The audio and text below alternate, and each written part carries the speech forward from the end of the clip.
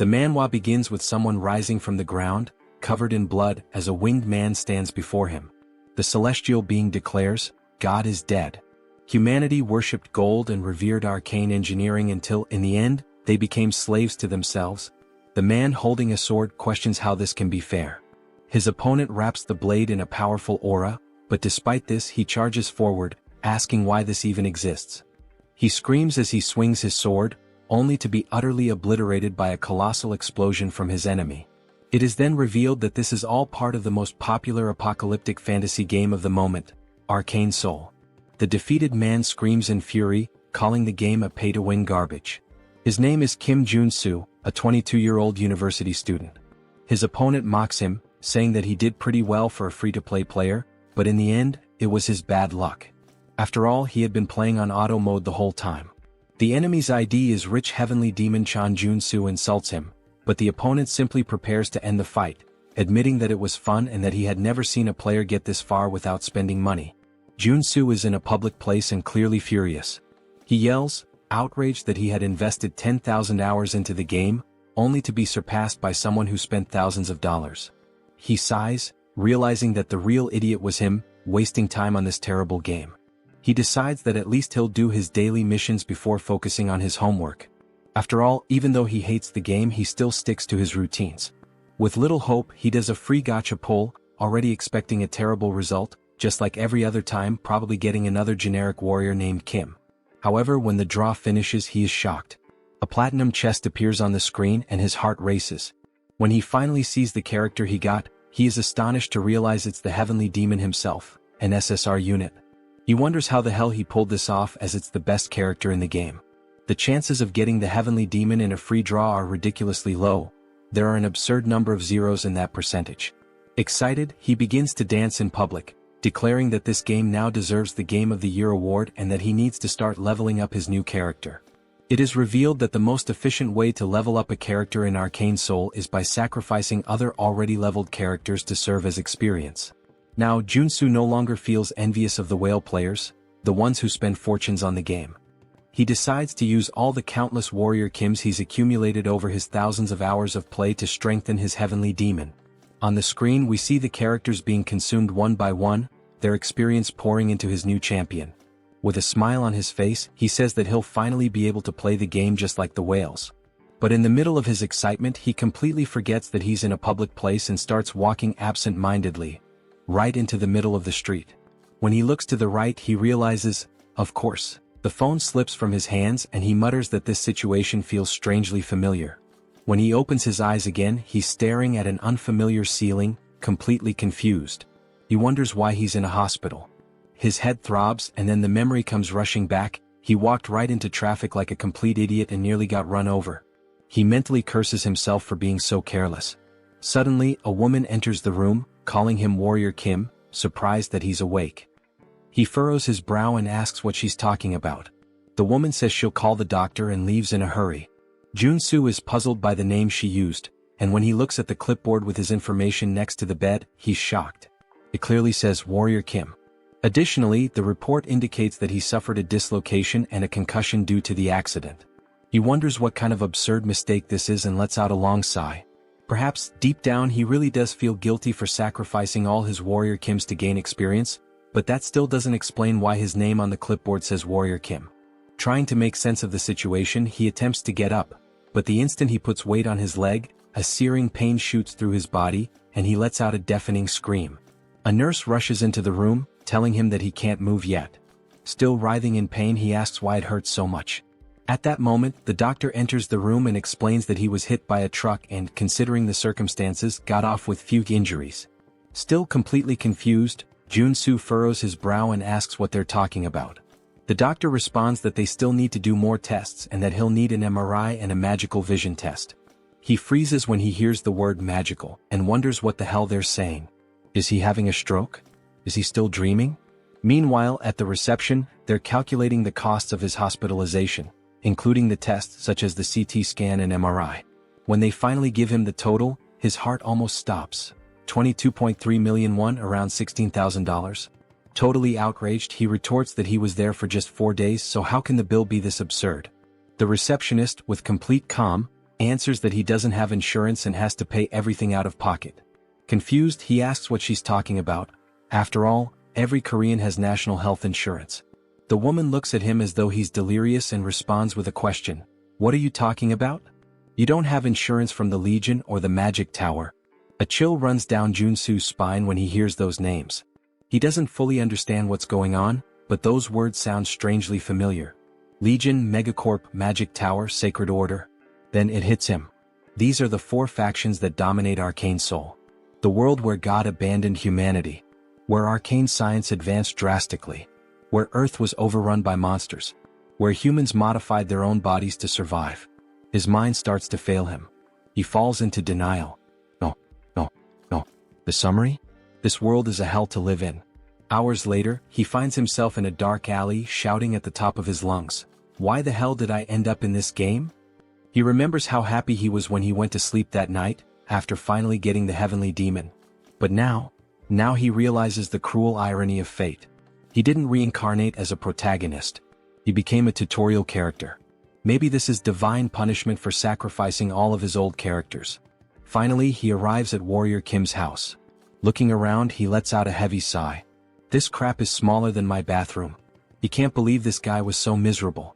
Exhausted, he throws himself onto the bed. His body is battered. He has no money. And now, what should he do? Then reality hits him like a punch to the stomach. If this is really the world of Arcane Seoul, events like nuclear wars, dimensional rifts, and even the rebirth of ancient gods are going to happen soon. And when that happens, this place will turn into a true hell on earth. He has no idea how he ended up here, but one thing is certain. If he stays still, he will definitely die. Then, suddenly, something occurs to him. His gaze locks on his own hands and he finally understands what this means. Without hesitation, he grabs a pen and raises it above his palm. Looking down, he murmurs that he needs to test this before it's too late. For a moment, he hesitates. But then, gathering all his courage, he stabs the pen into the top of his hand with all the strength he can muster. The pain explodes in his skin, and he lets out a loud scream as he pulls the pen out. It has pierced his hand completely. Immediately, a green aura begins to swirl around the wound, healing it before his eyes. A smile spreads across his face. I knew this would work. He has just obtained a trait called Wound Recovery. Now everything makes sense. The reason he created and sacrificed so many Warrior Kims was because this character is the only one without a base trait. However, this means it's possible to unlock and swap traits freely, allowing players to shape Warrior Kim however they want. For someone like him, who always played strategically and never had luck with rare characters, Warrior Kim was the best choice. And now, he is Warrior Kim. This means he can acquire any trait as long as he works to earn it. As he watches, his wounds start to fully heal, regenerating thanks to the newly acquired ability. He takes a deep breath and reflects. In Arcane Seoul, you die if you're poor, weak, or if your luck runs out. But he won't let that happen to him. He spent 10,000 hours playing this game. He knows all the shortcuts. He knows how to break the system. The scene cuts to his global ranking, which plummets from 115,000th place to the top 7,000. Then he climbs into the 3-digit ranks, finally reaching the top 9. Now he's above monsters, literally in the top 9. He doesn't know exactly what that means, but he'll figure it out. Plan change, make money. Now he walks confidently into a talent agency, muttering to himself. With Warrior Kim's body, this is a free pass to the top. Inside the player registration sector, a man reviews his file and raises an eyebrow. So, this is your first time at a player recruitment office? Joonsoo nods in confirmation. Yes. I want to enter the monopurification field. The recruiter stares at him, surprised. Monopurification? Joonsoo nods. He needs money to fund that pay-to-win gacha nonsense, and using his own body for work is the only option available. The man leans back in his chair, putting his feet on the table. He sighs, then looks at Joonsoo with an amused expression. They even call it monopurification, but do you have any idea what clearing a dungeon really means? The badge on the table reveals his name, Choi Seon-soo, Player Recruitment Director. Joonsoo crosses his arms and responds without hesitation. Of course I know. Seon-soo lets out a sarcastic laugh. Are you sure? Because honestly, your resume is completely empty. Joonsoo rolls his eyes and confidently responds. It's obvious that I understand how this damn game works. I know that the mana contained is what caused the monsters to overrun the world of Arcane Seoul. He continues explaining, clearing a dungeon isn't just about killing monsters and collecting loot. In the long run, prolonged exposure to the contained mana can erode someone's humanity, turning them into something else. This process is called mutation. And that's what makes the job so deadly. Joonsoo sighs and says it's fine. Once they gather enough people, he'll assign him to a team. Joonsoo thanks him, but the man still looks skeptical. He stares at him and asks if he's absolutely sure about going through with it. I am, Joonsoo answers without hesitation. Joonsoo sighs again and comments. I've seen many guys like you take this job for money and come out completely dead inside. Joonsoo laughs casually. Relax. I'll leave here in better shape than you. Joonsoo frowns, confused by the response, but Joonsoo just smiles and says, working hard without spending a dime has always been my specialty. First contact with the team. He then meets his team leader, a man named Deer. Deer crosses his arms and looks at him with a stern expression. So, you're the newbie they sent here? Joonsoo shrugs. I guess so. I'm just here because I was assigned. Without warning, Deer grabs the collar of his shirt, pulling him closer. You think this is a playground? He says, his eyes cold. Do you think you have what it takes to be here? Joonsoo doesn't answer, simply staring back at him. You'd better not beg me to save you if you start mutating, Deer continues. If I see the slightest sign of it, I'll kill you on the spot. Joonsoo smirks and calmly responds. I'll keep that in mind. For him, this is nothing new. In the real world, people always try to scare the newbies. But what really intrigues him is the fact that Deer is an R-rank character in the game. This is what he looked like before awakening. Joonsoo thinks, noticing that, at this moment, Deer's legs are still normal. Before the tension can rise any further, another man enters the room and sighs. Deer, I've told you not to treat the newbies like that. We're short on staff. The man is introduced as Hedgehog, a veteran with 5 years of dungeon clearing experience. Deer clicks his tongue, clearly irritated. Whatever. I just hope he doesn't mess things up. He then turns to the group and gives his instructions. We have 4 hours to clear 5 locations. No time to waste. Joonsoo watches Deer and thinks, this guy's much tougher than he was in the game. Hedgehog notices and pats him on the shoulder. Don't mind him. He may seem tough on the outside, but he's a good guy deep down. Joonsoo gives a nonchalant "hmm" in response, not paying much attention. The first dungeon. The first location they need to clear is a junkyard. As soon as they arrive, everyone complains about the terrible smell. No matter how many times I come here, I never get used to this stench, one of the workers says. Deer ignores the complaints and says, I'm opening the entrance. Get ready. He activates the access card and the dungeon door opens. What they see on the other side is simply disgusting. The place is covered in filth, a complete mess of waste and magical residue. Deer gives the command. Everyone, position yourselves. Inside the dungeon, there are low-level monsters known as contaminated slimes, creatures that feed on trash and residual mana. Joonsoo quickly assesses the situation and starts explaining to himself. The core of mana-contaminated clearing is eliminating these slimes. They're weak but troublesome. If you cut them in half, they just multiply. The only way to truly kill them is by destroying the small mana core inside their bodies. As they begin to fight them, the workers quickly realize the problem. How the hell are we supposed to find these cores in the middle of all this mess? Someone shouts, frustrated. Joonsoo takes a deep breath, steps forward and says, get out of the way. Before they can react, he rushes toward the slimes, holding nothing but a shovel. He leaps into the air, preparing to strike. If this goes south, don't blame me. He shouts to his teammates. With a precise swing, he drives the shovel directly between the legs of one of the slimes, hitting the mana core dead center and destroying it instantly. The other workers stare in shock. Hedgehog's eyes widen. He's killing the slimes way too fast. Deer also watches, intrigued. Meanwhile, Joonsoo just smiles. This is perfect. He continues to move forward, destroying the cores one by one before the slimes can multiply. And the most impressive part? He's doing all of this with nothing but a shovel, without needing a real weapon. The other workers watch in disbelief as he moves rapidly across the battlefield, crushing slimes as if it's the easiest thing in the world. Is this really possible? One of the workers exclaims. Joonsoo answers with a confident smile. Of course it is. Suddenly the scene cuts to a flashback from 2 days ago. We see Joonsoo crawling on the ground as if searching for something. The curious detail? He's in the middle of a children's playground. Joonsoo looks around and murmurs to himself. It must be around here somewhere. After a few seconds of searching, his eyes finally spot what he's looking for. Found it. He crouches down and picks up a coin from the ground. The moment he holds it in his hand, An invisible notification seems to appear in his mind. Trait acquired, Treasure Hunter. A wide grin spreads across his face. Got it? This is the most important trait for Warrior Kim. Excited, he starts spinning in place, celebrating his achievement while holding the coin like a trophy. Nearby, a mother watching the scene covers her child's eyes and sighs. Just think happy thoughts. Joonsoo doesn't care about the strange looks and continues on his journey to acquire more essential traits. The price of evolution. He learns some fundamental rules while hunting for important traits. Cut to a less glamorous scene. Joonsoo is vomiting into a trash can, his face completely wrecked. That went too far, he groans.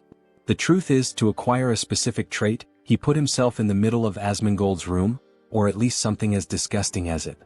The notification appears once again. Trait acquired, Contamination Resistance. Joonsoo wipes his mouth, panting. That was the hardest one so far. The logic for acquiring traits in this world works exactly like in the game. If you meet the conditions, it's yours. He opens the mental menu and reviews his abilities, explaining to himself that it's possible to equip up to 6 traits at once, and that he can switch between them at will. Now, thanks to Treasure Hunter, he can see the mana cores inside the slimes, which explains why he's able to eliminate them so easily, even the giant ones. However, another slime is attacking his team, shooting a barrage of sticky slime. Deer gives an urgent warning. Don't let that stuff touch you. But Joonsoo simply walks through the toxic substance without hesitation. Finally, all this work paid off, he comments, satisfied. Thanks to contamination resistance, he feels no side effects from the slime. I personally wouldn't stick my tongue out in this situation. End of shift. The scene cuts to the bus on the way back home. Joonsoo leans against the window, exhausted. Even with all these traits helping me, working all day is still draining. Hedgehog smiles and comments. But thanks to you we finished early today. It was incredible seeing all of that up close. He pauses and asks curiously, are you hoping to awaken like Deer? Joonsoo laughs. No way. I only know how to use a shovel. Military training to blame. Hedgehog whistles. Impressive. As they talk, something strange happens. Small horns begin to grow from Hedgehog's head. Joonsoo furrows his brow. Your mutations are getting worse. You've been exposed to too much contaminated mana. He observes his colleague more closely. You don't look so good. You should rest for a bit. Hedgehog just shrugs and lets out a bitter laugh. I'd rather mutate than face the debt collectors. Joonsoo sighs, understanding his situation better. Now it makes sense why you wanted this job. Not exactly the kind of position people queue up for. 4 days later. A time skip brings us 4 days forward. The work finally comes to an end, but everyone is exhausted. We're done, someone murmurs. The team members are wrecked after days of non-stop dungeon clearing. On the other side, a worker is vomiting uncontrollably, almost doubled over. Joonsoo immediately recognizes him. Hedgehog. I told you not to push yourself so hard. Deer approaches and pats Joonsoo on the shoulder. The only reason you're still in one piece is because you're young. Never thought you'd do your part properly, but good job. Joonsoo gives a faint smile. It was thanks to everyone. But deep down he knows the truth. He only managed to do well because of his traits. He watches Deer, noticing that he's holding up surprisingly well against the exhaustion. For someone at our rank, he's holding strong. Before they can continue talking, a desperate scream echoes through the area. Joonsoo turns to find Hedgehog. Something is terribly wrong. A dark aura begins to form around him. His colleagues look horrified. What's happening to his spine? Deer runs over, his expression turning serious. Hedgehog. Hang in there. Joonsoo understands everything in that instant. Hedgehog is mutating. Deer tries to hold his friend back. Hold on. We need to get out of here. But it's too late. The mutation consumes Hedgehog completely, and his body explodes into pure energy, creating chaos around them. Joonsoo feels the impact and murmurs. Shit. Now this is serious. The battle begins. Hedgehog has lost all trace of his humanity. His silhouette now resembles that of a giant porcupine, and his foaming mouth makes him look like a rabid dog. Joonsoo watches the creature and immediately concludes. He's gone. There's nothing left of Hedgehog in there. If they don't defeat him, no one will walk out of here alive. But there's a problem. All the traits Joonsoo has acquired so far are specialized for monster cleaning. None of them are useful for combat. He struggles to find a way out, but nothing useful comes to mind. The first attack comes directly at him. Joonsoo has no time to react. The strike hits him square in the face, sending him flying like a ragdoll into a wall. He crashes to the ground, spitting blood. The power difference, it's absurd. A new notification appears. Trait acquired, endurance. He smiles faintly, wiping the blood from the corner of his mouth. It's still too early to give up. If he wants to survive, he needs to act now. He quickly opens the menu and starts switching his traits. I need something that will actually help. He selects strength, which will increase his physical power. Mana heart, which will allow him to control his magical energy. And endurance to reduce the damage he takes. Let's see what I can really do. The counterattack begins. Joonsoo finishes selecting his traits. Mana absorption allows him to absorb magical energy directly from the environment. Deep breathing accelerates his mana regeneration, ensuring a steady flow of energy. Finally, the last piece of the puzzle, corruption resistance. Now that his traits are set up, he's much better prepared for combat. Hedgehog charges at him, screaming as Joonsoo activates strength, multiplying his physical power by 10. He swings his shovel back and roars, spinning his body with full force before delivering a crushing blow. The impact hits Hedgehog square on, launching him into the air. Joonsoo feels a flicker of hope. This is working. I can really win this. But then, in midair, Hedgehog starts spinning violently, turning into a deadly ball. Joonsoo's eyes widen. That should be illegal. Hedgehog launches himself at Joonsoo like a projectile, but at the last second he crashes into a rock, losing control and flying back up. Joonsoo yells, completely confused. What am I supposed to do in this situation? He doesn't have time to react. The attack hits him full force, smashing him brutally into the ground. Hedgehog pulls away, laughing, but then his eyes widen as he notices something. From the rubble, Joonsoo leaps out, completely unharmed. Thanks to endurance, his resistance to damage was multiplied tenfold. He winces in pain, groaning. Even with endurance, this still hurts like hell. But he has no choice. If he stops now, he'll die. He steels himself, clenching his fists. With no other option, he launches into an unrelenting assault. Blow after blow, Joonsoo unloads a barrage of punches at Hedgehog, refusing to retreat. But then one of the spikes on Hedgehog's back curls backward and shoots out like a missile. Joonsoo dodges at the last second, but before he can react, a swarm of spikes is launched at him, piercing his body and embedding themselves in his flesh. He is thrown to the ground, completely covered in blood. But he refuses to give up. Joonsoo forces his body up, breathing heavily. Just a little more. He charges at Hedgehog again, preparing for another punch. But then, blood explodes into the air. Joonsoo feels something violently ripped from his body. His mind tries to process what just happened. His hand has been obliterated. His eyes widen in complete shock. His senses still can't understand how this happened. But before he can react, Hedgehog fires another spike. This time, his mind registers what's happening, but it's too late. His entire arm is torn off. The pain strikes him like an electric shock. Joonsoo lets out a scream of pure desperation. But Hedgehog doesn't stop. He clenches his fists, preparing a final crushing blow. Joonsoo closes his eyes, gasping. This is exactly what I expected. Hedgehog lands the blow. The ground shakes violently as the impact hits where Joonsoo had been lying. The price of victory. A flashback unfolds in his mind. He remembers when he used to play this game just as a mobile game. Back then, everything felt easy. All he had to do was press a single button to defeat monsters. He never stopped to think about what the character felt.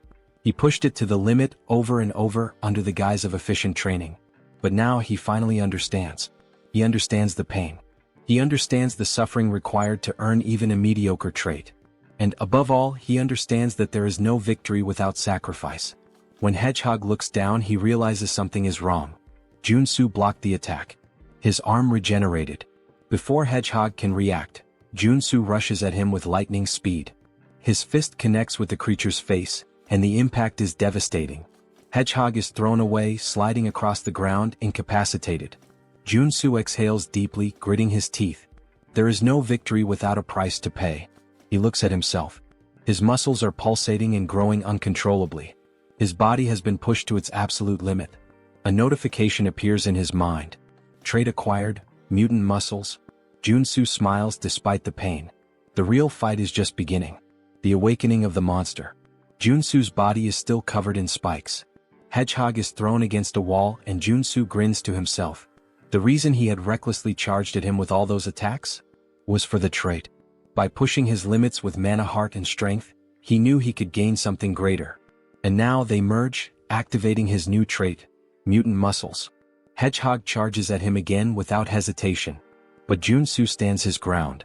Everything I've done so far was for this moment. Hedgehog throws a punch. Joonsoo easily blocks it. Then he starts to laugh. This doesn't work anymore. Go ahead, hit me again. Hedgehog snarls and then his fist deforms, sprouting sharp spikes.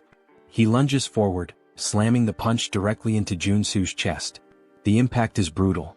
Joonsoo is thrown to the ground, his body pierced from all sides. It seems like he won't get up from this.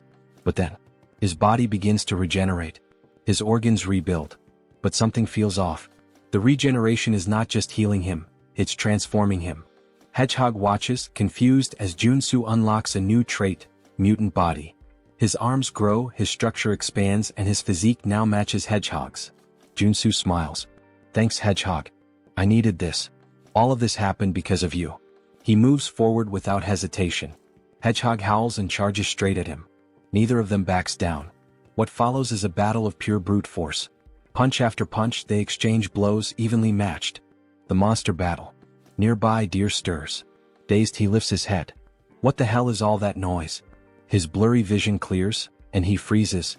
A monstrous battle unfolds before him, something straight out of a kaiju movie. His eyes lock on Joonsoo. Wait, that's Warrior Kim? Deer can't believe what he's seeing.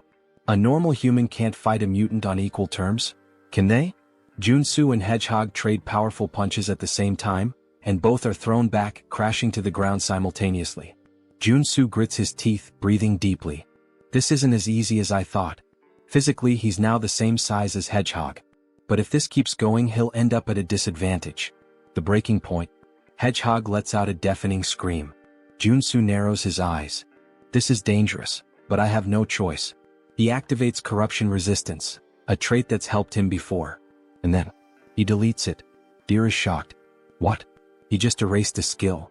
Joonsoo's body shakes violently. And then, he starts transforming again. His skin darkens, twisting and stretching, his muscles expanding uncontrollably. He fights to keep his sanity, but the process has already begun. Joonsoo is undergoing a full monsterification. The primal roar. His skin turns a deep red. His body grows even larger, becoming colossal. Then, he lets out a primal, deep and terrifying roar. The sound shakes the air, a fearsome bellow that freezes Hedgehog in terror. For the first time, Hedgehog hesitates. Above Joonsoo's mutated mouth, a magic circle begins to glow. And then, a burst of pure energy is unleashed. The attack hits Hedgehog squarely, sending him flying far, far away. What the hell was that? Deer watches in pure shock. What the hell was that? He looks up, and freezes. A monstrous, gigantic, and deformed version of Joonsoo glares down at him. Deer feels a chill run down his spine. He really turned into a mutant? How is this possible? But for Joonsoo, it's just another trait. New trait acquired, mutant. Deer swallows hard, his instincts screaming at him to flee immediately. Holy shit. He begins to crawl away from Joonsoo, panic taking over. Then suddenly, Joonsoo extends his hand toward him. Deer shuts his eyes tightly, bracing for the worst. But instead of a fatal blow, he hears coughing and groaning in pain. His eyes open. Joonsoo is standing, panting. And just like that, he's human again. The final sacrifice. Then Joonsoo collapses face first into the ground, muttering that he made it. We learn that corruption resistance is the last line of defense. If you're possessed by the mutant form and mutant muscles, and you erase the resistance, you turn into a full mutant. The common belief is that once transformed, you can never go back to normal, but Joonsoo knew otherwise. He needed this, and he was sure he could change the trait back while still thinking clearly, even if only for a second. That's why, even though his body was disintegrating and rebuilding repeatedly, and the pain was unbearable, he kept fighting for his sanity, allowing him to swap corruption resistance for the mutant trait.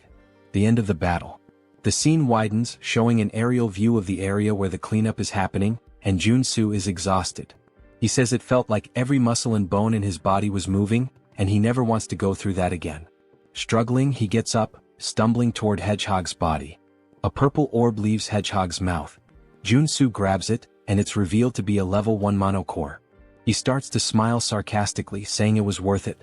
Soon he starts dancing, joking that clearing the field is really profitable. Deer approaches and asks if he's alright, commenting on his mutant transformation and asking what happened. Joonsoo replies that it would be annoying if strange rumors spread, so he just says he kinda bet he could turn back and got really lucky. Deer is surprised, saying it was an insane risk, and Joonsoo hands him some level 0 mono cores since he now has a level 1 mono core.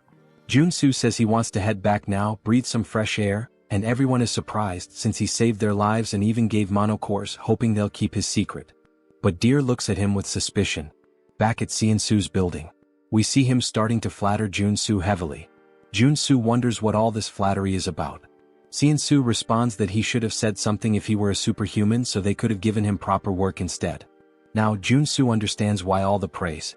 In the world of Arcane Seoul, a superhuman awakens a skill that grants them powerful mana. In a world like this, where strength equals power and authority, superhumans are practically the nobility. But it makes sense for Seonsoo to think this way since it takes a superhuman to defeat mutants. Though in Joonsoo's case, it's just a game design flaw since he can acquire traits. Seonsoo puts his hand in his pocket and says he should pay Joonsoo for the cleanup. Joonsoo responds that would be nice, trying to stay calm, but inwardly he has that mischievous smile, thinking he'll let Seonsoo think he's a superhuman for now. Seonsoo pulls out a mountain of cash from his pocket and says that they cleaned 5 regions, and that they get 20% of the total fee, which amounts to 50 million wons. If they split it among everyone in the group, Joonsoo should receive 5 million, but this time they'll do it differently. Seonsoo places all the money on the table and says they'll only keep 5% of his share and will even give him a bonus of 12 million. Joonsoo's smile reaches a whole new level now, with his tongue even turning into a heart. He exits the room singing, and someone comments that he seems to be in a great mood, while the other says he must have been well paid. Joonsoo confirms, saying yes, since they finished the job, and acknowledges the man as someone he's worked with. The man explains that he's here because he wants to ask a favor. Joonsoo asks what he means by that, and the man reveals that his wife is sick and asks if he can lend him some money. He apologizes for asking since they don't know each other. Joonsoo responds that it's not a good idea to help someone when you know nothing about them, because they could end up stabbing you in the back, and it's hard enough to stay afloat right now. Joonsoo takes the man's hand, which is pleading, and tells him that he's much older than Joonsoo, so he doesn't need to do this. Although it's not much, he can use it and hands over many level 0 mono cores to the man. Joonsoo says he feels too bad to ignore him. What a conversation, huh? The twist. Later that night, we hear the man laughing, calling Joonsoo an idiot, saying he pretended to be poor, but gave him so many mono cores. He's boasting to Deer. Deer replies that the man must be new to this kind of thing, and the man says he would have given more if Joonsoo had said his son was sick too. And he complains that what's annoying is that Joonsoo was paid more than everyone but gave such a tiny part, along with that superhuman talk about the profit split. Deer sighs, saying that Joonsoo isn't a superhuman and that it's better they teach him a lesson. The beggar asks if Deer has any ideas, and Deer smiles, saying that idiot probably has some strange skill. While Joonsoo is happily helping the poor, Deer says that since they know his secret, they can teach him a lesson about how truly scary the world can be. The scene shifts to a luxury resort, where we see Joonsoo through a window, receiving a massage. He comments, saying that money is really wonderful. He never imagined he'd see the day he could get a massage in a place like this, and being in the game is so much better than reality. The masseuse presses hard on his arm, and Joonsoo mentions he spent 3 whole days resting at the hotel but still feels pain. From now on, he'll have to think twice before using any mutant-related traits. Changing traits isn't as all-powerful as he thought. His body changes depending on the traits, and the intensity of the side effects increases as his body changes. The problem now is survival after limiting the use of traits. He looks out the window and recognizes a few people, saying that's the Iron Fist gang, while we see them all by the pool. He explains that Arcane Seoul is ruled by local gangs, not the law. That's natural since there are so many monsters around, and people have to rely on superhumans. He says he's managed to survive so far, but it would be foolish to rely only on his traits in such a dangerous place. He starts to smile, saying that in the end, it all comes down to being overloaded with equipment. He goes to a miscellaneous goods store, and a woman asks if he's there to sell things. He says yes and mentions he has some monster byproducts. She looks at his clothes and warns that they don't buy level 0 mono cores since he's not dressed well. He replies that he already knew that. He pulls something out of his bag and says that this is what he would like to sell, revealing a blue mono core, which surprises her. She asks if it's a level 2 mono core, and he confirms, telling her to take a good look at it. He comments that it's nice to see she's surprised. He's really happy he managed to get a level 2 mono core, and the effort at the hotel was worth it. If he can sell it for the highest price, this will be the right path. He asks if she sells weapons and armor. She replies that she does and lets him into the back area. As he enters, he's surprised, saying that it looks like she has everything back there. He thinks the government should start keeping an eye on this woman since all the essential game items are there as well. She tells him to make himself comfortable. He responds affirmatively and then begins to get excited. He says that now is the time to get properly equipped. He starts putting various weapons into his backpack and says that now that he has weapons, it finally feels like he's playing Arcane Seoul. Then he hears a woman calling for him and turns around. She asks almost casually if he's a mercenary, saying she needs help. He replies that he's not a mercenary and suggests she should look for someone else, but she pulls out a little money, explaining that she's on a business trip and that the Iron Fist gang scared her. She asks if he could protect her until she reaches her lodging. He realizes she's trying to offer him at least 500,000 to be her bodyguard, and wonders if he should accept now that he's well equipped. He places a hand on her shoulder, saying that he can't ignore a lady in distress, and tells her it's time to go, looking ready for the situation. They start walking through some alleyways and she says they're almost there. He wonders why she's staying in such a shady place, saying that, forget about people, there isn't even an ant around there. She quickly dashes around a corner and when he turns, all he sees is darkness. She says they're nearly there and urges him to hurry. He replies that it's too dark and he can't see anything. Then his eyes begin to glow yellow as he acquires the night vision trait, and says that now he can see, but he didn't plan for this. In her hands there's a pistol aimed directly at him, and she remarks that he's a lot more cautious than she expected. He wonders who she is and if all of this was a trap, only for him to turn around and see Deer, who laughs and asks where he thinks he's going. Deer says it's good to see him again like this, asking if he agrees. Joonsoo asks what he did to deserve this and Deer responds that he didn't do anything, he just looks stupid. There's no other reason, calling him naive. Joonsoo lets his weapons drop, immediately rushing to knock the woman down. Deer asks why he would start a conversation just to run away. He tells the woman to shoot him and she fires her gun directly at him, hitting him in the back. He starts falling down the stairs. Then Deer asks, "What the hell?" saying she should have shot him in the leg, not the chest. She responds that it's better than him running away. Deer says, "Damn, I think he's dead. Honestly, I think the guy can just get up, he looks fine." The woman mentions that someone might want to buy his body since he came back from being a mutant. The beggar says it's time to loot his gear now. When Deer looks down again, he says there's no way and they should do this first, only to find that Joonsoo's body has disappeared. They all start wondering where the hell he went, growing uneasy. The street lamp breaks and the beggar is hit in the neck. The rest of them start panicking, wondering what's happening, and Deer says there's no way he's still alive. Joonsoo says that he can't die at the hands of someone who repays kindness with betrayal, and it's a good thing he left the store after putting on the bulletproof vest. Thanks to that, he acquired the trait of playing dead after being shot. Deer looks around in panic, saying he can't see anything since the street lamp broke, wondering where Joonsoo is. Joonsoo suddenly appears behind him, saying he's right there. He says he saved his life, so now he's going to take it, landing a punch directly to Deer's face. Joonsoo punches Deer in the face, sending blood flying everywhere. Deer falls to the ground but instantly gets back up, wiping his mouth. He stands up and kicks Joonsoo, who dodges. Joonsoo says he should be grateful for being saved in the first place, asking if Deer thinks trying to kill the person who saved his life is the right thing to do. As Deer is about to fall to the ground from the attack, Joonsoo tells him to bite the curb and is about to land a kick when the woman shoots her gun at Joonsoo, asking Deer if he's okay. She manages to hit Joonsoo in the arm with a shot, and he says he was too careless. In Arcane Seoul, the scariest thing isn't the monsters or mutants but the people. He was incredibly naive and trusted them too easily. He places his hand on his waistband and pulls out his weapon to avoid making the same mistake again.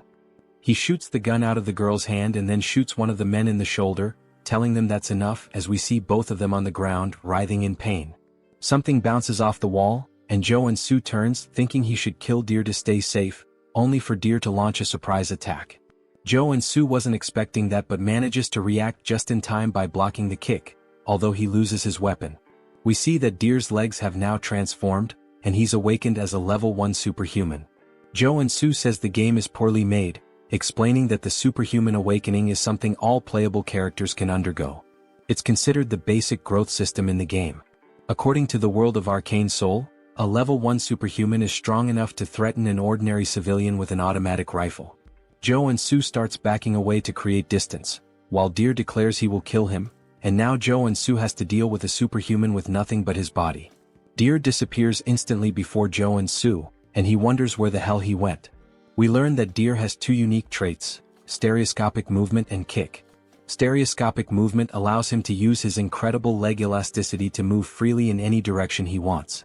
In his case, he's running on wall. Joonsoo looks up and sees him coming from above.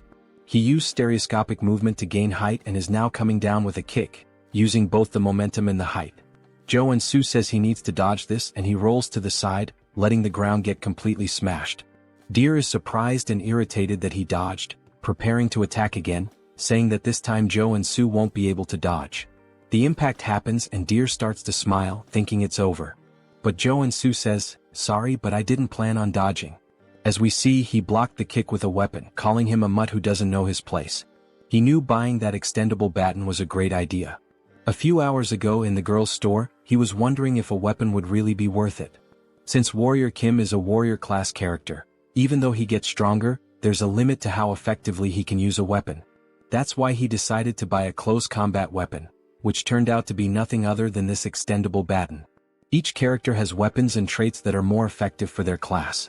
We see Deer's leg trembling, and Joonsoo manages to push him back.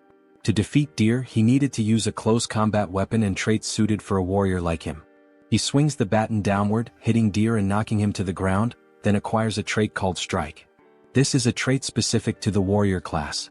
He then starts spamming his attacks to acquire even more traits, using moves like a downward strike, uppercut, and even an advancing attack. He tries a side strike, though it's unclear if he gained a trait from that moment.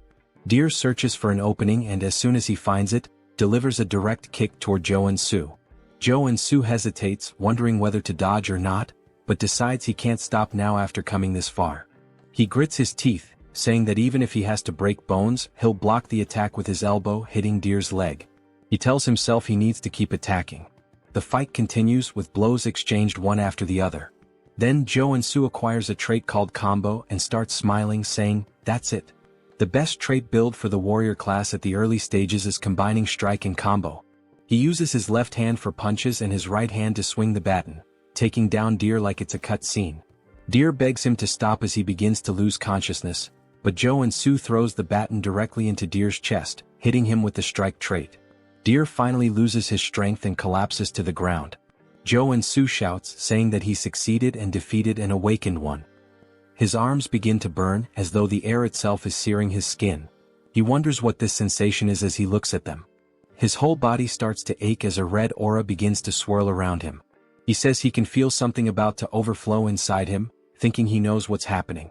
There's a brilliant explosion from where he stands, and now, with a golden aura surrounding his fingers, he says, "This is the day I learned the cruel truth of the world of Arcane Seoul, and now I am awakened as a level 1 superhuman."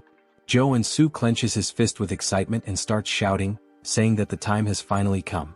He then pulls the fiercest face he's ever made, resembling Lloyd, and is so pumped up that he does a handstand, announcing that he's about to start taking low-interest loans and landing high-paying jobs. A man approaches him, asking what he thinks he's doing. When Joonsoo turns around, he's shocked to see a giant, old man holding an enormous weapon. This man is Iron Fist Kim, the second basic character available in Arcane Seoul after Warrior Kim. He's a reinforced soldier class character who specializes in firearms, primarily using his prosthetic arm to shoot. The issue is Iron Fist Kim is the feared leader of the Iron Fist gang, and since Joonsoo fought within their territory, he's probably stirred up quite a mess. Iron Fist asks if Joonsoo checked where he was before all of this. Joonsoo responds that he was caught off guard and couldn't just stand there and not fight back. Iron Fist unlocks his weapon, saying this means they're more terrifying than his own gang. Joonsoo is taken aback, saying that if he fights under these conditions, he'll die for nothing. Iron Fist presses the weapon directly to Joonsoo's chest, stating that he made a terrible choice and will show him what happens when someone messes with his territory. Joonsoo pauses for a moment, then asks if that's the best he's got, mentioning that Iron Fist forgot something. Joonsoo grabs the weapon and puts his finger on the trigger. He shoots himself in the chest, saying that he's not the type to die so easily. Iron Fist is stunned, seeing the guy just kill himself with his own weapon, calling him a psychopath for pulling the trigger on himself. Joonsoo starts laughing, asking if that's all, saying it was easy. We see that he acquired the regeneration trait. Iron Fist laughs, calling his ability interesting. Joonsoo explains that the upgraded version of Wound Recovery is regeneration, and it can only be obtained when you become a level 1 superhuman. He warns Iron Fist that it will be the end for them if they start underestimating him. He realizes he'll need to bluff his way out of this. He points to the triple homicide case behind him, saying that, as they can see, he didn't survive by chance and that he doesn't care who they are. If they mess with Warrior Kim, they'd better be prepared. Iron Fist laughs, asking if that's his name, saying he likes his audacity, but he'll let him go this time. However, now Joonsoo owes him a favor. He puts a hand on Joonsoo's shoulder, saying that he surely knows what he means. Joonsoo says he'll remember this, wondering if maybe Iron Fist recognized him. Iron Fist then extends his hand, suggesting that they might work together on a job next time. When Joonsoo looks at her hand, he thinks that Iron Fist is not the type of person who would betray him. In that case, it wouldn't be bad to form a connection here. He says it's a deal as they shake hands, telling her he'll see her next time. The scene then shifts to the superhuman tower in Jamsil, where Joonsoo says he had no idea when he first saw this place in the game, but now he realizes that it's really impressive, completely different from anything he's seen before. A woman then catches his attention, thanking him for visiting the tower and asking how she can assist him. The guy is stunned by her beauty and mentions that she looks familiar, wondering if she's an NPC. She tells him that if he's there for certification, he needs to head to the machine to measure his mana and trait circuits. He thanks her and starts walking towards it, thinking that he didn't even ask for help, but she guided him anyway. It just shows how much of a novice he must look. He thinks that once he gets his certification, he'll truly start his life in Arcane Seoul. Suddenly, he hears a loud noise that startles him. When everyone tells him to look at the ceiling, saying the saint has arrived, he looks up and sees a bright light descending from an airborne ship. As the light appears right in front of him, we see some enchanting text spread across, while people are teleported. Joonsoo is shocked, recognizing it as the Old Father's order and wondering why a boss monster is there. People begin praying, saying it's an honor to be in her presence, but Joonsoo remembers that, since he's still in the tutorial timeline, she's a saint and not a boss monster. As the story progresses, it's revealed that the order is actually a cult disguised as a religion, and she is a complete psychopath. While people continue to praise the saint, they mention that she must be there for a level-up renewal. She then starts releasing a powerful aura, so strong that it knocks people down, with a golden light pulsing around her. Joonsoo looks away, saying that it's a rather flashy way to do things, and that it's kind of too noisy. As the machine begins reading her mana, it starts collecting her energy until it completely disappears, leaving everyone in suspense, wondering what she'll get. We then see that she is 27 years old, a priestess class with mana level 8 and a 6-layer circuit. They can't believe she's only level 8. She smiles as they say she has up to 6 traits, which the layered circuits represent. But Joonsoo has a different opinion. He's sweating nervously, saying that it's not the time to celebrate. A level 8 superhuman can be compared to an aircraft carrier, and she's a walking national powerhouse. Why are strong women always crazy? But even if he tried to warn them, they would just treat him like a madman and stone him to death as if it were the Middle Ages. For now, he decides to just measure his mana. It would draw too much attention if he had 6 traits, so he'll lower it to 3. The saint suddenly turns, sensing something. When her men ask what's going on, she says that she's found something that caught her attention. She appears right behind Joonsoo, saying that he has an interesting ability. He says, "Damn," surprised, and then repeats what she just said, asking if she really noticed that he swapped his traits. He freezes for a second as the window remains open. Everyone wonders why the saint is talking to him, saying he looks like a normal guy. She then takes his hands, asking what his name is. He says his name is Warrior Kim and comments that the only reason a priest would ask someone's name in Arcane Seoul is. Before he finishes his thought, he's interrupted as she declares that she represents the Old Father's order and baptizes him. Since the Old Father always desires powers like his, she tells him that he must submit and find peace in this hellish world, as the enchantment table begins moving across his arm. Everyone around him envies the fact that he's being baptized, especially because she is the Old Father's first daughter. Joonsoo, however, has a different perspective. He's extremely nervous, thinking that if he's baptized and gains the baptism trait, he will have no choice but to become a paladin of the order. However, the Old Father's order loses to major figures in Arcane Seoul during the war with South Korea, and this figure is none other than the Celestial Demon. As she continues with the baptism, he rips her hand off of him, saying it feels like being forced to invest in a stock that's about to crash. He kneels, refusing the baptism. We see her eyes turn completely psychopathic as she says that he must not have heard her correctly. He responds saying he's very serious despite being a little exhausted.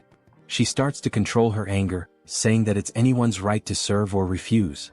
However, the old father has already set his eyes on him.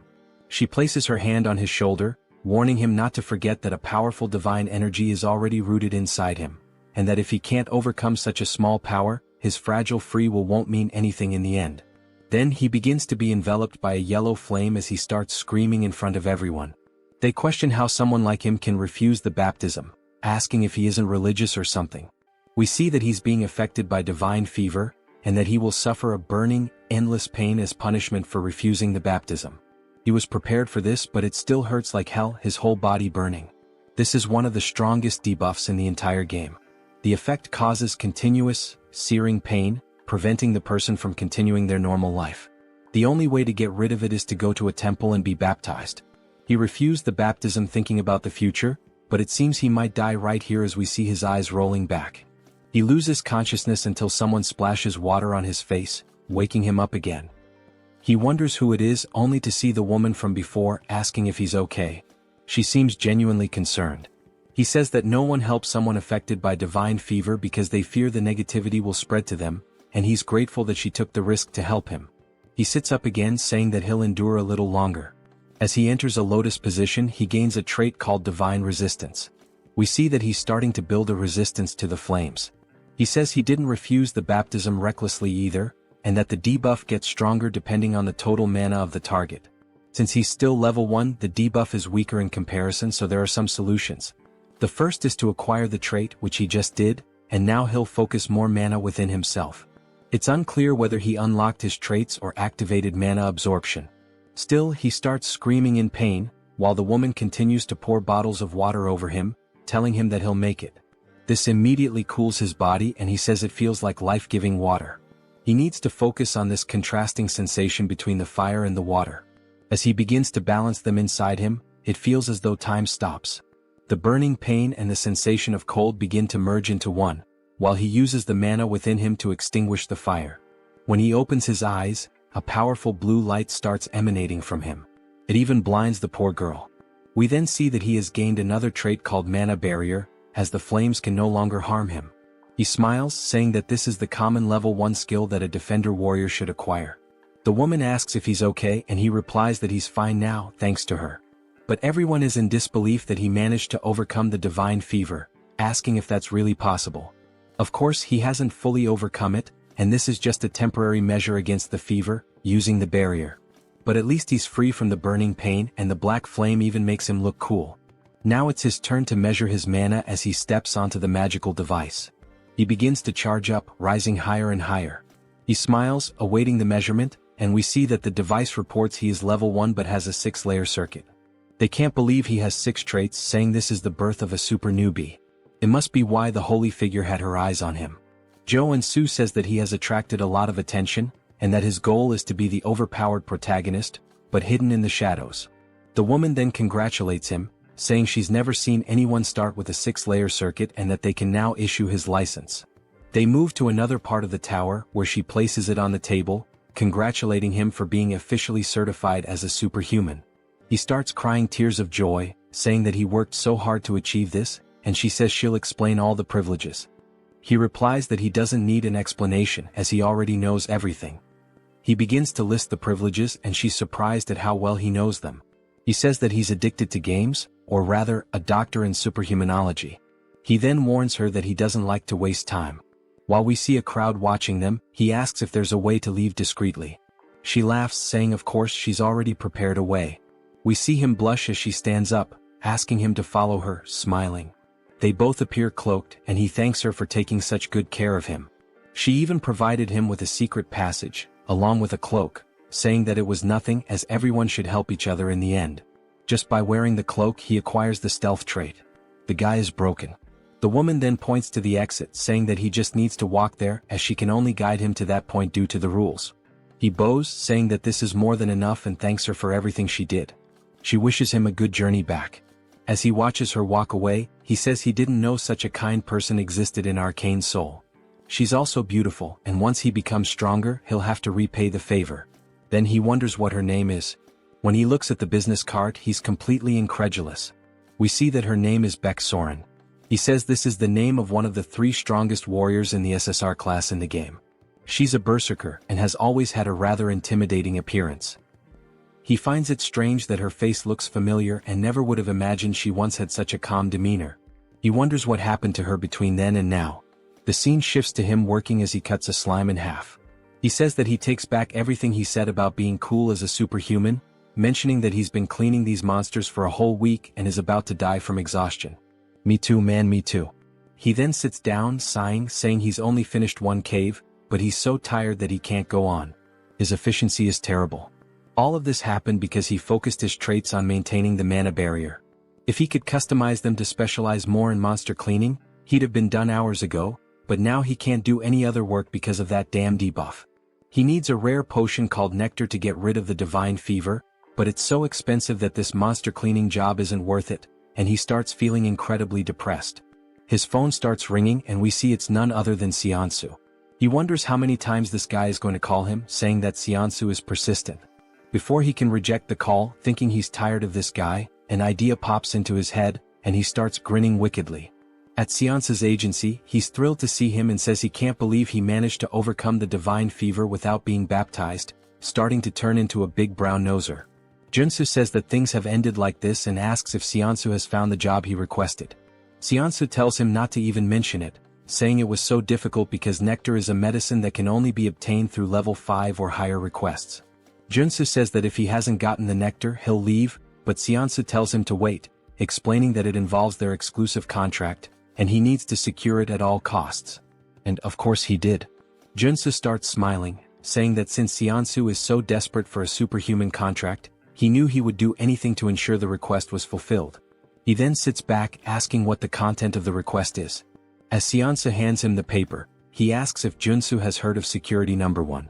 Joonsoo says this is the first time he's hearing about it, wondering if it's a security company. Seonsu explains that it's a private military company, one of the top 10 in the sector. The CEO and the vice CEO are a married couple, both come from traditional martial arts families, which makes their foundation very solid. Joonsoo asks what they might be lacking that would require them to make such a request. Seonsu replies that the issue is their son. He's already over 20, but still hasn't awakened as a superhuman. Joonsoo finds this surprising, given that both parents come from martial arts families. Seonsu says the rumor is that he's already accumulated level 8 mana, but simply can't awaken, which is a mystery. Their condition was for a warrior-type superhuman, level 1 or higher. So, it seems to fit perfectly. Joonsoo then starts smiling, saying that he'll go see them right away. As he heads to their property, we see Seonsu's legs shaking uncontrollably. He says that they're quite busy as they aren't the type to be late. Joonsoo just looks around the house, commenting that it's very expensive. We hear a woman apologizing, saying she's very sorry for making them wait so long. The guy's about to have a heart attack. Finally, we are introduced to them. She says they are the clients. The husband's name is Seo Youngju, and the wife's name is Lee Miria. Seonsu bows, saying it's nothing, thanking them for the time they've spent with them. Joonsoo does the same, saying they must be superhumans of at least level 6, as both have a considerable amount of aura. Youngju sighs and says he can tell this one is weak just by looking at him. Miria tells him not to be like that, and if he's going to act that way he should go back to his room. He sits on the couch, saying he can't do that, and she says he's so stubborn before asking both Joonsoo and Seonsu to take a seat. They thank her, and Miria says that since they've come all the way here, it means they intend to accept their request. Joonsoo says that first he'd like to see the condition of their son, as there might be a special reason preventing his awakening. Youngju bangs his fist on the table, asking if he really thinks he'd share that with a novice like him, and he's absolutely furious. Miria tells him to calm down and apologizes, saying he gets worked up easily about anything concerning their son. She says this isn't something they can tell a stranger, but if he accepts the request, they'll call the son in and explain the situation. They're sure he's also desperately in need of the nectar, as they can tell the divine fever is affecting him. Joonsoo says that if it's a confidential matter, but they know exactly what he needs, it only makes him more certain that he will accept the request. He says he'll accept it and asks them to call the son in. While they do, he opens the door. He introduces himself as a Woojin. Joonsoo says it's a pleasure to meet him and shakes his hand, noting that he doesn't feel any mana coming from him. Then he notices something and tells the guy that his cloak is really cool. The guy responds that it's more than he deserves, but he always wears it with gratitude. Joonsoo says he imagines he needs it to seal his mana. The entire family is surprised and Joonsoo smiles, saying that the moment he saw the gloves he was sure of it. Although it's a matter involving a noble family, he deliberately set the conditions for a level 1 superhuman and used the nectar debuff to summon him. He was baptized under the order of the old father. The reason their son couldn't awaken is because he rejected the baptism and sealed his mana to avoid the divine fever. While they couldn't announce this publicly and were struggling with the situation, they must have heard the recent rumors about him overcoming the baptism. So they decided to seek him out. Woojin is extremely impressed and starts acting exaggeratedly, saying that no further explanation is needed. He almost thought Joonsoo was the protagonist of a detective novel. Joonsoo says that he's watched enough Detective Conan in the past and that there's nothing to fear, since he also knows the future. The moment he saw the photo he understood everything because in the future, Woojin becomes the vanguard paladin of the old father's order. He rejected the baptism and resisted, but when his parents lost their power, he gave in and joined the order to help the family. Yeongju then approaches, calling him sir and asking if there's any way for their son to avoid the baptism. We see everyone looking at him with puppy dog eyes. Joonsoo remarks that he was so arrogant just a moment ago, but now he's acting all polite, saying that of course there's a solution. He says that since he's spent 10,000 hours in Arcane Seoul, it's obvious that he knows how to handle this. He places a hand on Woojin's shoulder, saying that he understands the pain he's feeling because he's been through it too, and that he'll get him out of this situation. Woojin begins to cry and hugs him, while Joonsoo says it doesn't matter whether she's a saint or not. She tried to pull him into some low-level cult, and now his future subordinate is by his side, showing yet another expression of loyalty. He then starts pushing Woojin away, saying that before they proceed, he'd like to add a condition. Yeongju asks what he wants. Joonsoo says that since the difficulty of the request has increased, it means he should be entitled to something more. Miria agrees, saying it makes sense because now it's not just about awakening their son, but about overcoming the divine fever. They'll do whatever it takes if he can cure their son. Joonsoo says that as an additional condition, he'd like them to teach him the sword capable of breaking mountains. Both are surprised by this request. While Joonsoo smiles, Woojin looks scared. Seonsa strikes the "oh, I'm in danger" pose. It's not Yeongju but Miria who steps forward, releasing a strong aura of murderous intent, saying that he surely understands what he just asked for. He looks up, startled, wondering what's up with her murderous aura. It's far more terrifying than her husband's. He realizes she would be furious because the sword capable of breaking mountains. He explains that people might doubt his decision to learn swordsmanship in the 21st century, but in Arcane Seoul, it's a different story, where strength equals authority. As we see a woman slicing through a tank with a sword, he explains that a superhuman swordsman can easily destroy modern weapons, and high-level martial arts are traded for fighter jet squads. If a level 1 superhuman learns and continuously trains in the sword capable of breaking mountains, they can easily reach level 4, which is essentially a cheat code for the early game. He recalls that it was said that only elites could learn this technique, and he wonders if he has crossed the line. He tells her that he would only ask for this as an exchange if he truly completes the request. Woojin then calls her, which snaps her back to reality, and she stops releasing the murderous intent. She says it's fine, and if he succeeds she will give him a memory chip containing the sword, along with the nectar. Joonsoo is surprised that it actually worked, and he thanks her while once again showing his sinister smile. He thought she was going to kill him but now he might be able to get the sword, which is great. She tells him that if he fails, both she and her husband will be genuinely disappointed, even angry. He responds that that won't happen, and that they should start as soon as possible. As we see them heading towards a warehouse, Miria says that a room with a mana focus circle and 200 intermediate grade mana potions have all been prepared, just as he requested. He says that should be more than enough, and that he would prefer to be alone with the patient during the treatment. She apologizes for what happened earlier, explaining that Woojin was forcibly baptized before he even had a chance to start school. He never got the chance to make friends, let alone go out as a family. He had to suffer being forced to stay in his room. It seems that she was being overly sensitive due to the situation, so she will trust him completely now. Joonsoo comments that everyone had to suffer because of the saint's trap, and Woojin tells his mother that it's okay. Joonsoo notes that in the game, Woojin ends up opposing his family, even though they were the reason he joined the order. It makes sense that he became so cold in the future, but he feels sorry for them. He says that he will succeed at any cost, and now that it's just the two of them they can begin. We see Woojin trembling and Joonsoo tells him to take it easy, asking what he's afraid of. Woojin replies that he thought Joonsoo was going to torture him, forcing him to awaken using electric shocks or something like that. Joonsoo asks what the hell they've done to him so far, and explains that the general treatment for curing divine fever is to drink nectar after awakening. However, since he had too much mana in his body, the divine fever was so severe that he couldn't awaken, and he failed. Joonsoo then tells him not to worry but to remember one thing. Everything he sees today is a secret. Joonsoo says he's about to begin. First, he needs to expand the mana barrier to its absolute limit. Then the barrier will weaken.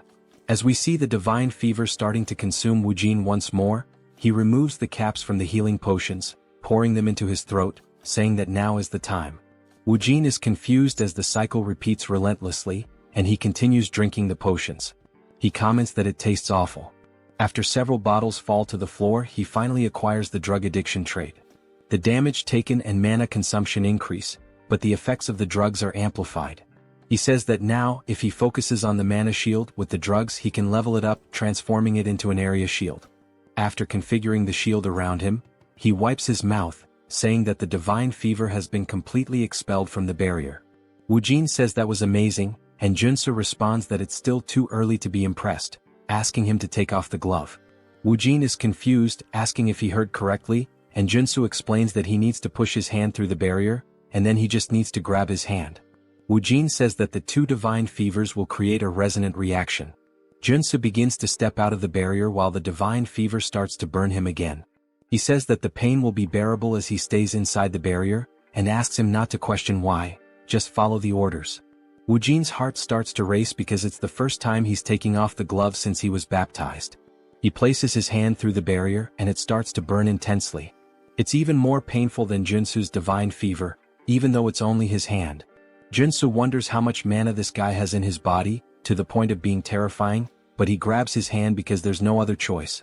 Then he experiences one of the most unbearable pains he's ever faced, as if his entire body is burning. He screams in agony, saying it hurts much more than when he was originally baptized. Joonsoo's eyes start to roll back and he says it feels like his bones are being shattered into pieces. He bites his lip, saying that he needs to stay focused and endure it. Then he hears the notification of a new trait appearing, and he immediately jumps back into the barrier toward Woojin, and the two of them fall to the ground. Joonsoo starts to pant, and we see that he's still holding Woojin's arm, while Woojin acquires the damage absorption trait, meaning he can absorb damage from others.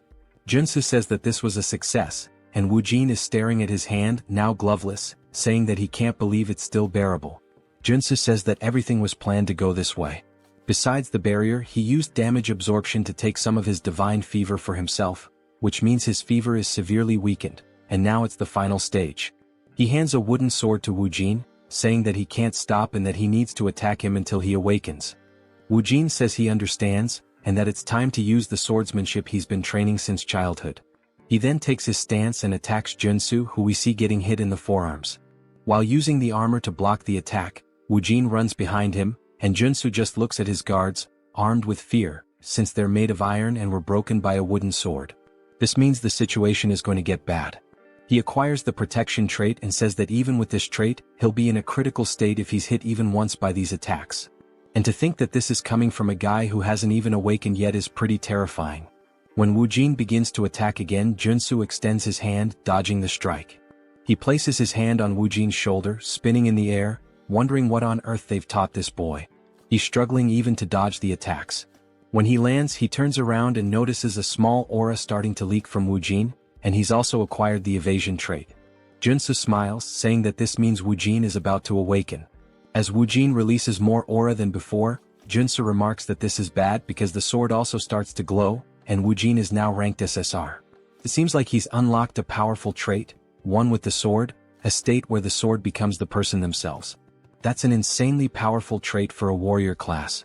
But it's not the time to get excited, as the guy is completely in a trance, firing a wave of aura directly at Joonsoo.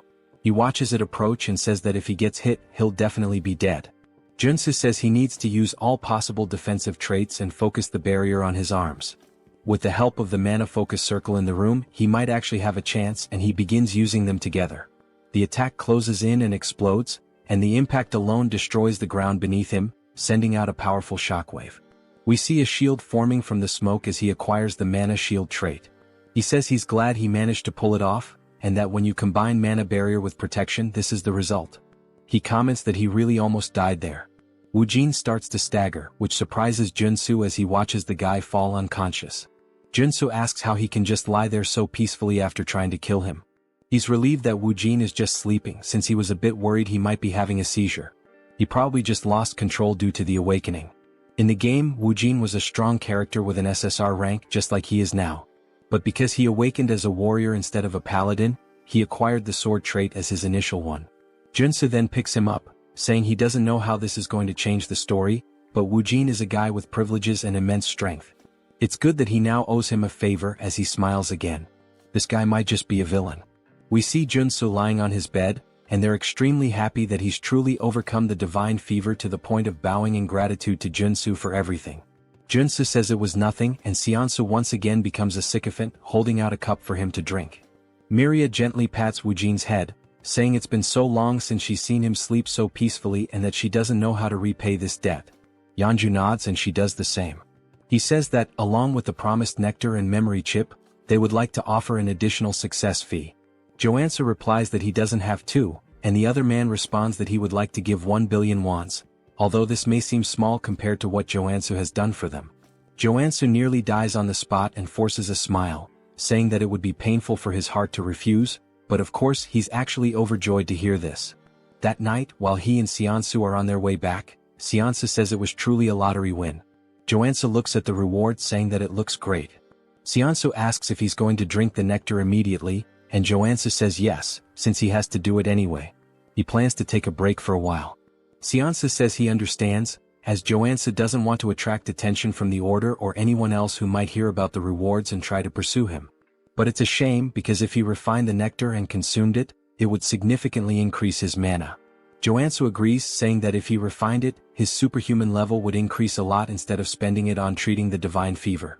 They head to a hotel, and when Joansu steps out, Seonsu says he'll see if he can find the necessary equipment to refine the nectar, so Joansu should hold on to the drink. Joansu says he'll think about it, but he's not thinking anything of it and he tears off the label. He decides to drink it as quickly as possible. He learned how cruel Arcane Seoul can be during the incident with the deer, and he can't guarantee Seonsu won't betray him. He also has traits that can maximize the effect now, as he's a drug addict with mana absorption and potion dependency. These are just traits. He begins drinking the nectar and drops the bottle due to the pain he feels, describing it as if every fiber of his muscles were being dismantled and reassembled. He closes his eyes trying to focus, saying there's an incredible amount of mana inside him. His eyes begin to glow yellow as he shoots a brilliantly bright beam through the window. He's now reached level 2, but the divine fever still seems to be present. He says this is one of the best tier 1 traits in the entire game, and since it was added to his traits along with the mountain sword, he's relieved as he can now focus on training these two traits without any problems. His phone starts ringing and when he checks, it's Seonsu who says he has something to tell him. Joansu ignores it, saying he'll just train, but the phone keeps ringing several times until he answers, asking why the hell Seonsu is bombarding him with messages. He looks at the phone and sees that it's actually a strange message. He starts decoding the letters and reads between the lines, saying it's telling him to run from the Dagger Gang. He says he can't believe he found a secret message in the text and that the Dagger Gang is one of the rival gangs to the Iron Fist. If Seonsu had wanted to betray him, he would have called as usual to buy time. Considering that he sent the secret message, it must mean he was captured first, and it looks like the information was leaked while Seonsu was trying to prepare the equipment. Joansu starts to feel a little guilty but decides to ignore it since he got the nectar he needed, and everyone is responsible for their own life in Arcane Seoul. Then the scene shifts to Seonsu screaming as loud as possible, and we see him sitting in a chair surrounded by 3 men.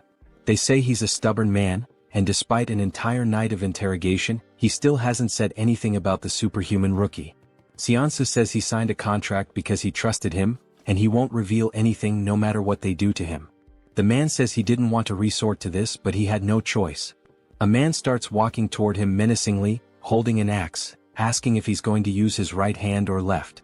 Seonsu doesn't answer, and the man raises the axe, laughing, saying he doesn't care and that he's going to cut off Seonsu's right hand. But just before the axe comes down, an explosion happens behind them and they turn, wondering what it was. Then a man starts crawling forward, calling for his boss, saying that a madman is attacking them. It seems like he wasn't lying, as we see someone aiming and firing rocket launchers at their building. He says they're about to face the consequences of messing with him. He can't just let someone who keeps their promises in this cruel world of Arcane Seoul be left alone. He pulls the trigger, saying that, with any luck, this will be a good lesson to show them that the war has just begun. The rocket strikes the side of the building, exploding violently and sending armed men rushing out in a panic. They look around frantically, trying to pinpoint the source of the shot, saying they need to find the shooter first. Joonsoo chuckles, commenting that, just as expected, they're spilling out of the building like a bunch of cockroaches. Even though the structure looks like a regular residential complex, he knows for a fact that they were all inside. This is the hideout of the Dagger Gang, a place he's cleared so many times that he's honestly sick of it. It's a complicated dungeon, made up of 6 different buildings. Since this mission is part of the tutorial, he can practically finish it with his eyes closed. He crouches down, then leaps from the rooftop, grinning as he says he's about to speedrun this thing. Nearby, in a narrow alley, a few gang members are patrolling, muttering that this must be the work of Iron Fist, since they're the only lunatics crazy enough to pull something like this. They confidently declare that once they find them, they'll wipe them out. Suddenly, one of them hears a noise coming from a dumpster and decides to check it out. His buddies warn him to be thorough. The man creeps forward, peering down the alley, trying to locate the source of the sound. He doesn't see anything. But in the blink of an eye, Joonsoo emerges from the shadows. Before the man can react, Joonsoo grabs his face with a crushing grip and slams him brutally into the nearest wall. Joonsoo laughs, saying the guy didn't even recognize him despite being right in front of his face. And that when it comes to infiltration, there's no better combo than playing dead and using stealth. With the henchmen stumbling around outside like fools, he takes the opportunity to slip into the main building.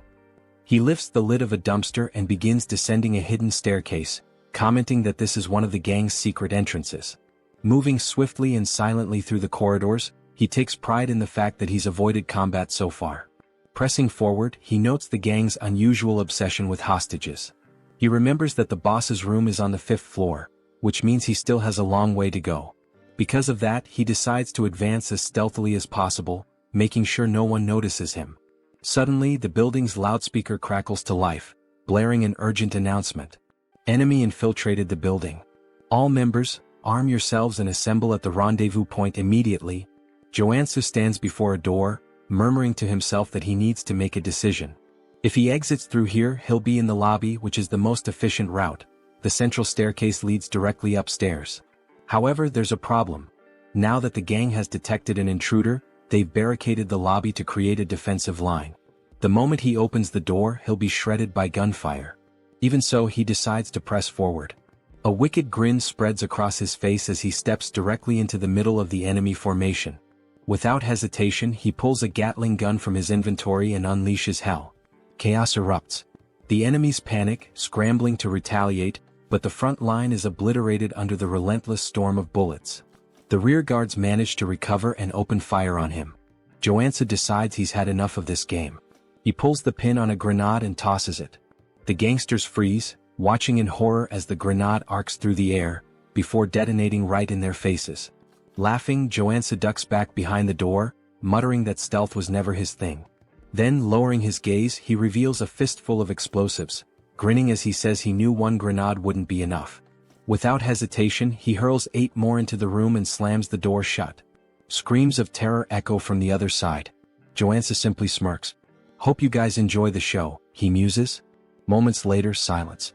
Stepping back out, he surveys the scene. Bodies litter the ground. He wonders if he managed to wipe out the entire group in one go, but he knows better than to lower his guard. And sure enough, as if on cue, one of the enemies suddenly staggers to his feet, gun raised, screaming that Joonsoo is going to die. Joonsoo watches calmly. Then, at the very last moment, he sidesteps the shot. A notification pops into his mind. New trait unlocked. Sensory awareness. He chuckles. This was exactly the trait he needed from this dungeon. And now, there's not much left to gain here. Joonsoo stares down the enemy, letting out a cold, sharp laugh before stating flatly that the only one dying here is him. The only sound that follows is the man's scream, cut short by dead silence. When the scene is revealed, a bullet hole is cleaned through the unfortunate man's skull. With the henchman out of the way, Joonsoo announces that it's time to move up. He may have reached the 4th floor without much trouble, but he knows the real danger begins now. The fourth floor houses the gang's gambling den, and directly above it on the fifth floor is the boss's room. Moving cautiously, he edges toward a corner and peeks around, expecting enemies. But to his surprise, there's no one there. His brow furrows. Keeping his guard up, he advances to the game room's door and carefully pushes it open. Empty. Something's wrong. He can feel the air itself thick with danger. At that moment, a notification flashes. New trait unlocked. Focus. Suddenly, a sound from above catches his attention. He snaps his gaze upward. It's not an enemy. It's a drone. And worse, it's dropping a grenade. His eyes recognize it instantly, a flashbang. The grenade detonates. For a moment, Joonsoo is left blind, deaf, and completely vulnerable. Taking advantage of the opening, a man bursts from one of the side rooms, sprinting toward Joonsoo from behind, knife raised high. The impact lands. The attacker laughs, convinced he's caught a rat in a trap. And just like that, the boss of the Dagger Gang makes his entrance, a level 2 assassin named Tung. But Joonsoo remains unfazed. He smirks and tells Tung he really shouldn't be so excited. Tung, confused, notices something's wrong. His blade didn't pierce. What? Why the hell didn't it go through? He instinctively steps back, creating distance, still struggling to process what just happened. Joonsoo eyes his stance and scoffs. Who's the real rat here? He mocks. You sure it's not just your own insecurities talking? Joonsoo hadn't expected the gang boss to show up on the fourth floor. That complicates things. This wasn't in the original game. But even so, he had anticipated the attack pattern. The flashbang was part of a chained ambush triggered as soon as the player stepped into the boss room. If he hadn't unlocked sensory awareness and focus before this point, he would have walked straight into the trap.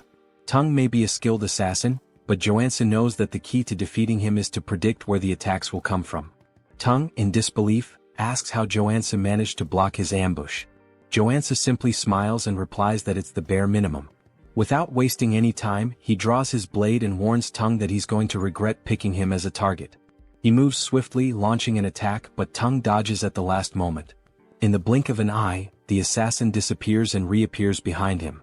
You're acting pretty tough for someone so slow, Tung taunts. Tung throws a dagger directly at Joonsoo. He notices the movement, spins his blade, and deflects the projectile in midair. As expected from an assassin. You're damn fast, Joonsoo acknowledges. He quickly realizes that the dagger was enchanted with poison. One simple touch and it would be lethal. The longer the fight drags on, the worse it'll be for him. Tung grins maliciously. You're pretty lucky, huh? How about making a deal? If you surrender now, I'll only cut off one of your arms. Joonsoo rolls his eyes. Less talking, more fighting? Tung laughs and mocks him. I can tell from a mile away that you're a gunman just by how terribly you hold that sword. And you talk too much. Joonsoo wonders why Tung is so confident about that. Maybe it's because until now he's only used firearms. The gang leader charges at him, declaring that he's going to make his death painful. Joonsoo raises his sword above his head. I only have one shot, and it's now. He strikes, but Tung easily evades and laughs. Too slow? But that's exactly what Joonsoo wanted. In the middle of the swing, he twists his body, spins the sword, and redirects the strike straight at Tung's head. The assassin's eyes widen in shock, realizing too late the mistake he made. What? A marksman using a combo attack? Tung falls to the ground but manages to block the blade at the last moment. Joonsoo smiles, shaking his head. I hate to break it to you, but as soon as I switch traits, I stop being a marksman. He releases a faint aura around his body and declares, Now I'm a classic warrior trained in fencing. He adjusts his stance and activates the Mountain Crusher style. His blade descends with overwhelming force. Blood flies. Tung lets out a scream of pain as the blade tears through his chest. Joonsoo laughs. You dropped your guard. That's why you lost. Tung, on the verge of death, grips his knife tightly and throws it forward, shouting that he won't fall so easily. Joonsoo, completely caught off guard, didn't expect anything more from someone who was already defeated. The impact happens. Blood sprays through the air. Tung is sprawled on the ground, motionless, but Joonsoo looks to his side and sees the blade lodged in his own body. Damn it. I dropped my guard. Amateur move. He feels the poison spreading quickly through his veins. Without wasting any time, he reshuffles his traits to counteract the toxin. He manages to hold on, but the pain is intense. Outside he hears voices. Hurry. We need to get in. There's an intruder in the building. Joonsoo looks around. His vision begins to blur. He feels his energy draining from his body. No time to waste. I need to get out of here. On the 5th floor we see Joonsoo tied to a chair. He struggles until he falls to the floor trying to reach a shard of glass. I need to get out of here fast. He hears footsteps approaching. He looks up and sees none other than himself. The other Joonsoo crosses his arms and asks, "How the hell were you captured?" Without waiting for an answer, he crouches down and begins to untie him. Once Joonsoo is free, he can't hold back his tears. "You came all the way here, to save me?" The other Joonsoo merely sighs. "We'll talk later. We need to get out of here. They're coming." Now free, Shinsu tries to stand but can barely walk. Joonsoo watches him and clenches his fists, frustrated. "I can't believe they did this to you." He then crouches down. "Get on my back." Shinsu hesitates. "I can't ask for anything more. We don't have time for that. Hurry up." Shinsu hesitates for a moment but eventually gives in. "Just this once." He climbs onto Joonsoo's back, apologizing for the inconvenience. Joonsoo, however, is surprised by his loyalty. "I thought this world was a hell where I couldn't trust anyone, but I guess I was wrong." Back in Shinsu's office, Joonsoo devours healing soda bottles one after the other, trying to purify his body. After a while he finally smiles. "I did it, poison resistance. That took hours." Shinsu says, bringing even more bottles. "Drink as much as you need." Joonsoo grabs one last bottle and refuses the rest. "That's enough. I got the trade I wanted." Shinsu lowers his head. I can't apologize enough. It looks like information leaked while I was preparing the nectar. I shouldn't have trusted my employees." Joonsoo just smiles faintly. "Relax. In the end, I drank the nectar anyway." Shinsu is shocked and asks why he did that. Joonsoo responds casually. "If I hadn't drunk it, I never would have been able to save you." Shinsu starts to feel incredibly guilty. "I can't believe you wasted the precious nectar just to save me." Of course, that wasn't the real reason, but Joonsoo prefers he thinks that way. Suddenly, someone starts banging loudly on the door. Shinsu panics. "Is it the Dagger Gang? What do we do?" Joonsoo smiles. "Let's welcome them." He opens the door and to Shinsu's surprise, it's not the Dagger Gang standing there, but the Iron Fist Gang. The leader of the group looks at Joonsoo with a half-smile. "It was about time I got here." He crosses his arms. "I knew you weren't an ordinary guy, but I never imagined you'd wipe out the entire Dagger Gang. What do you want from me?" Joonsoo reflects for a moment. "Well, it's my turn to receive the reward for cleaning up this tough mission." He begins to explain how the two gangs hated each other and were constantly fighting over territory. In the game, the tutorial required the player to annihilate the Dagger Gang by helping the Iron Fist Gang take the building. As a reward, the rival gang offered various advantages. But now Joonsoo is struggling with an internal dilemma. Iron Fist asks, "Do you intend to create your own organization?" Joonsoo shakes his head. "That's not my style. I called you here to tell you that you can have the entire area that used to belong to the Dagger Gang." The gang leader is surprised. "You don't want anything for yourself?" "I prefer to work alone and have no intention of getting into the crime world. This is the best deal I can offer." Iron Fist ponders. "Such a deal has no drawbacks for me. Compared to the debt I had before, this feels like a bonus." Joonsoo laughs. "Looks like we're on the same page." Now that Iron Fist has the territory, Joonsoo finally makes his request. "So, I want a favor." "What do you want?" Just thinking about it, Joonsoo starts laughing darkly, but at the same time he smiles genuinely. "I want a house." Iron Fist is taken aback by the request. "A house?" Joonsoo explains. "I've been alone for a long time, and I realized I need a real base." He then begins clutching his stomach, pretending to be gravely wounded. Shinsu panics. "Joonsoo, are you okay?" Iron Fist clears his throat. "You wiped out those bastards? Then it's a deal." Joonsoo smiles. "I like direct people." Inside he's buzzing with excitement. "What kind of house are you looking for? A villa? An apartment?" Joonsoo shakes his head. "None of those. I need a secluded house with security, soundproofing, and an underground training center." Iron Fist thinks for a moment, then starts listing some options. Joonsoo bites his lip, hoping he'll mention exactly what he's waiting for. Then, finally, Iron Fist mentions a place. "There's a house on the outskirts of the area, on the Jenyabang slope." Bingo. Joonsoo feigns indifference, but inside he's ecstatic. That's the first house the player gets in the game. The main base in Arcane Seoul? He heads to the location and upon arriving, can barely contain his excitement. Finally, he takes in the view and laughs to himself. This house is way better than I imagined. Memories flood his mind. When he first fell into Arcane Seoul, he had no idea what to do. His hospital bill was a ridiculous 20 million won, and now he has a house that feels like a palace. Plus, now he has money coming in from the city's biggest security company. He could pay for a full year of hospital bills without a second thought. But this is still Arcane Seoul. No time to relax. The game's story is going to move forward, and he'll have to face enemies like the Saint, who threaten to destroy the city. He grabs his pickaxe. Time to find out the real reason I chose this house. He heads down to the underground training room and starts tapping on the walls. It must be around here. After a few minutes, he finds a specific spot and begins hammering with force. The wall finally breaks. Joonsoo smiles. My instincts never fail. I think I'll finish this faster than I thought. He continues swinging his pickaxe back and forth, deep in the mine. However, things aren't going as quickly as he expected. Man, I had no idea this was so deep when I played. Even so, he's determined to continue. There's no turning back now. He keeps breaking the rocks until, suddenly, he hits a water source. Water begins pouring out, and without hesitation he takes a drink. Immediately, he feels a wave of revitalization course through his body. This is perfect. Along with the refreshing feeling, his body also starts to warm up. So this is it. A mana spring. As the name suggests, this spring is filled with pure mana. Even characters whose HP has reached 0 can fully recover by immersing themselves in it. Additionally, most debuffs disappear, showcasing its incredible therapeutic power. And guess where one of these free springs is located? That's right, in the house Iron Fist Gang gave him. This was one of the main reasons why this house was essential for his progress. Without wasting any time, he prepares a bath. In the game, I handled this with a click. Here it's much more labor-intensive. But it was worth it.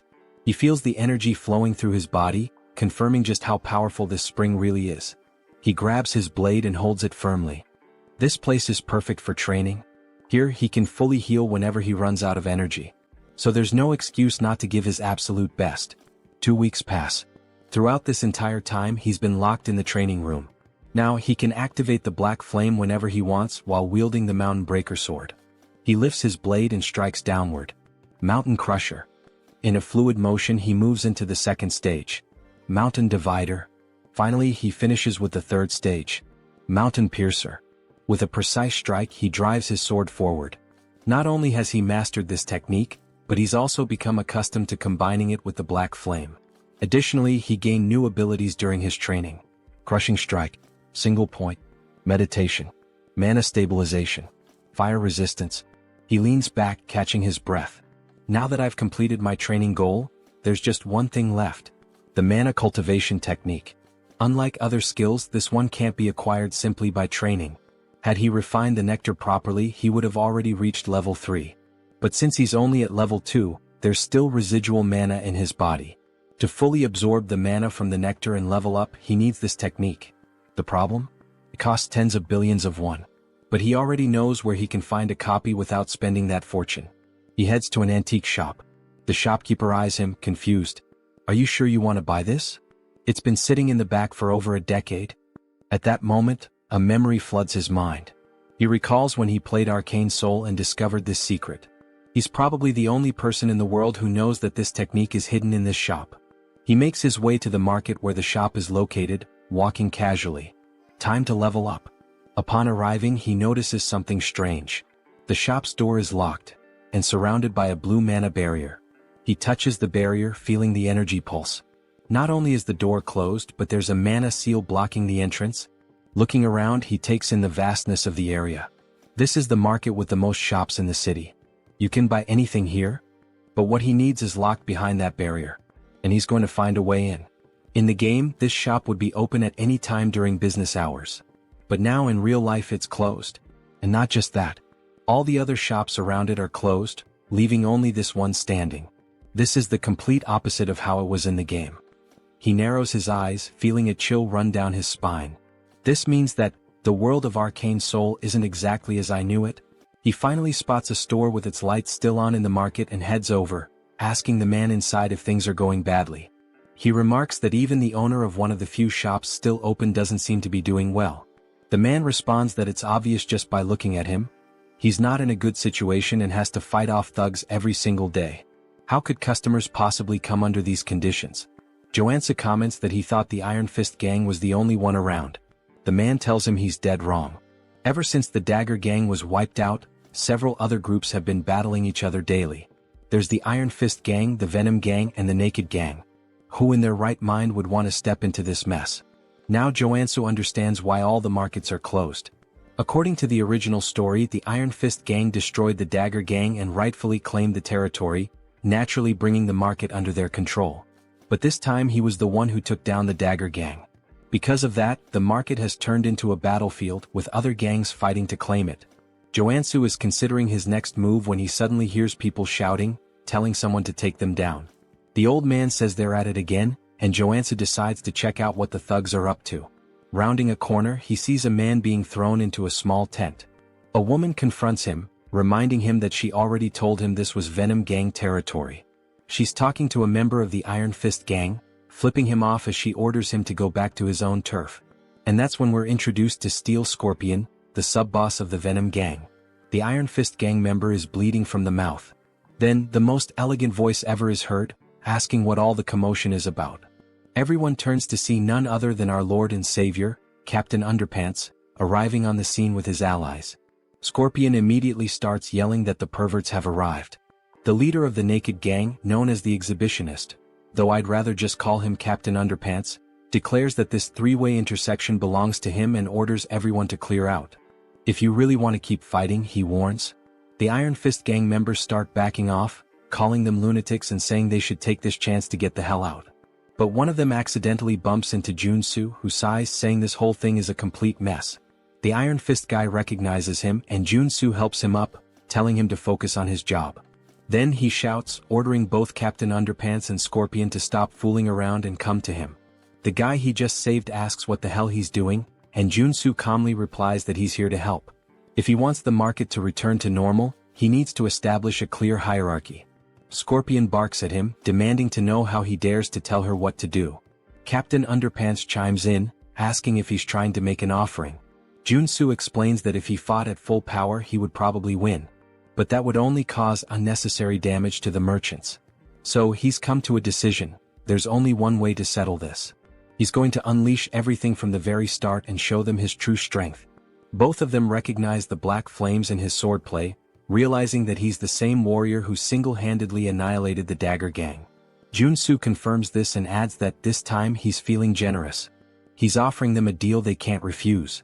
He doesn't want to drag this out, he'd rather settle it with a one-on-one duel. So what do you say, he asks. Scorpion scoffs, laughing with disdain. Do you seriously think we're dumb enough to agree to a direct fight against a warrior? Joonsoo smirks. Don't worry. We'll compete in the area you have the most confidence in. Sometime later, after a bit of negotiation, we hear Joonsoo talking with Captain Underpants. The so-called leader smirks and declares that his specialty is mind control. If Joonsoo can resist it, he wins. Captain Underpants then gets excited, saying it's an honor for such a handsome man to know so much about him. Scorpion looks like she can't believe what she's hearing, while Captain Underpants continues, insisting that they don't even have to go through with this competition. Joonsoo can just join his religion instead. Joonsoo replies, "Nah bro, I'm good," and tells him to think for a second. His religion isn't even one of the 7 major ones or even one of the lesser ones, it's literally an unnamed backyard cult. Why would he join a random sect that isn't even listed anywhere? Captain Underpants sighs and says that, as expected from a non-believer, Joonsoo will have to be enlightened by the love and mercy of his goddess. He then stretches out his hand and a green aura begins to form around him. He commands Joonsoo to kneel before him so that he may grant him the privilege of meeting his goddess. As the aura starts wrapping around him, Joonsoo immediately recognizes that the mind control ability of a combat priest is no joke.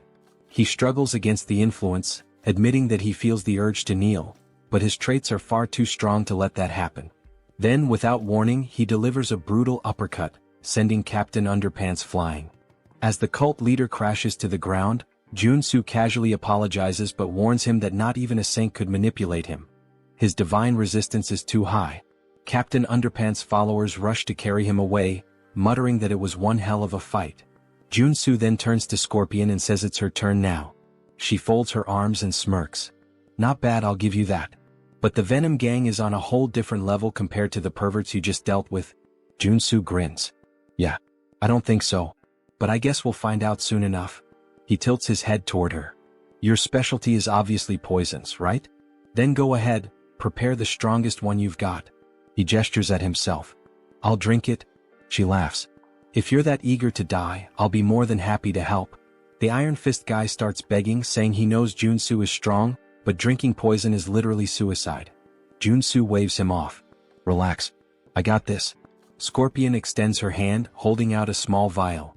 Drink it. If you survive, you win. If not, well, obviously you die and that means I win. He takes the vial and examines it. As expected. You gave me picnic knockout, the most painful poison among all the gangs. He sniffs it and grimaces. Ugh. Smells like ass. Just so you know, if I survive, I'm punching you in the face. She cackles. Then don't come crying for the antidote later. That never even crossed my mind, he replies before downing the entire vial in one go. The pain hits instantly like a thunderclap. His knees buckle, his face turns purple. It feels like his blood is boiling. Scorpion places a foot on his back, grinning in triumph. You're feeling it now, huh? If you beg for your life like a good little dog, maybe, just maybe, I'll consider helping you. Woof woof. But Joonsoo isn't here to play games. He grits his teeth and forces himself to focus. The poison was created using a mix of special medicines. Ordinary resistance won't be enough. He needs to take control of the venom inside him. Slowly he directs it toward his arm. Scorpion's eyes widen as she realizes what he's doing. Then a silent notification flashes through his mind. New trait acquired, drug resistance. With this, he can now manipulate poison using his own mana. Joonsoo draws his sword. Time for the final step. Without hesitation, he slashes his own palm. Blood drips from the wound, then, it transforms into a stream of pure venom. The entire crowd falls silent. No way. He actually expelled the poison? Someone mutters in disbelief. Scorpion shakes her head, calling it insanity. But before she can react, a chill runs down her spine. She realizes too late, he's already on top of her. Joonsoo grabs her finger and, with a sharp twist, rips it off. Her scream echoes through the market as the severed finger hits the ground. She collapses, trembling. Do you really think you can just walk away after doing this to me? Joonsoo rolls his eyes. Quit your third-rate villain monologue and get lost. Staggering to her feet, she backs away, vowing she won't forget this. Meanwhile, the Iron Fist guys erupt in cheers, yelling that she and her gang got exactly what they deserved. Joonsoo lets out a tired sigh. The outcome was never in doubt. The real problem starts now, getting the shops to reopen. The merchants exchange uneasy glances. Just because the Iron Fist gang won, does that mean the extortion will continue? Joonsoo folds his arms and looks at them. I hope you all understand, I did all of this to reach this outcome. The Iron Fist guy beside him nods furiously. There's just one thing the Iron Fist gang needs to keep in mind from now on, Joonsoo says. Of course. What is it? Joonsoo grins. The protection fee for this market will be half of what the Dagger gang used to charge. The Iron Fist guy's eyes go wide. Wait, that means we won't make any profit at all. Joonsoo stares at him, expressionless. Are you really arguing with me? And no way. The boss will totally understand. The merchants overhear the conversation and can't believe what they're hearing. Half the fee? To them, this is practically a miracle. In an instant, Joonsoo becomes a hero. They start bowing, thanking him in every way possible. He chuckles. I just did what needed to be done. But I do expect some good discounts now. After all, this market has everything and I plan to take full advantage of that. The merchants immediately offer him an 80% discount. Joonsoo smirks. Good thing I leveled up my NPC affinity. With the antique shop finally open, Joonsoo heads inside. The shopkeeper greets him with a smile. I've heard a lot about you from the other merchants. The hero who saved the market. Joonsoo shakes his head. Nah, I just did what was right. The shopkeeper laughs. Don't be so modest. Those gangsters have been tormenting this place for years. He lifts his bandaged arm and explains that he had to close the shop after getting beaten up. His arm was broken in the attack. Joonsoo frowns. Were you able to get proper treatment? The shopkeeper nods. Yeah, I had a qigong treatment. Worked like a charm. If it weren't for the therapist, I'd still be in the hospital. There's a qigong therapist in this city? Joonsoo asks, surprised. The shopkeeper smiles. Yeah, and he's damn good at what he does. I can introduce you. Joonsoo thanks him but says he came here to buy something first. The shopkeeper gestures toward the shelves. We have everything, except what we don't. Joonsoo laughs. Now that's how you run a shop. He scans the store, admiring the quality of the goods. Then, tapping his foot against the floor, he says, I want to see what you've got downstairs. The shopkeeper's eyes widen. How do you? Joonsoo flashes a smug grin. I have my ways. Of course he does. He's a no-lifer. They head downstairs and the shopkeeper explains that he normally never shows this collection to new customers. But for Joonsoo, he'll make an exception. Appreciate it? Below, the secret collection gleams before him. A true treasure trove of magical artifacts. Joonsoo's gaze sweeps across the items, confirming that Chunbok has always had rare pieces, both in the game and now. But the real prize is right there. The hornpipe of the ancestral god, which contains a secret mana cultivation technique. This is the jackpot. Now that he's secured the most important item, he might as well grab a few extras. He gathers everything and sets it on the table upstairs. I'll take these. Chunbok eyes the selection sharply. As expected, you've got good taste. He starts listing each item, but Joonsoo only listens until he hears the price. For everything. 2 billion won. Joonsoo stares at him like he misheard. Chunbok bursts into laughter. Relax, relax. That's the price for a stranger. But you? You're the market's guardian angel, so I'll cut you a deal. 500 million. Joonsoo lets out a relieved sigh. Damn, you almost gave me a heart attack. That 80% discount is a lifesaver. Now, all he needs is a superhuman priest capable of removing the sacred seal on the hornpipe. Luckily, he already has a lead on where to find this person. Purely by chance, of course. He asks Chunbok for the Qigong therapist's address and heads deeper into the city. There, he spots someone knocking on the door of room 101. Hey, anyone in there? No response. Joonsoo presses his ear against the door, wondering if the guy stepped out for a bit. Suddenly, the door swings open. A pale man with white hair glares at him, looking more than a little annoyed. What do you want this early in the morning? Joonsoo raises an eyebrow. Dude, it's the afternoon. The man shrugs. Morning for me. Now hurry up and spit it out. Joonsoo studies his appearance and confirms it. This is the guy. I heard your treatments are top tier. The man's expression shifts immediately. His suspicion fades, replaced by interest. Oh, I see. Thought you were one of those gangsters. Come on in. He gestures toward the bed. Lie down. Where's the injury? Joonsoo glances around the room, noticing a statue in the corner. That just confirms his suspicions even more. The therapist frowns. What are you doing? Just get on the bed. But Joonsoo smirks and reaches into his bag. Actually, I'm not here for treatment. He pulls out the hornpipe of the ancestral god and holds it out in front of the man. I came here for you to remove the seal on this item. The man furrows his brows. What do you mean, remove the seal? I'm a therapist, not a priest. If that's what you want, go to a temple. Joonsoo shakes his head. Not a chance. A temple would charge a fortune. Not to mention they might just confiscate the item. He then smirks and continues, but if you do it for me, I'll pay you 100 million won. Priest Kim. The man freezes. How do you know that name? Joonsoo shrugs. Of course I know. You're the third tutorial character in Arcane Seoul. He explains that Kim is a priest of a forgotten religion that worshipped a god who died 3,000 years ago. Among the countless corrupt priests in Arcane Seoul, Kim is one of the rare few who are truly innocent. With so many frauds out there, finding a good-hearted guy like you is practically a miracle, Joonsoo says with a grin. And that means you're going to be very useful to me? He leans in slightly. But let's keep this between us, yeah? The priest sighs, scratches his head and replies, this won't be easy, but I'll try. Joonsoo smiles. I knew you were a good guy. The two sit down on the floor. Kim places the hornpipe of the ancestral god between them, closes his eyes and takes a deep breath. Slowly, a divine aura begins to surround the artifact. The seal weakens bit by bit and he murmurs, it's working. The sacred ribbon wrapped around the artifact starts unraveling, then snaps entirely, revealing its true nature. Just as expected, the hornpipe holds within it the Einherjar cultivation technique. Kim stares at the item in awe. I actually did it? Joonsoo nods. As expected, you've got incredible talent. Kim keeps his gaze fixed on the hornpipe. This is a mana cultivation technique? Joonsoo confirms and thanks him. Then, without hesitation, he brings the hornpipe to his lips and blows.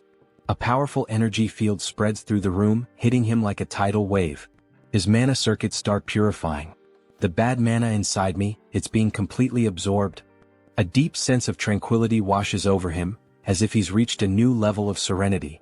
If he keeps this up, in 2 weeks he'll reach level 3. Kim claps his hands impressed. This is the first time I've ever seen a warrior using a mana cultivation technique. It's a rare sight for sure, Joonsoo replies. Kim grins. You must be exhausted. Lie down for a bit. Joonsoo shivers slightly. I just got hit with too much information at once. I'm fried. He lets out a deep sigh and collapses onto the floor. I'll rest for a while. I'm in your care. Kim chuckles. For what you paid me, you can stay as long as you want. As Joonsoo drifts into deep sleep, a thought lingers in his mind. This guy is really reliable, just like in the game. Having a trustworthy priest around is going to be a huge advantage later on. Sometime later, a sound wakes Joonsoo. Something is being poured. He opens his eyes, confused. What the hell? The strong smell of gasoline floods his nostrils. He turns and sees Kim pouring gasoline over the bag full of money. Joonsoo's eyes widen. What the hell are you doing? Kim sets the gas can down and pulls out a lighter. Oh, forgotten god, accept my offering and rise once more. He drops the lighter. The fire devours the bills instantly. Joonsoo can only think, what the hell is happening? Without hesitation, he lunges forward and grabs Kim's wrists. Are you insane? He pushes the priest to the floor, pinning him by the shoulders.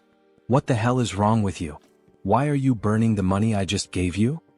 Kim, his eyes glowing with devotion, responds, It's an offering to my god. Joonsoo clenches his jaw.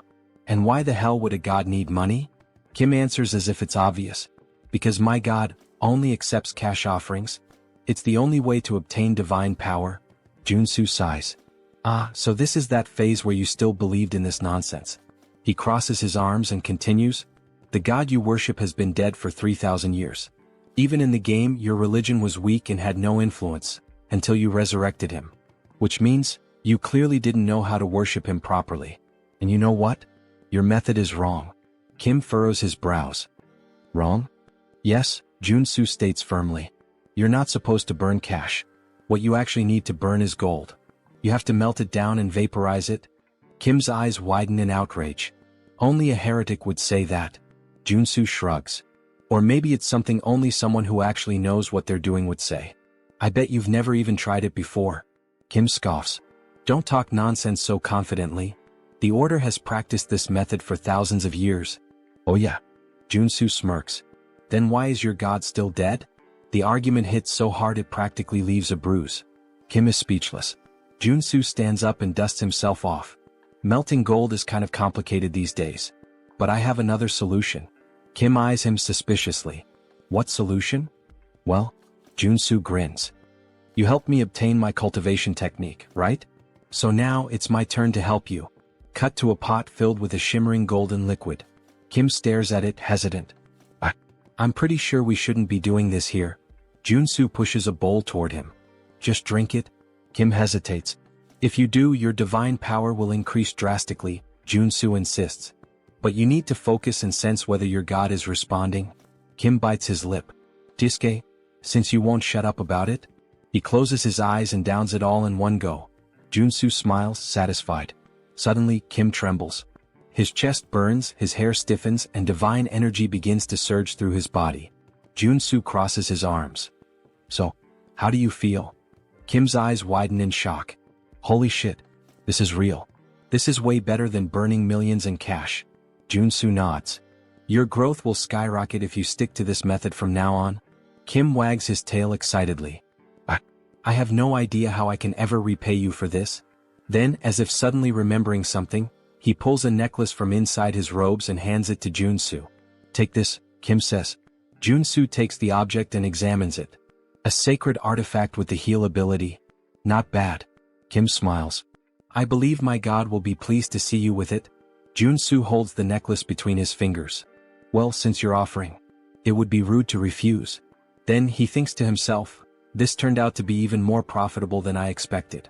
In fact, Kim's order also provided incredible quests in the game. He suddenly grabs Kim's hands, looking him straight in the eyes. Let's pray together. Kim blinks, confused. What? Why? Joonsoo grins. Because I want to repay you. And just like that, in true Pokemon fashion, Joonsoo captured Priest Kim.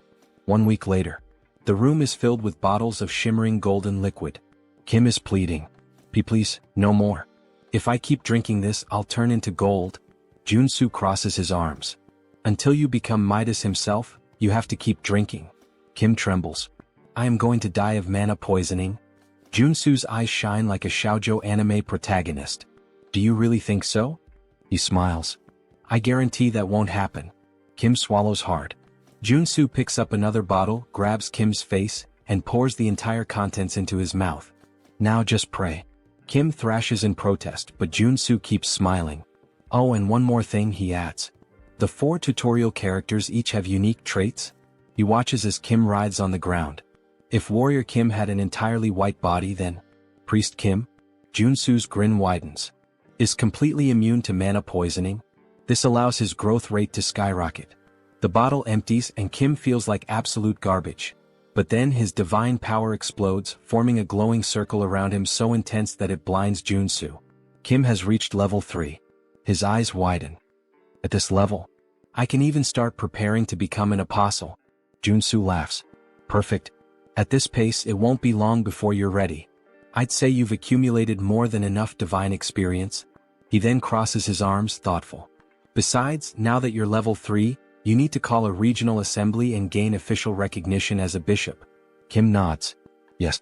I have 2 bishops already, and thanks to your help, I've grown so fast that I'll never forget this debt. Joonsoo waves his hand. Oh, relax. I just like helping people. But of course, he's betting everything on the fact that this guy will want to repay the favor for the rest of his life. After all, he wants access to the artifacts in Kim's God's vault. Kim then takes a deep breath. Actually, I'd like to make a request. Joonsoo raises an eyebrow. What is it? Kim hesitates. I need to call a regional assembly, but I'm worried about going alone.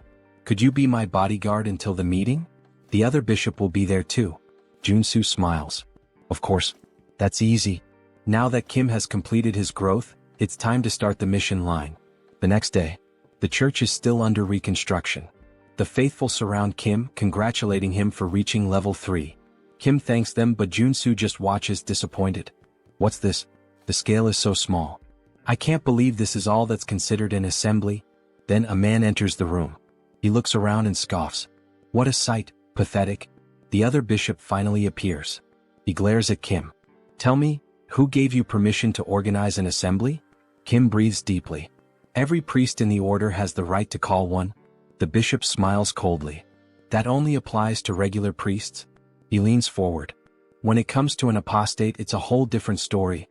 Kim furrows his brow. What do you mean by that? I never renounced my faith. The bishop smirks. Your level increased to 3 in just 3 months. There's no way someone could grow that fast by normal methods. So there's only one explanation.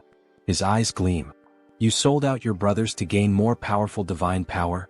Kim's eyes widen. That's absurd. I just found an efficient method.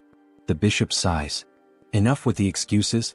He raises his hand and soldiers enter the room. Capture him. But before they can move, Joonsoo steps forward. Hey, we can't let you scare the kid like that. The soldiers turn to him. And who the hell are you? Joonsoo laughs. I'm his bodyguard. The bishop narrows his eyes. This is an affair of the order. We don't need outsiders interfering. Joonsoo smiles. But I just said I'm his bodyguard. So I'm not an outsider. He crosses his arms. By the way, what kind of boomer logic is that? Kim then speaks up. I just drank gold to level up. This can't be considered a crime. The bishop grows furious. Consuming gold is the act of a heretic. How dare you commit such blasphemy and still expect to escape unscathed? Kim opens his mouth to retort, but the bishop raises his hand.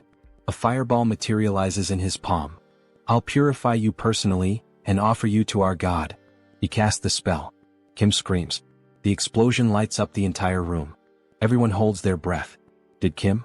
But when the dust settles, Joonsoo is standing in front of Kim, unscathed, with a mana shield still glowing around him. He sighs. Attacking someone without warning? He furrows his brow. Now that's blasphemy. The bishop is left speechless. Why you blocked my magic? Joonsoo smiles. So, you really want to attack a potential apostle like this? The bishop grits his teeth. There's no way a heretic can become an apostle. Kim looks at Joonsoo confused. What do you mean? Joonsoo smiles. Don't worry. He pulls something out of his pocket. Just eat this and pray. Kim blinks. What? Why? The bishop raises his hand again. If you don't want to burn along with Kim, get out of the way. Joonsoo smiles even more. If I prove that he is an apostle? He narrows his eyes. What will you do? Suddenly, a golden aura fills the room completely. Kim falls to his knees, his eyes shining. He begins to pray. The bishop's eyes widen. It can't be. The arrival of an apostle? Joonsoo crosses his arms.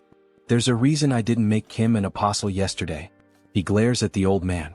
It's because you have a serious mental delay. He then gives a half smile. And also, you're a detestable villain who envies Kim. So I need to eliminate you here. He grips the hilt of his blade tightly. The requirement for Kim to awaken, he points, is to consume a golden relic from another order. The bishop's eyes widen. Joonsoo smiles. And with you being accused of blasphemy, it won't be hard to ensure Kim becomes the true apostle. Suddenly, a golden halo appears above Kim's head. His eyes shine. The bishop takes a step back, terrified. Joonsoo raises his blade. Now that the apostle has arrived, his eyes turn cold and sharp.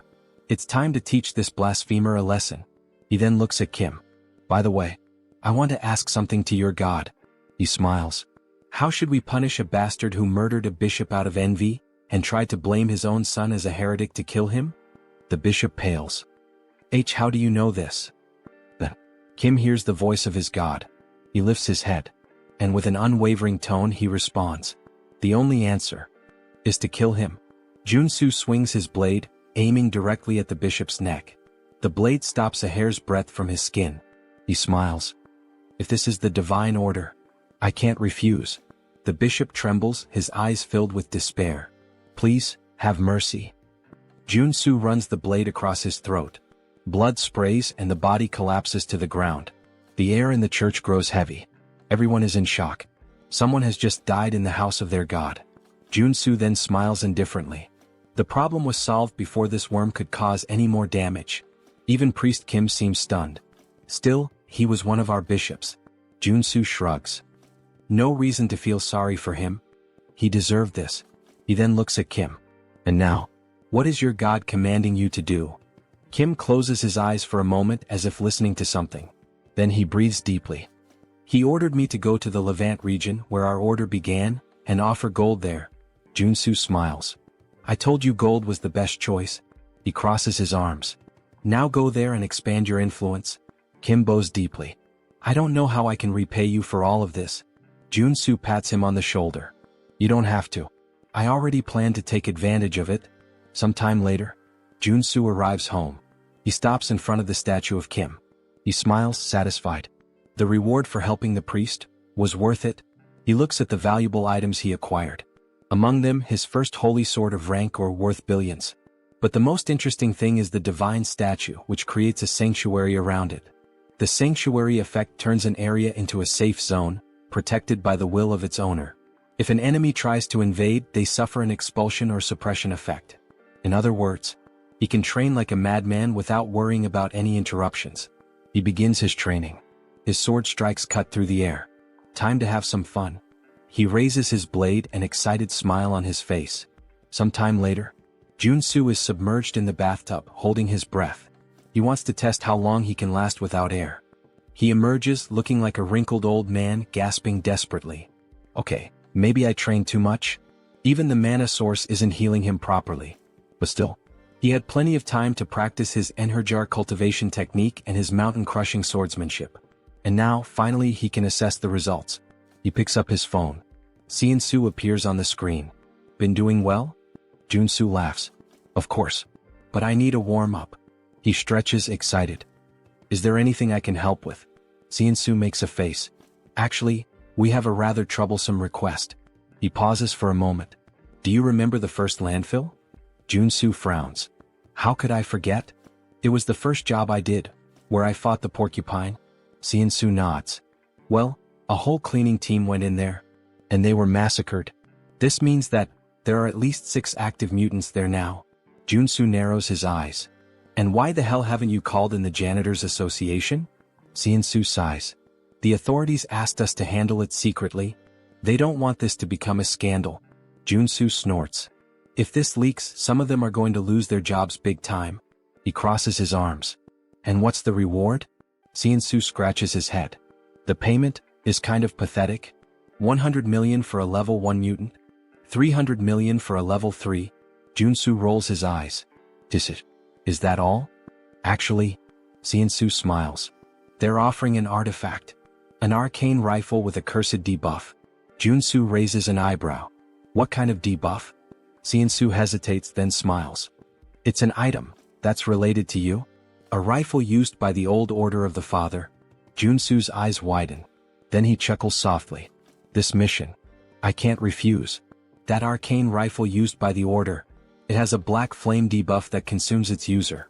But Joonsoo has already overcome that before. He gets up from the bathtub. Alright. I'm heading there right now. Joonsoo is definitely fired up. He heads toward the landfill and right from the start, he can feel a sinister aura emanating from the place. As he moves forward, holding his rifle, he mutters. They haven't cleaned this place for just a few days, and it's already this chaotic? Something's very wrong here. His senses are scrambled, he can barely see properly. He needs to prepare for a surprise attack. With a quick movement, he activates his sensory focus. Almost like an immediate warning, he feels something moving fast in the mist. He looks around, tense. The sounds of the creature come from multiple directions. He can't pinpoint exactly where the enemy is. A strong wind blows behind him. He spins around immediately. And there it is, something like a gargoyle bat leaping straight at him. Joonsoo pulls the trigger. Die. The monster is riddled with bullets, but instead of falling, it flies away only wounded. Joonsoo frowns. Is that it? He keeps firing but soon realizes the bullets are ricocheting off the creature's wings. The beast loops through the air and launches back at him. Joonsoo rolls to the side, sliding to avoid the strike. Oh shit. If he hadn't switched to the evasion trait, he would have been torn in half just now. A flying bulletproof enemy? If I keep this up, the longer this fight lasts, the worse it'll get. There's only one solution. He lowers the weapon, aiming directly ahead. The monster charges toward him. I need to end this with a single shot. The enemy gets closer and closer. Bang. The shot hits directly between the eyes. With its last breath, the creature screams, crashing down on him, blood pouring from its head. Joonsoo laughs, still lying on the ground. I won. And on top of that, he unlocked a high-level shooting trait. Then he hears footsteps. The sounds of the fight have attracted more mutants. There are too many. He wouldn't be able to handle them all. But then, he smiles. Or maybe, he would. He activates stealth and hides behind a pillar, near the monster's corpse. I'll wait for them to show up first. In the next moment, a group of ridiculous-looking guys starts advancing. They seem to be made out of modeling clay. Joonsoo smiles, holding a grenade. Ah, it's nice that my little cuties have arrived. He throws a few grenades. Let's see. When you all gather in one spot, goodbye. Boom. The landfill explodes, debris flying in every direction. Joonsoo laughs, raising his rifle. That was just the beginning. He begins unloading bullets at the surviving creatures, turning the slime monsters into chunks. And he laughs even more, thinking that he should use these clever tactics more often. Then, something alerts him. More creatures appear around him. But these are different. They don't make a sound. Joonsoo hasn't noticed them until now. And there's one more thing wrong. They're not mutants. They're specters from a necromancer. And there are a lot of them. Suddenly, a radio in one of the specters begins to play. A voice speaks directly to him. Can we have a little chat? Joonsoo narrows his eyes. Are you talking to me? Then he sees it. The specter wasn't speaking. There was a speaker attached to it. He sighs, understanding everything. Well. So you're using these specters to communicate, huh? This means you're the necromancer who created them. The voice responds. Why are you causing destruction in my territory? Joonsoo scoffs. Your territory? This is a contaminated landfill, my friend. But then, something clicks in his mind. The truth hits him like a weight. The Cleaners Association on the surface seems like a benevolent organization. They clean contaminated mana, bringing safety. But in reality, they're one of the most dangerous groups in Arcane Seoul. Ah, I get it. The mana cleaning is just a cover. Behind the scenes, the organization is involved in all kinds of crime, expanding its influence. And this This is probably yet another one of their schemes. They created this situation on purpose. The government would have no choice but to ask for their help. And with that, the Cleaners Association's influence would only grow. Joonsoo closes his eyes for a moment. Then, he smiles, full of adrenaline. This just got a lot more interesting. Meanwhile, the Cleaners Association already has another plan in motion. They intend to use these incidents as an excuse to dismiss public employees who oppose them, consolidating their power even further. The necromancer's voice echoes through the speaker. There's really no reason for us to fight, you know? He pauses. I've got a proposal for you. Joonsoo rolls his eyes. Here we go. You're quite talented, the necromancer continues. Why don't you join us in the Cleaners Association? Joonsoo scoffs. And why would I join an organization that spreads terror with monsters and landfills? The voice stays calm. I'm serious. With your skills, you'd be at the top of our hierarchy. Without a second thought, Joonsoo flips him off. No fucking way. Besides, he adds, that name is garbage. Totally lacking style. The necromancer bursts out laughing. Looks like you don't know your place. If you don't want to join us, the voice turns cold and sharp. Then you can just die. The specters charge toward Joonsoo. He shoots, causing a massive explosion that sends the specters flying in all directions. Sit down, buddy, he taunts. But the specters aren't mutants, they're magical summons. As long as there's mana, they simply regenerate. Joonsoo lets out a frustrated sigh. Oh shit. I forgot that firearms are useless against these things. He holsters his weapon and pulls out his sacred sword. Well, if that's the case, sacred attributes will take care of them. The necromancer's voice falters for a moment. A sacred sword? I thought you were just a shooter. Joonsoo charges, slicing through the specters with precise strikes, cutting them in half. Shut up, he growls. I'm going to find you, and when I do, you'll regret it. He advances, slicing through the fast-moving specters, severing limbs and limiting their mobility. Thanks to his attribute advantage, the fight isn't difficult. But the specters keep coming. Okay, enough, he mutters. Time to change tactics. He activates his resistance traits and combines them with the abilities of his artifacts. The sword, gloves, and necklace he bought from the store. Now, with 9 traits active, he believes this will be more than enough. Let's see how far this takes me. He launches forward, releasing an attack in the form of 4 aura blades, sending the specters flying backward. It works, but it's draining my energy pretty fast. He fires another attack, destroying even more of them. But some simply ignore the damage. The world around him begins to spin. Shit. I'm getting dizzy. But, just one more attack. His body starts to glow blue. He takes a step forward, and in the blink of an eye, he surges straight ahead like lightning. The ability he just unlocked is called Charge. A trait that allows him to move at high speed, dealing damage to everything in his path. He grins excited. I didn't expect to get this, but I'm glad I did. As he cuts through the specters like a rocket, he's already thinking ahead. If I can unlock another skill now, that'd be perfect. He bends his knees and leaps into the air, unlocking another trait called Jump. Yeah, it's exactly what it sounds like, he laughs. With Charge and Jump combined, escaping or attacking becomes a breeze. As he descends at high speed, he mocks. Now these idiots won't even know what hit them. He leaps and charges repeatedly, bouncing across the battlefield like a human projectile.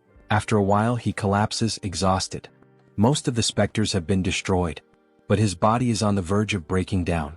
The necromancer's laughter echoes from the speaker. I didn't expect you to be a paladin. Now, I want you even more. Joonsoo struggles to get back on his feet. If you're so confident, why don't you show yourself? The necromancer responds with contempt. What kind of idiot mage would face a warrior in direct combat? Instead, accept my gift. Before him, a corpse begins to move. It's a shield bearer, a level 2 undead. Joonsoo clicks his tongue. This is going to be a problem? He still hasn't fully healed. The shield bearer raises its weapon and brings it down violently toward him. Joonsoo narrowly dodges. But before he can react, a purple arrow soaked in dark mana cuts through the air, and it strikes him in the back. He spins quickly, trying to understand what's happening. The necromancer's voice comes through again. Your moves are pretty decent. I can't wait to turn you into a death knight. Joonsoo narrows his eyes. This reminds me of a rule in Arcane Seoul. When you fight a necromancer, you should never focus on their servant. He leaps into the air, pretending to prepare an attack, but it's a feint. Instead, he dives straight to the ground, sliding beneath the undead's shield. His eyes scan the area, searching for the origin of the shot, until he finally spots it. Up high in the balconies, a silhouette stands out. So, it's you? Joonsoo activates charge, dodging the shield-bearer's attack and rushing directly toward the necromancer. He propels himself off the ground, soaring through the air. Time to finish off this coward. He draws his sacred sword, pointing it at the enemy. You made a fatal mistake by revealing yourself. Karen, the necromancer, smiles with disdain. So, you have a brain after all? Joonsoo narrows his eyes. Now that I see your face, I recognize you. You're Karen, a Reincarned necromancer. One of the directors of the Association of Cleaners, and the final boss of this damn landfill.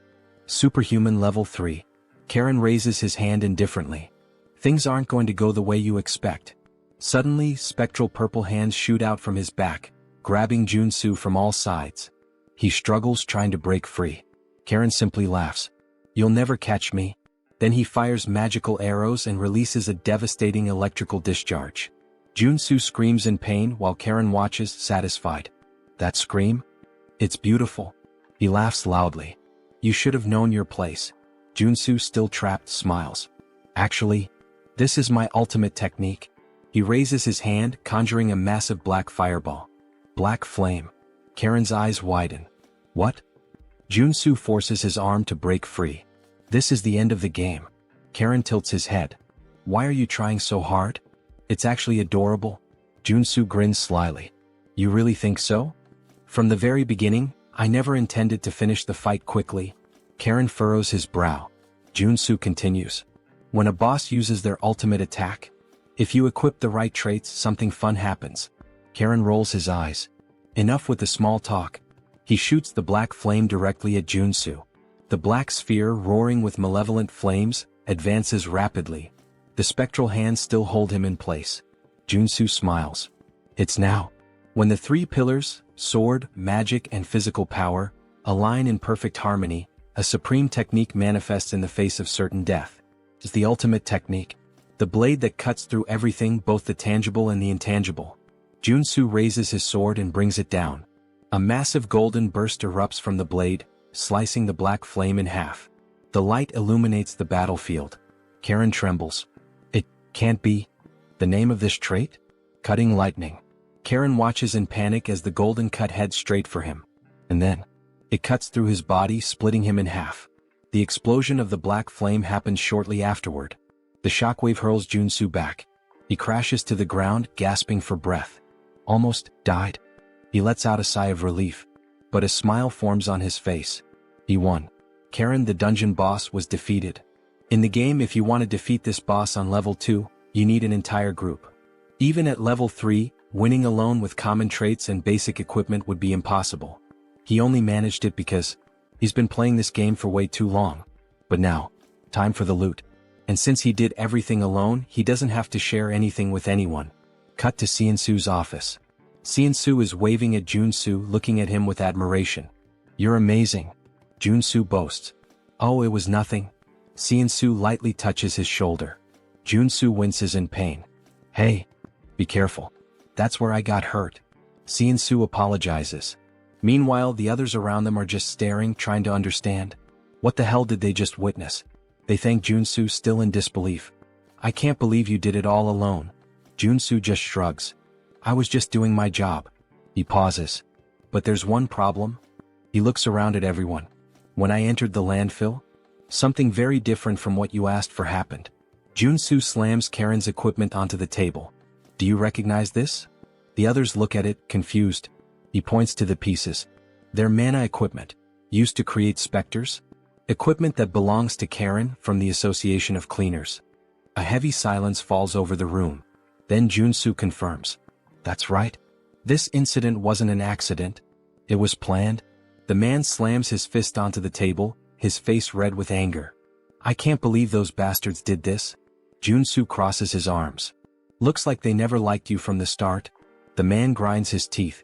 They always charged us ridiculous fees. We've had our own conflicts before, but I never imagined they'd take it this far. Turning innocent people into mutants? Joonsoo observes his reaction. Did he really not know? But thinking about it, it makes sense. In the game, The reality of the association is only revealed after the player completes this mission. The man lowers his head, ashamed. I'm sorry we put you in unnecessary danger because of this. Joonsoo shrugs. I just did what I had to do to blow up the bad guys. He smirks. But, of course. I hope there's a good compensation, not just a simple apology.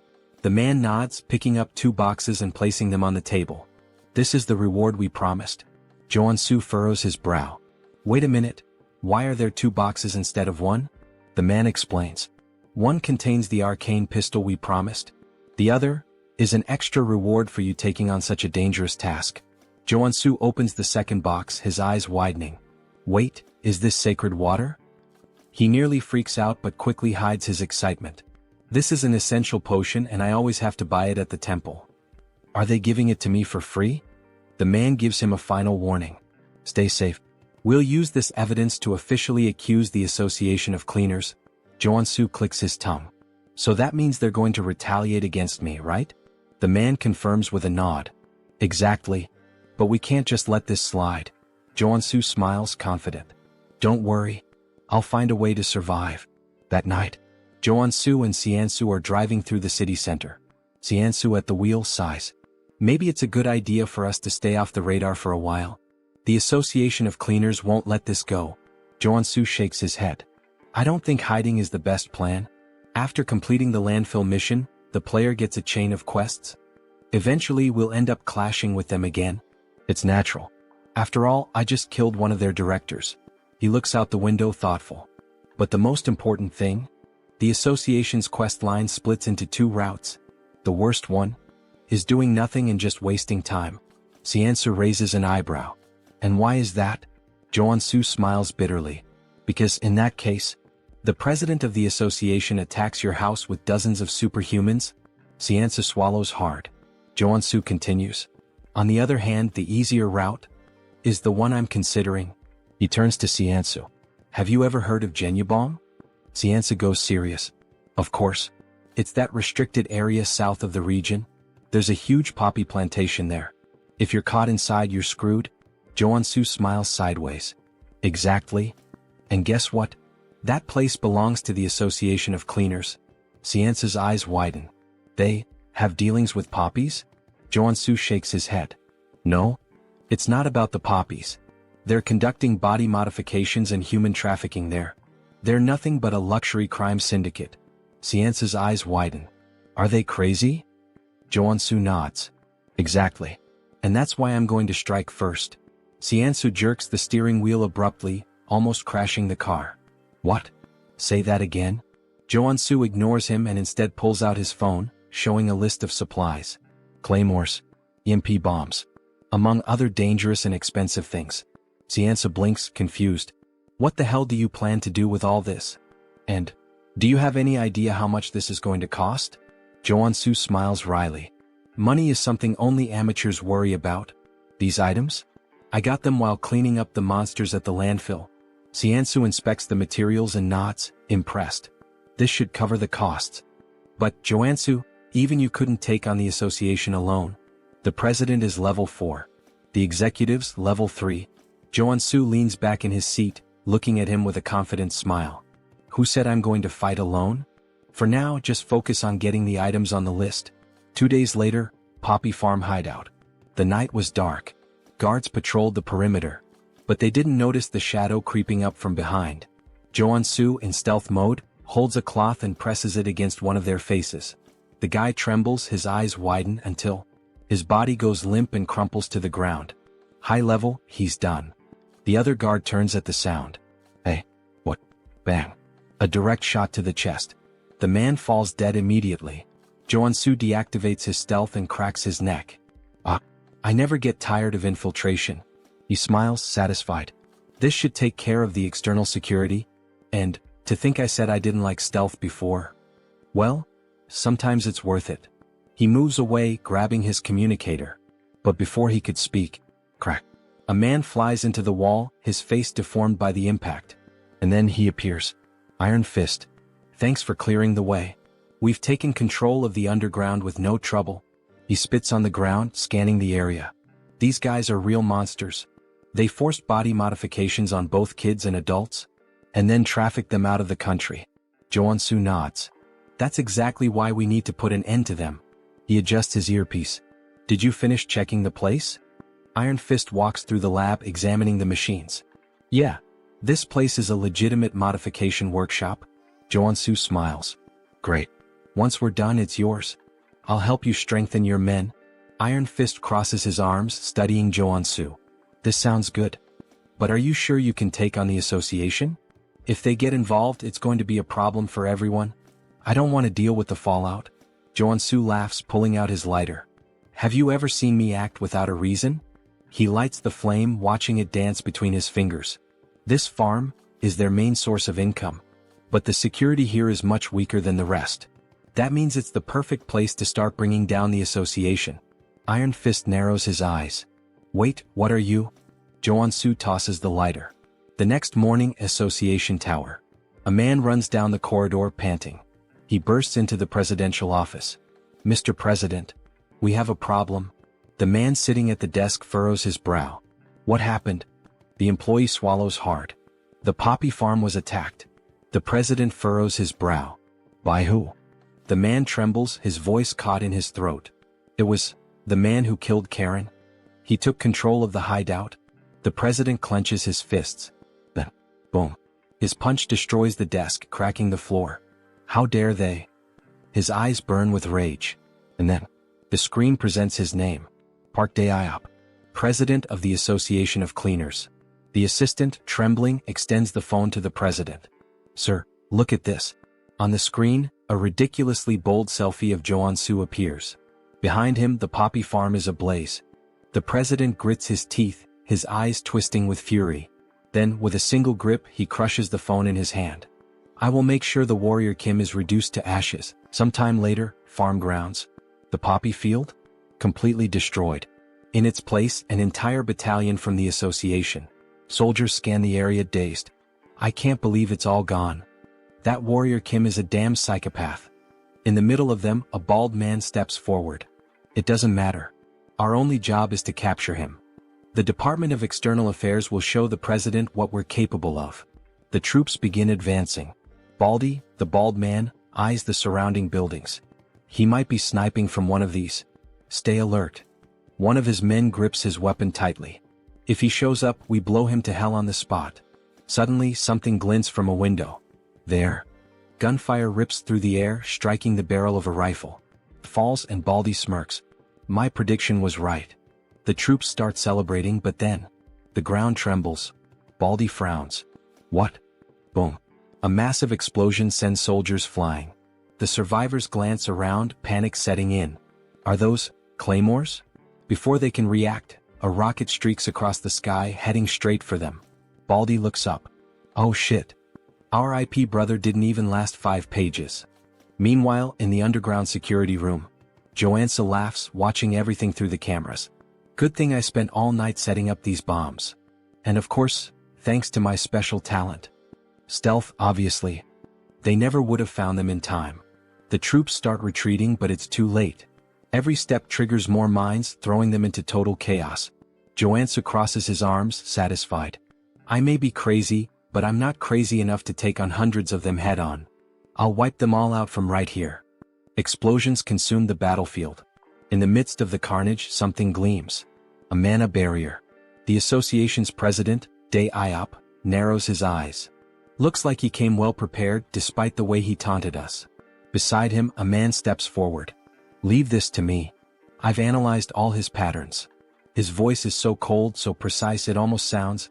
Wait. He talks exactly like me. He must be a robot. On the screen, a name appears. Cyborg. Superhuman class R level 3. Vice President of the Association. Dae-iop glares at Cyborg, his voice dripping with hatred. Bring him to me. I'll make sure he dies the most painful death possible. Suddenly, boom. A grenade detonates near them. Cyborg doesn't move. The blast radius doesn't reach here. Well, since they're throwing grenades to test the waters, we can just clear the traps and move forward. Another rocket fires straight at them. Sometime later, Cyborg raises his hand and simply swats the rocket aside, sending it exploding behind him. His men stare, slack-jawed. He turns to them. Did you track the shot? Yes, sir. It came from the right side of the rooftop. Good. Shoot him. The troops opened fire, tearing the location apart. But as the dust settles, it was just automated turrets. Cyborg grins, satisfied. We're almost at his hideout. Time to show that bastard what hell looks like.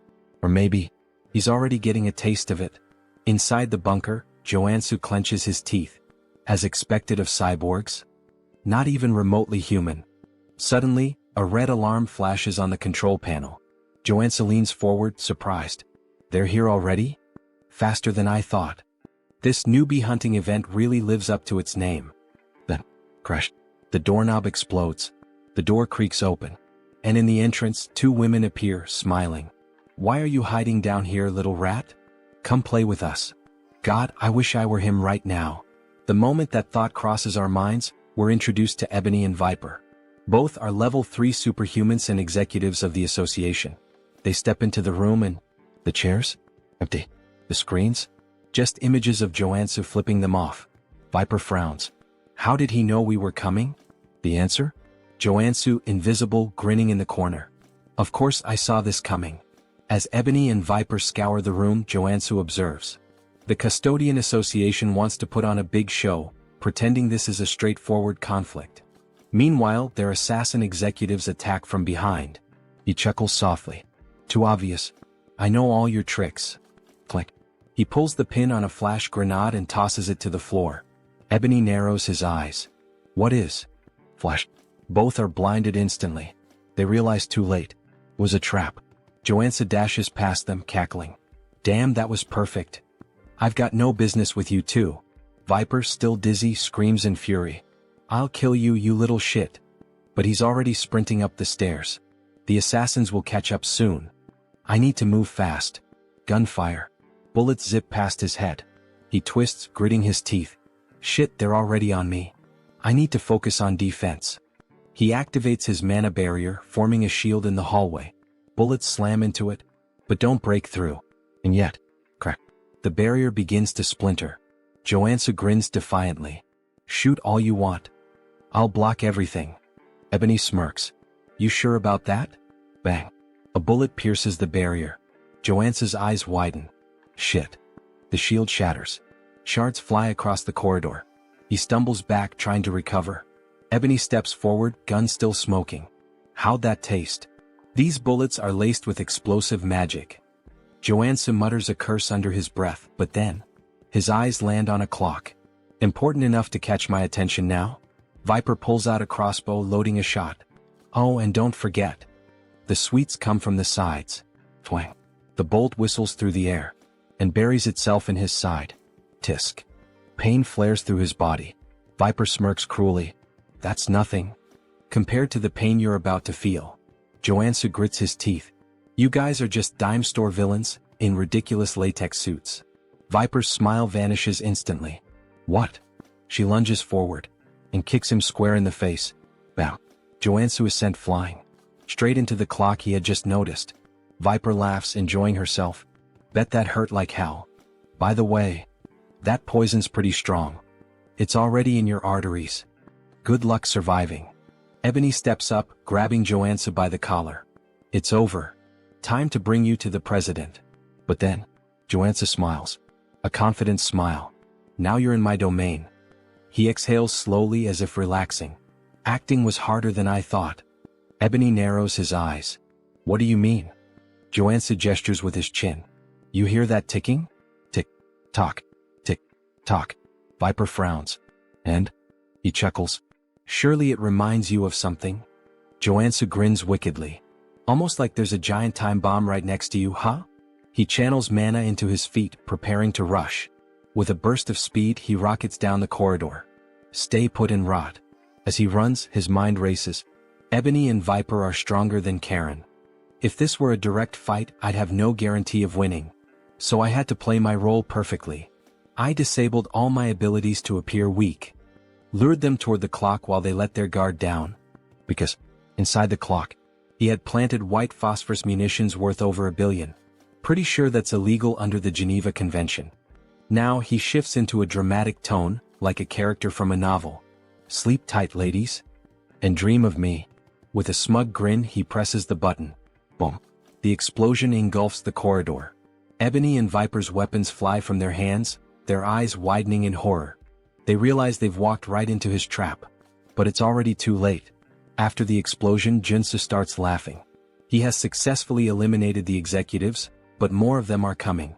He needs to recover quickly, so he equips all his healing abilities, especially because he has no idea when the guy with the machine will show up. And then, suddenly, multiple enemies start appearing. Speak of the devil. A group of men with robotic features approach the protagonist. You took down Ebony and Viper? Yeah, Joonsoo replies, grinning. And you'll be the next one buried in a grave in just a few moments. Don't even think about walking away from this unscathed, one of them snarls. I'll make sure to modify you until you're begging for death. Joonsoo smirks. Wow, what a terrible attempt at being scary. Try acting a little more human next time, he mocks, playing on the fact that his opponent is part machine. I can already tell talking to you is a waste of time. I'll end this right now. The enemy growls as a metallic claw extends from his wrist, just like Wolverine's. The others raise their weapons. Joonsoo chuckles. I love how you guys modified your bodies based on your own wild imaginations. Thanks, idiots. He grins, pressing a red button. Suddenly, sparks erupt from the area, and an electrical surge paralyzes all the enemies. Without missing a beat, Joonsoo opens fire. A-1 in EMP bombs. EMPs and rifles, my best friends when fighting machines. With the robotic men stunned, Joonsoo mercilessly guns them down. However, one of them remains standing. I guess that's the real RoboCop, he mutters, staring at the unfazed enemy. Damn. How much money did you pour into that stupid body of yours? The EMPs didn't even faze you.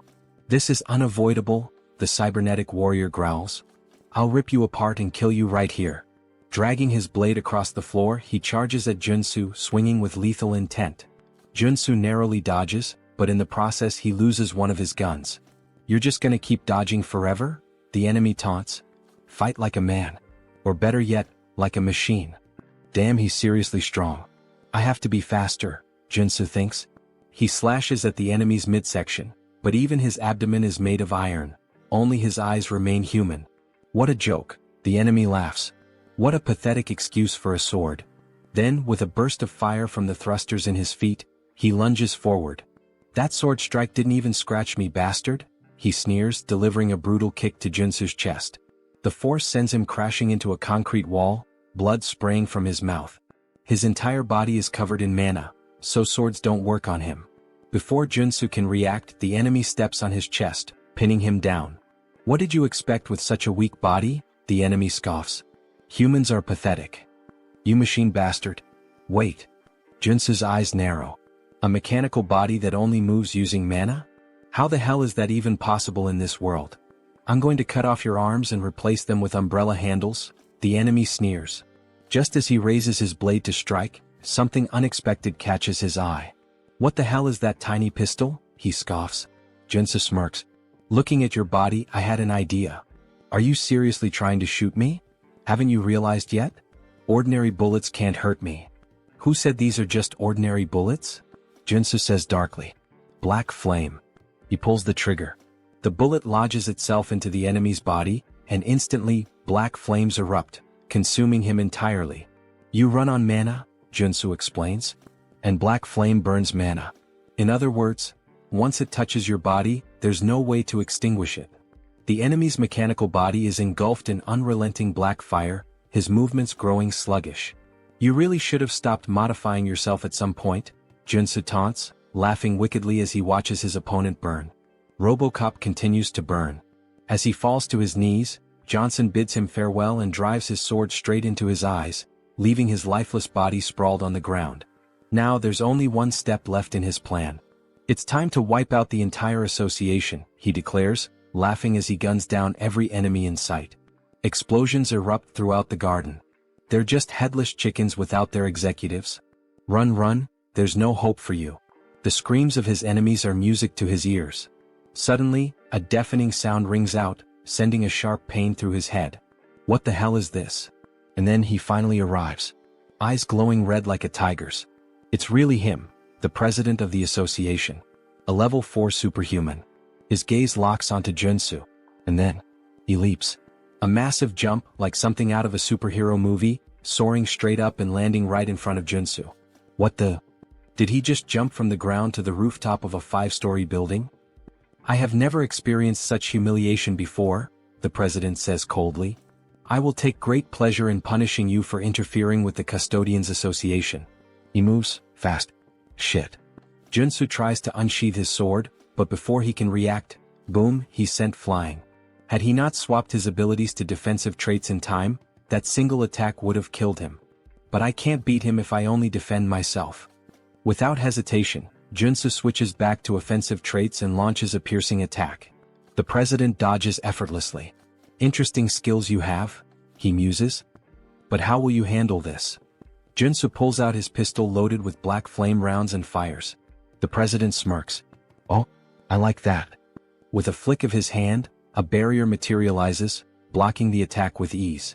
He nullified my 2 best abilities like they were nothing. Before Joonsoo can react, the president charges in and lands a rapid barrage of punches, knocking him to the ground. He's unbelievably strong. Is that all? The president sneers. As expected. It was impossible from the start. Park Daop was born with an SR rank, his stats overwhelmingly powerful from the beginning. Meanwhile, Warrior Kim was just an NPC.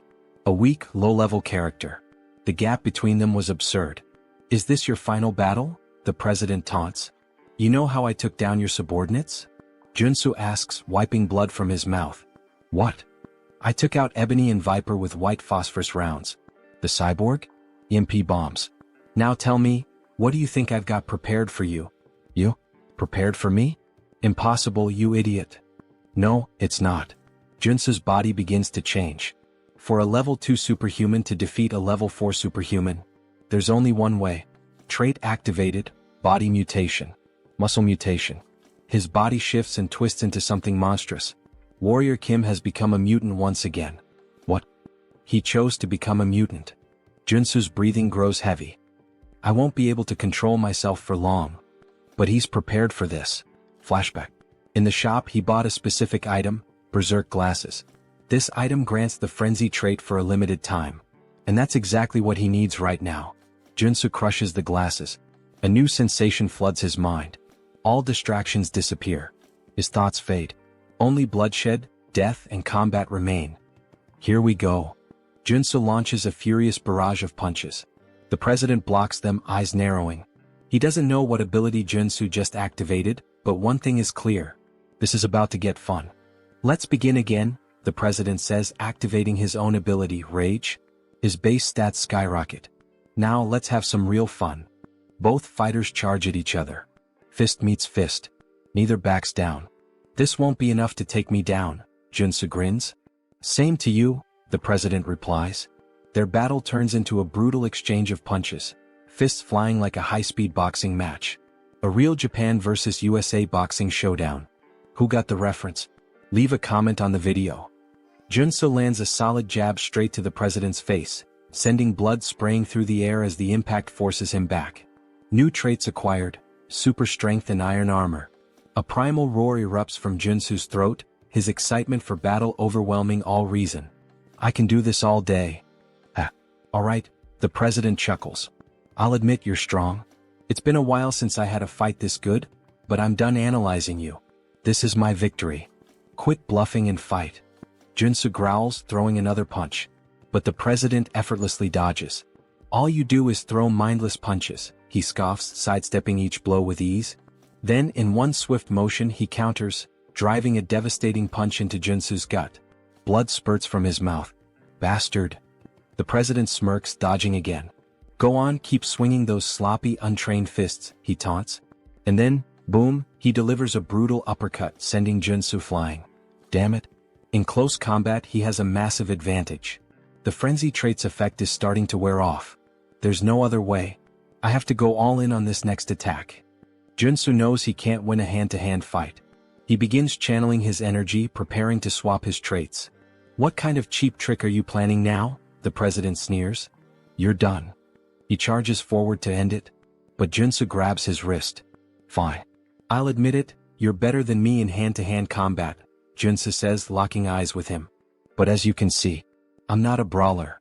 A dangerous grin spreads across his face. I'm a swordsman, you bastard.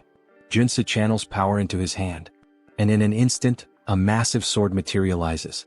Before the president can react, a blinding light erupts point blank, piercing straight through his heart. You can use that ability barehanded? The president gasps. This was a good fight. His body trembles, and then collapses lifeless. Joonsoo exhales heavily. Shit. I really pushed my body too far this time. A system notification appears. Status effect, disease. Suddenly, a wave of unbearable pain surges through him, like his body is tearing itself apart. Arg? But then, a golden beam of light bursts from his body. His monstrous form begins to fade, his body slowly reverting back to normal. Warrior Kim has ascended to level 3. Oh god. Thank you, I leveled up just in time. A weak chuckle escapes his lips. I really am one lucky bastard. Then, his body gives out. He collapses unconscious. When Joonsoo finally regains consciousness, he finds himself submerged in the bathtub of his own home. Home? Mr. Superhuman, are you all right?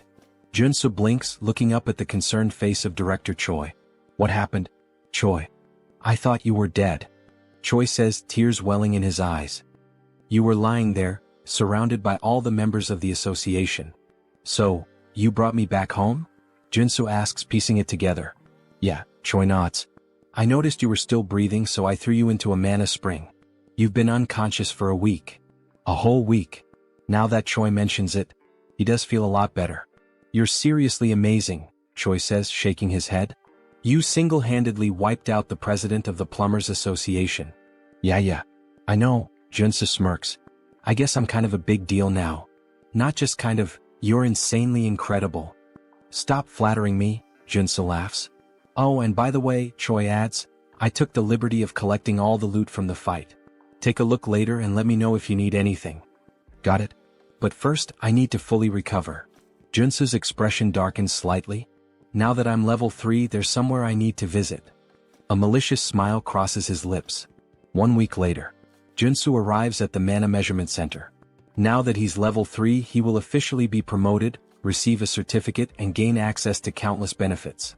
This is insane, Mr. Superhuman, Choi exclaims. I've never seen anyone level up as fast as you. You're gonna start your own country soon at this rate. Joonsoo scratches his head, looking embarrassed. I wouldn't go that far.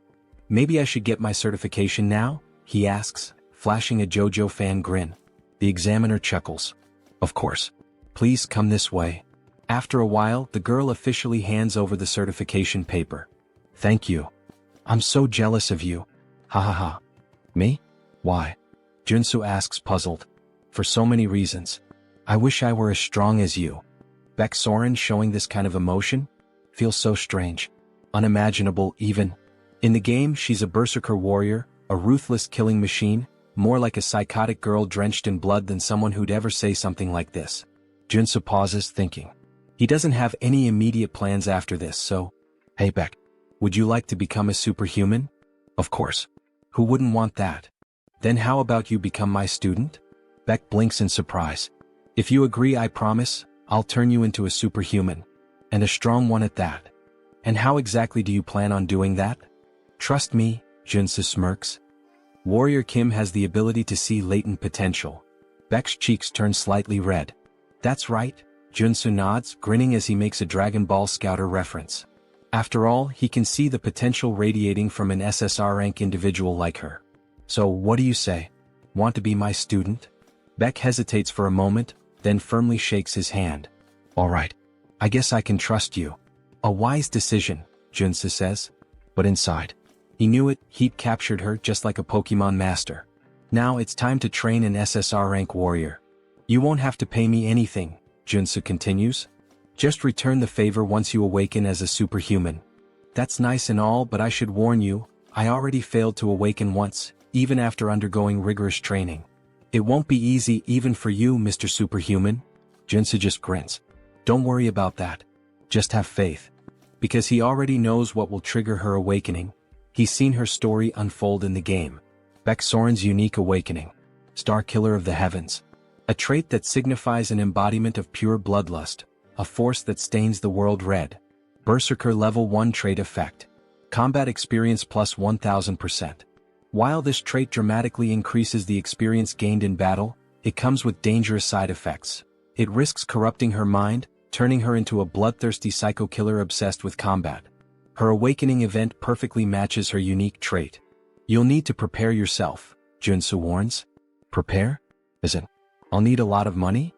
I don't make much in this job, Beck jokes, making a quiet hand gesture. No, Joonsoo shakes his head. You'll need something far more important than money, mental fortitude. Beck tilts her head, confused. But before she can ask more, "Excuse me, Mr. Kim," a staff member interrupts. "You've been invited to a meeting. Would you follow me to the 5th floor lounge?" Joonsoo's eyes narrow. An invitation to the 5th floor? That's strange. As he and Beck step into the elevator, a realization dawns on him. In this tower, superhumans are divided by their power levels. He's being summoned to the 5th floor. That means a level 5 superhuman invited him. Who could it be? As the doors slide open. "Professor? Wait, it's really you?" A familiar voice greets him. Seo Woojin, a level 5 superhuman. "Congratulations on earning your level 3 certification," Woojin says warmly. "I'm so happy to see you here." "I'm happy to see you too," Joonsoo replies. But inside he's assessing him. Despite his natural-born talent and wealthy family, Woojin reaching level 5 this quickly is still surprising. "He's already surpassed me. Also," Woojin continues, "I'd like you to have this." He hands Joonsoo a small ornate box. "A gift? You didn't have to." Inside, Joonsoo sees the item description. Item acquired, Mana Focus Crystal. A rare artifact that enhances mana control and efficiency. Perfect for Warrior Kim. A warrior who relies on mana. For a split second, Joonsoo almost drools at the thought. But instead, he clears his throat and coolly says, I shouldn't refuse a friend's gift, right? Thanks, Woojin. Use it well, Woojin nods. But then Woojin's expression turns serious. "Mr. Warrior," he says, "there's another reason I called you here." Joonsoo raises an eyebrow. "A favor?" "Yes," Woojin nods. Joonsoo leans in slightly. "Why do you suddenly look so serious? Could you help some of my friends who are also suffering from divine fever just like you helped me? They contracted it as well?" "Yes. The 4 of them have been dealing with this since childhood. They were blessed alongside me. For people suffering from divine fever, huh? Wait a second. Is he talking about those characters? If so, then this is the perfect opportunity to make things a lot easier." "Of course," Joonsoo nods, radiating an angelic aura.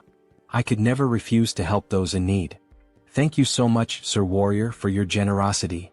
But before we begin the treatment, I'd like to meet them first." "Of course. I'll arrange a meeting right away." Later that day, Woojin's estate. "Here they are, Professor." As expected, Joonsoo was right. These 4, they're the supporting characters meant to assist Paladin Seo Woojin. They're all children from wealthy families, essentially kidnapped and forcibly baptized under the orders of the Old Father. Joonsoo folds his arms and cuts straight to the point. "Let's be clear, you were all forced into this baptism without consent, right?" "Yes, that's correct." "Is it really possible to cure this?" One of them hesitates. "My treatment is painful," Joonsoo warns. "But if you endure it, you'll awaken, just like Woojin did. If you follow every single one of my steps, you will succeed. Do you have what it takes to withstand it?" For a moment, the 4 hesitate. Then, in unison, "We'll do whatever it takes. Please help us." Joonsoo smirks. Spreading massive black angel wings, he declares, "Then let's begin." 1 week later, all 4 of them awakened. We actually did it. Just as Joonsoo had predicted, their innate talent ensured a smooth awakening. "Professor, thank you so much." The 4 students burst into tears, overcome with gratitude. Joonsoo nods, satisfied. "You endured my method, that credit belongs to you. Well done, students." Just then their parents enter the room. "Professor, we can't thank you enough. You've freed our children from this curse. As a token of our appreciation, though it's not much, we hope you'll accept these gifts." A mountain of presents is placed before him. Joonsoo waves his hands modestly. "You didn't need to do this. Their success was thanks to their natural talent." But inside, he's grinning ear to ear. "This order only favors rich families. Which means I can milk this system for all it's worth." For a brief moment, he makes one of the funniest faces seen in this entire manhwa. Lately, his luck has been insane, like he's been rolling SSR pulls in a gacha game. Now then, let's see what I got. Rewards obtained. Extreme speed trait. Steel-plated boots. Detection trait. Helmet. Fury trait battle axe. Acropolis trait shield. Nectar, a rare consumable item. All of them are valuable. All of them perfectly suit his needs. We selected these gifts together, one of the parents says. We hope you like them. Joonsoo smiles. You have my sincerest gratitude for these rewards. But now, it's time for his real reward. You mentioned you wanted to talk to me for a moment, right? Yes, one of the parents nods. I have a favor to ask of you. A favor? Joonsoo tilts his head. Yes. I represent the Galaxy Shopping Mall. Joonsoo raises an eyebrow. All right. How can I help the savior of my son? The man hesitates before answering. I'd like permission to enter the underground gold mine beneath the Harem branch of Galaxy Mall. A gold mine? We don't have anything like that under our shopping mall. Joonsoo smirks. I'm talking about the one hidden between areas A1 and A2 on the 8th floor of the underground parking lot. Are you sure it's not there? The man stiffens. Got him. I don't know how you obtained that confidential information, he says carefully. But even coming from you, I can't grant this request. Joonsoo leans in slightly. I promise you this, I won't speak a single word about what I see down there. Just for one day. That's all I ask. The man stays silent. Joonsoo smiles knowingly. All I'm asking is to keep your little secret, a secret. The next day, Joonsoo walks alongside the girl he promised to help. After smashing through the wall, she stares in disbelief. I can't believe there was actually a hidden space inside this shopping mall. See? Told you, Joonsoo grins. This is the place where you'll awaken. You have no idea how hard I worked to get us here. But, are we really going to train in a dirty place like this? She asks, wrinkling her nose. Of course, Joonsoo assures her, stretching out a hand. I promise, it'll be fun. Characters with the trait star that kills the sky can't be awakened through traditional methods. They have to be pushed to the absolute limit, forced into a life-or-death situation. This dungeon hasn't been discovered by the world yet, but this is the exact place where Baek Soren awakens in the future. Sir Warrior, this place is so dark, and it smells weird. Her voice trembles and she grips her arms tightly. Joonsoo can tell she's afraid. Then, a zombie suddenly lunges at her. She barely dodges in time, but the impact sends her glasses flying to the ground. Warrior. Please help, she cries out. Joonsoo tosses a sword to the ground. The training has begun.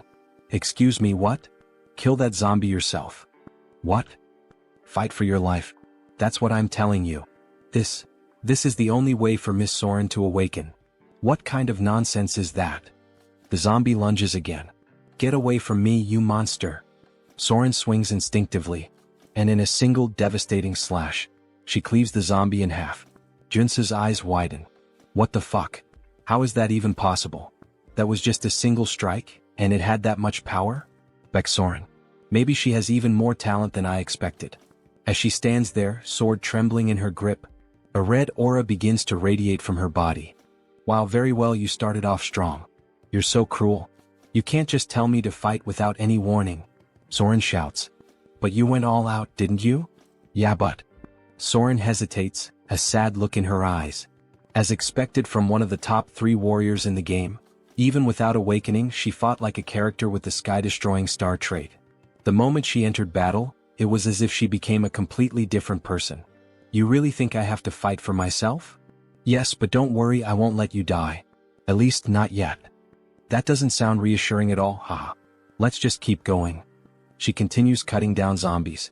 You mentioned taking a few superhuman classes before. Did you learn any sword techniques? Nope.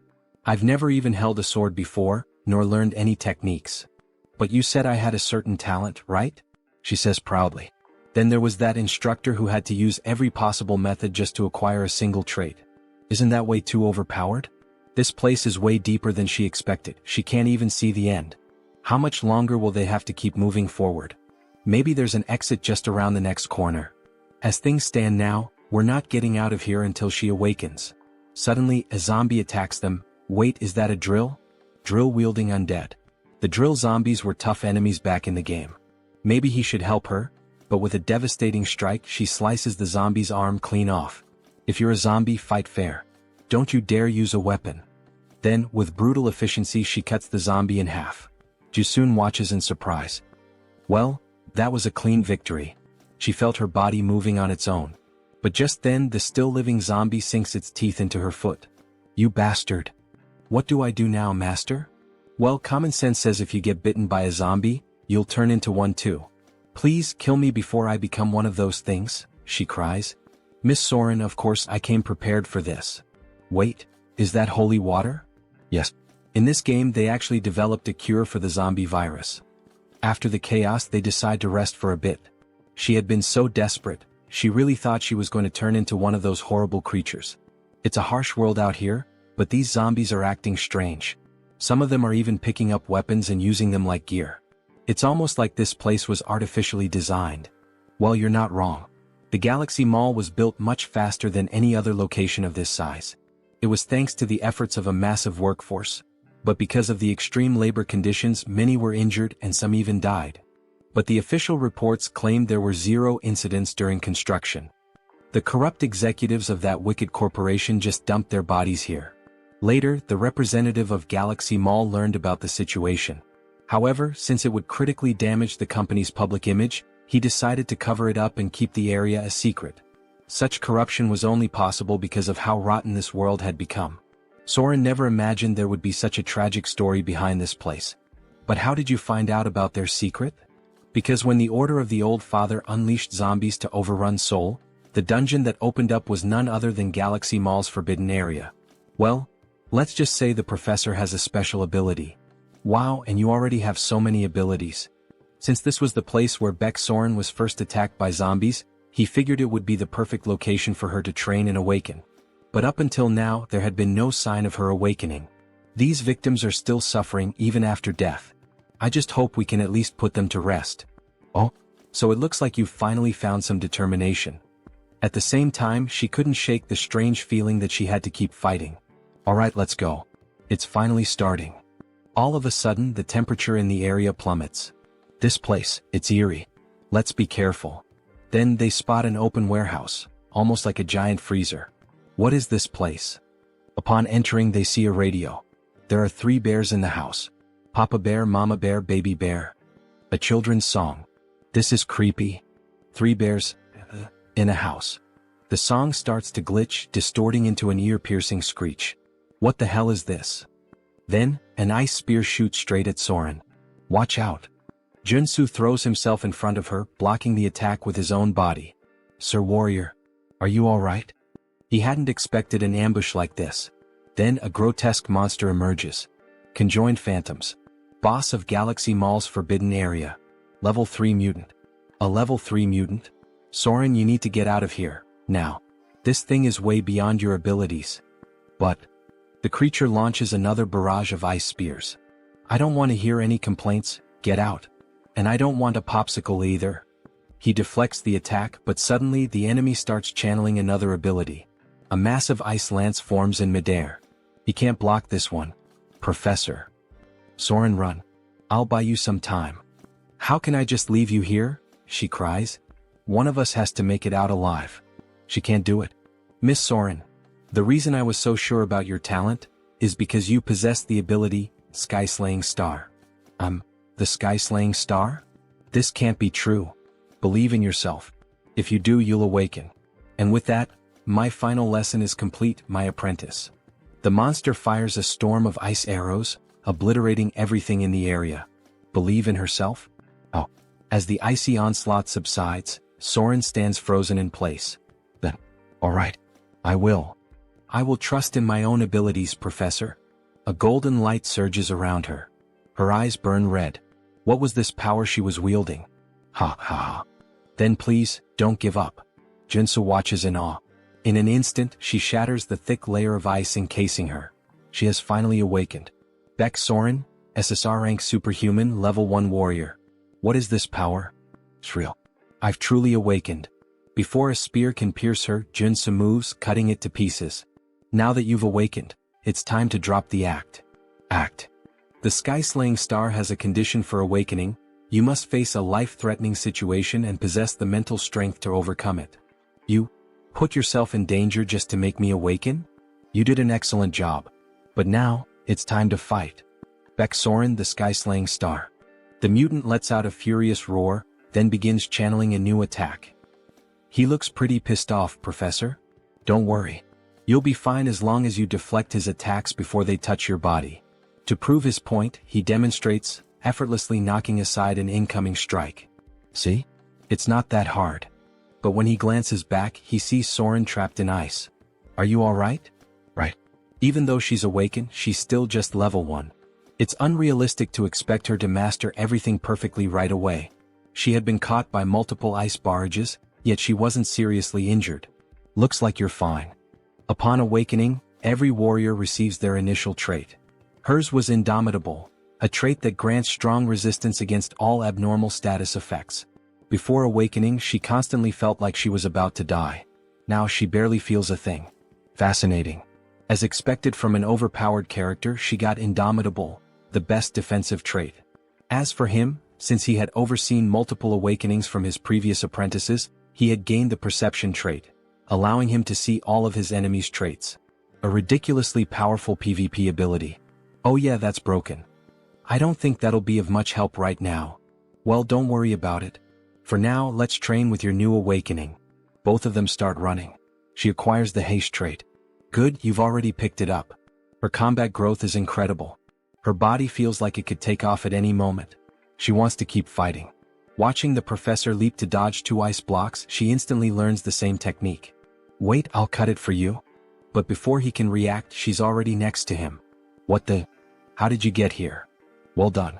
You can already use that ability. It felt like I was flying. Will she surpass Joonsoo in just a few days? Just like Seo Woojin did? Alright, Professor. What's the next move? Use the traits you just learned to pull the mutant's attention. While you keep him occupied, I'll finish him off.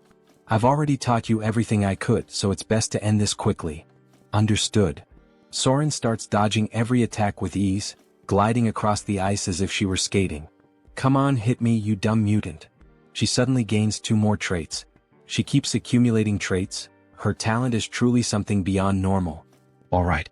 Now that I've helped Baek Soren awaken, it's time to wrap this up.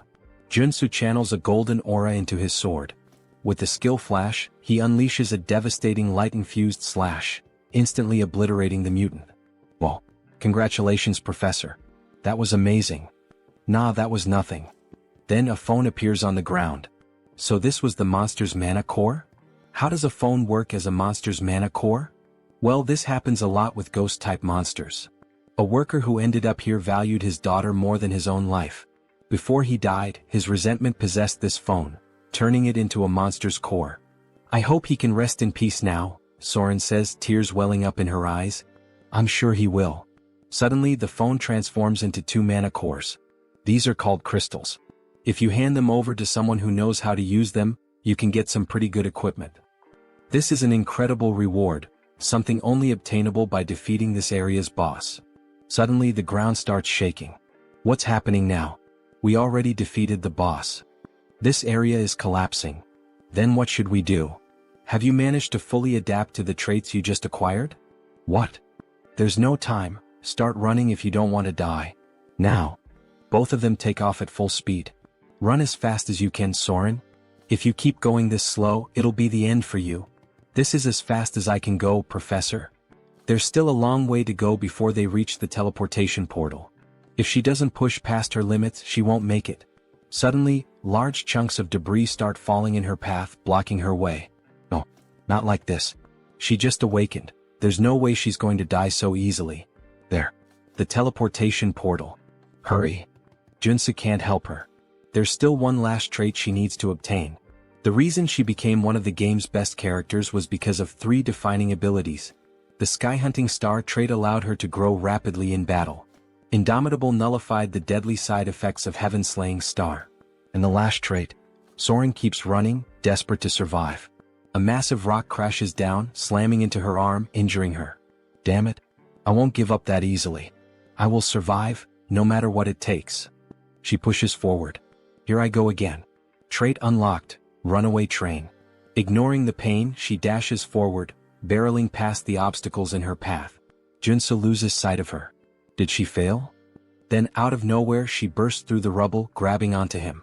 Let's get the hell out of here, now? Whoa, damn, something big is pressing up against me, haha. Just as they leap through, the portal shuts behind them. Trait unlocked, narrow escape. Grants a second chance at life when facing certain death. The next moment, they reappear in the middle of the city, still clinging to each other. A crowd immediately starts murmuring. Where did they come from? They look like a total mess. Joonsoo exhales in relief. I knew you could do it. Now that she's obtained the last trait she needed, his mission is complete. Sir Warrior. Baeksoren, are you okay? Can you stand? I'm fine. The hell do you mean fine? Your face is completely red. That's just because. Sir Warrior, just let me stay like this for a little longer. Could you hold me a bit more? Meanwhile, some jealous bystanders grumble in the distance. That lucky bastard. Why couldn't that happen to us? So, returning to the scene where the bastard makes the viewers jealous. Sir Warrior, please let me stay like this a little longer. Could you hold me just a bit more? She says with an angelic and timid face. He has to fix her clothes for a moment, and in the process, we witness something truly beautiful. Alright, done. Thank you, Sir Warrior. You're welcome, Joonsoo replies, his face flushed. That surprised me. It was close, but we made it out. Yes, we did. That smile on her face after awakening. It's definitely a sign that she will be different from the game. Perhaps it's because she awakened in a way that diverged from the original story, where she had survived after an endless massacre. Joonsoo managed to steer her away from the path of evil. Alright, let's get the hell out of this damned mall. After leaving the shopping mall, Joonsoo offers one of the crystals to Surin. Are you sure you want to give me this crystal? It's worth at least 2 billion. Yes. So try to evolve quickly using this material I gave you. This is far too much for a simple gift. Honestly, I don't even know how to repay you for this, or if I should even accept it. Don't worry about it. Just pay me back in the future when you can. Of course, our protagonist had a plan behind this. There was another reason he was willing to spend so many resources to awaken Baeksoren. The Martian sword technique, one of the 3 top-tier sword techniques in the Arcane of Seoul. Once learned, a character experiences rapid growth. However, it's a unique trait that only Baeksoren can use. The only way to acquire it is to obtain the trait in the form of a memory chip. Thank you very much, Sir Warrior. Don't worry about it. Just don't forget what I did for you, because I'd really like to learn that sword technique that only you know. Hehehe. After returning home and finally getting a chance to rest, a car honks in front of his house. All he wanted was a little break. Sir Warrior, please come here. The damned world of Arcane Seoul wouldn't simply let him rest. Alright, Woojin. Thanks for coming to my residence at this hour and making the trip all the way here. I'm so happy to finally be able to repay you for healing all of Woojin's friends. I would have preferred if he hadn't come now. We miraculously managed to schedule a meeting with the Armor Meister. I'm beyond excited. There's no devil in existence that could stop me from attending this event if he is the one we're meeting. In this world, good items belong to those with good skills. The master craftsman we contacted this time is incredibly busy, but he can forge level 7 armor. Level 7? Alright, let's go now. Moments later, they arrive at the entrance of a grand house, with several guards stationed outside. Are you serious? What a fine house for such a fine craftsman. Woojin, do you have any idea what religion this artisan follows? Religion? Why are you asking something like that all of a sudden? I see, so you don't know. Of course he wouldn't. Considering all the suffering he endured because of the Order of the Ancient Fathers, it made sense. This is the home of an artisan devoted to the Order of the Old Father, Joonsoo. Joonsoo is a devout believer firmly committed to his faith. In the future, he will stand at the forefront of the war artisans of the Order. Joonsoo, the Artisan of Death, mid-boss of Episode 3. I already refused to be baptized, yet he's still willing to craft armor for me? What does he want from me? Stop. Extend your hand for identification. Identification. Show me your black flame. Grabbing the protagonist's hand roughly, what the hell is with this guy? Here it is. He then releases a powerful surge of black flames. Are you satisfied now? Yet the guard doesn't seem pleased. What is the meaning of this? Let go of his hand. We are visitors with a reservation to see the artisan. Stop. Who said you could treat my guest this way? The master artisan, Joonsoo. Level 6 superhuman. Sir. My apologies for the intrusion. Refusing baptism and awakening the black flame. You are indeed an honored guest. And this is how you treat me? Please forgive me.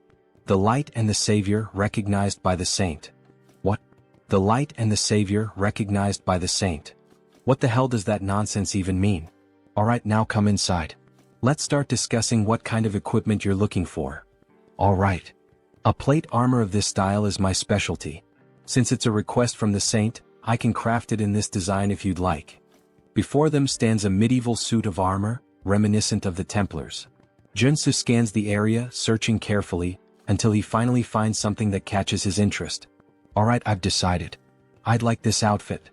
Its appearance resembles a military uniform. Seriously? You want that kind of clothing? Yeah, I love its style. This is ridiculous. Infusing magic into that type of armor is incredibly difficult. We won't be able to create a holy armor with it. He doesn't need holy armor, the artisan remarks. I just need to infuse it with the magic of giant and extreme. Judging by his reaction, Joonsoo can already tell what the order is trying to do, push him toward holy armor. Also known as Paladin's armor, it grants an absurd amount of attributes to tank-type users. However, in order to wield it properly, the user needs immense divine power. To increase his divine power, he would have to join a religion. The artisan sighs in frustration. So he's choosing the worst option instead of the best one. But fine. The customer makes the final decision.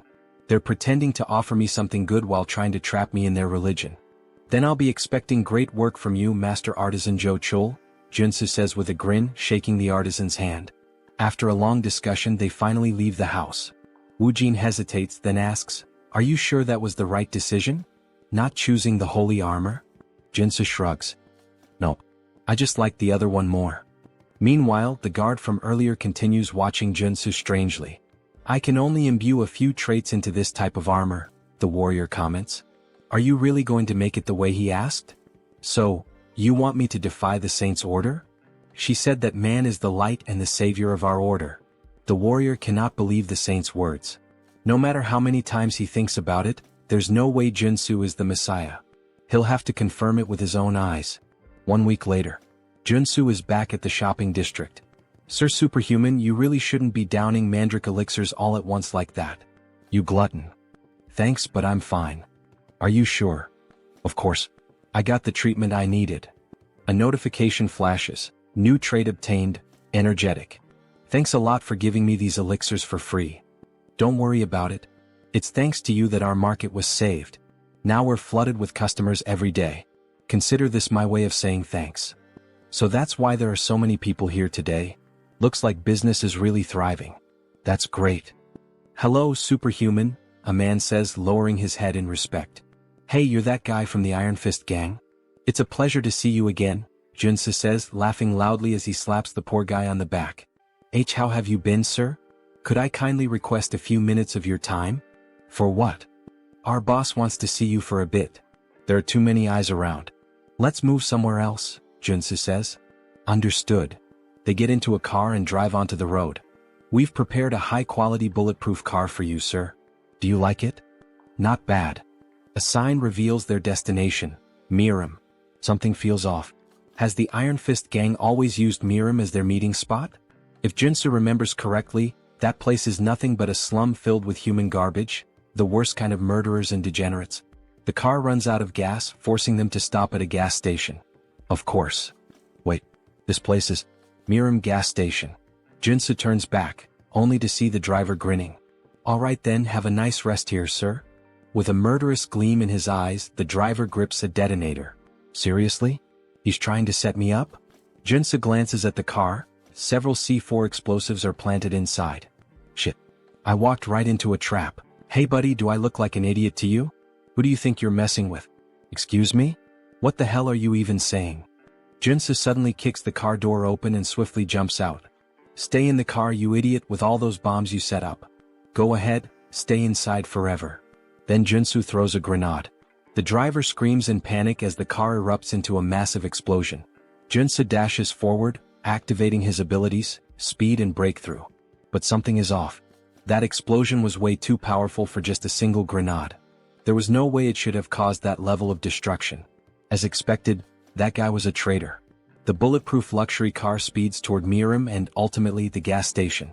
That lingering sense of déjà vu, there was a reason for it. A flashback begins. We see Iron Fist's boss lying on the ground. Then it becomes clear. Joonsoo knew this would happen because all of these events had already played out in the game's story when Iron Fist Kim was betrayed by his own men. He doesn't know exactly why, but this time the traitors of the Iron Fist gang have chosen him as their target.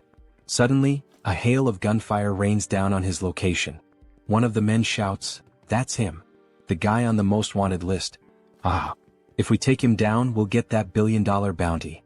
Excitement spreads through the group as they ready their weapons. Guns, knives, and eerie grins. Of course, this wouldn't end with just that bomb-filled car, Joonsoo thinks, dodging the storm of bullets. The gunmen keep firing relentlessly. Joonsoo ducks behind a car for cover. Damn it, there are too many of them. He knows the vehicle won't protect him for long. With no other choice, he activates his leap ability, launching himself onto a nearby building. They probably didn't expect this. I should be safe up here. But the reprieve is short-lived. There he is, on the rooftop. "Shoot him down," one of them yells. Damn it, they caught on fast. Joonsoo grits his teeth, raising his mana shield just in time to block another volley of bullets. They're not even enhanced. How the hell are they reacting so quickly? What's wrong with these bastards? Then their leader shouts, "Everyone aim for the center of the shield. Fire all at once. Let's end this now." A synchronized barrage slams into his barrier. The sheer force causes it to crack, leaving Joonsoo momentarily stunned. What the hell? How do they have this kind of precision? He instinctively takes a step back, just as a bullet grazes his arm. He clenches his teeth. He had underestimated them. He really didn't want to use these, especially since he had just bought them, but at this rate he had no choice. Reaching into his jacket, he pulls out a handful of odd-shaped grenades. "Here, have some gifts, you bastards." The grenades slowly fall near the enemies, releasing smoke. They begin coughing. What the hell is this smoke? Wait, these are tear gas grenades. Damn it, I can't see him. We can't let him escape. We need to kill him to get the antidote. Who do you think you're chasing if you're not even superhuman? Joonsoo mocks them. Well, anyway, it's time to say goodbye to the failures. Time to get the hell out of here. As he runs between the buildings, he finally manages to lose them. Finally, a group of thugs showing focus almost like superhumans, huh? Joonsoo thinks. There's only one way that could happen, the damn combat drugs. They have serious, harmful side effects, but they can temporarily enhance combat abilities. That's probably how they almost trapped me for a while. Considering they mentioned something about an antidote, Joonsoo is sure that's what they're after. The only problem is, the only person who could lead that gang in Harem is the human hunter. He's the first person that comes to the protagonist's mind. He's a superhuman with excellent abilities, a sharpshooter with deadly aim, focus, and precision. He's the master of cowardice in combat, active in Harem. His methods are simple. First, use the betrayal of an infiltrator to plant a bomb. Second, send in a gang of criminals under the influence of combat drugs. And third, his specialty being a sniper. Knowing this, Joonsoo activates his abilities to see beyond normal vision on the battlefield. With great effort, he spots a distant light coming from a building. Just in time, he narrowly avoids a shot from the building, but despite his speed, the bullet grazes his face. If he had reacted even a fraction slower, he would have definitely been dead. But the risk paid off. He now knows the enemy's location, where they're hiding. Looking out over the city, part of it is on fire, and an idea forms in his mind. Got you, you bastard. He leaps down, sprinting toward the flames to confront the cowardly human hunter, the sniper. He has no choice but to go straight for him. However, the fire is intense, so he'll need to use his defensive abilities. Fire resistance, perseverance, black flame, leap, dash, and the Einhjar cultivation technique. He pushes through the fire, running as fast as he can, even though the flames are burning him. He ensures that the sniper can't see him through the smoke, making it harder for the shots to land. To fight such a skilled sharpshooter, he has to get close. Finally, as he looks up at the building, he sees a red light. So that's where you're hiding, you bastard. I found you. Locating the sniper's position is the top priority when facing these kinds of players. Damn, I can't see him, the sniper grumbles. Maybe I'll need to change positions. As the sniper scans the city, looking for Joonsoo and aiming at every possible spot, he catches sight of a blue trail in his scope. He realizes he has to get closer and create an unexpected variable. Wait, did he jump from that height? The sniper is taken aback by Joonsoo's move. And how dare he challenge a sharpshooter to a shooting duel? With that, the sniper activates all his abilities: sniper, focus, deep breathing, insight, gun shooting, ein. He fires his pistol, the black flame, at the same time that Joonsoo shoots. What will happen next? Who will win this cowboy-style shoot? Then both fire at the same time. They take a deep breath in this moment of tension. It's all or nothing. The sniper's shot hits Joonsoo's arm. Shit. He really is a damn sniper. And to think that even in this surprise situation he was still able to shoot. But we know our protagonist never does anything for no reason. With a smile on his face, he declares that it's over. He also managed to land a shot on the sniper's shoulder. The sniper is shocked. After all, it was just a shot from a regular pistol. But then, flames start spreading rapidly over his body. Black fire engulfs him as he screams in agony. Joonsoo barely manages to land on the ground, struggling due to his injured arm. Their bullets are deadly even if they only graze the enemy because they consume their target's mana. As he writhes in pain, Joonsoo declares his victory, only to realize he has fallen into a trap. A pool of sand appears beneath his feet. It's a magical snare. Meanwhile, Human Hunter starts taunting the protagonist, calling him a brat and a fool. Don't think this is over, you bastard. He pours holy water over himself to extinguish the black flames. Shit, this is bad. If Joonsoo doesn't get out of this trap now, he's dead.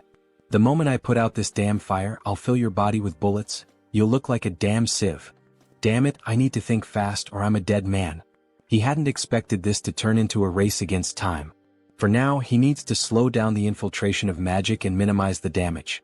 He equips the traits: Mana Barrier, Perseverance, and Resolute. Then he adds the traits of Brute Strength, Strength, and Super Strength. Pressing both hands against the ground, he yells that survival comes first, pouring all his strength into escaping the trap. He activates his last available trait, Purification. With Purification, he will destroy as much mana in the trap's magic as possible. But before he can react, his enemy is already in front of him, fully recovered. The enemy acknowledges the protagonist's resilience against the magical trap, but it's too late. Has he already extinguished the black fire? This victory is mine. If he kills the protagonist now, he'll spend the rest of his life relaxing on beaches. He raises his gun to shoot, but the protagonist vanishes. Before he can grasp what's happening, a fist slams into his cheek, making him spit blood. This is what a comeback feels like, you bastard. Thank God he managed to obtain the trait at the last second. Earth Resistance. It worked. Since you're a sniper, don't even think about fighting back at this distance. Now tell me who ordered this assassination. Alright, he admits defeat. He'll tell everything he knows, he just wants to light a cigarette first. Fine, you're free to talk, start now. As he lights a cigar, the protagonist already finds it suspicious. His expression shifts as if he knows exactly what's happening. So, do you enjoy the taste of that cigar? Of course he does, without a doubt he loves it. His mouth changes shape. Because it tastes like my sweet victory. He looks like a zombie now.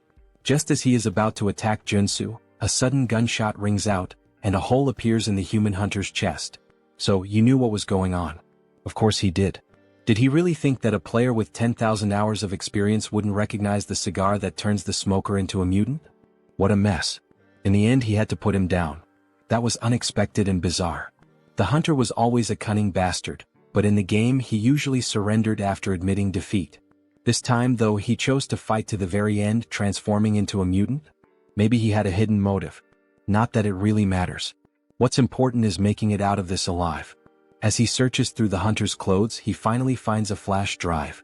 Alright, let's see who's behind this plan and trying to kill me. The next day the news is all over TV, reporting on the chaos from the previous night. Last night, a large-scale shootout between gangs erupted in Harem. The explosion of a gas station triggered a massive fire, and it is estimated that the death toll is in the dozens. The president doesn't believe Joonsoo was involved in the massacre. How did you even survive that? That's why he's in such a complicated situation. It was truly dangerous. Who the hell tried to kill you? Tell me now. That's a long story. Where should he even begin? Suddenly the door is kicked open. The president of the Iron Fist gang steps in and throws a body onto the floor. Both the president and Joonsoo are taken aback by his sudden arrival. The gang leader immediately starts apologizing. He failed to keep his subordinates in check. At least now he knows what happened. Hey you bastard, stop breaking the damn door every time you come in, the president complains.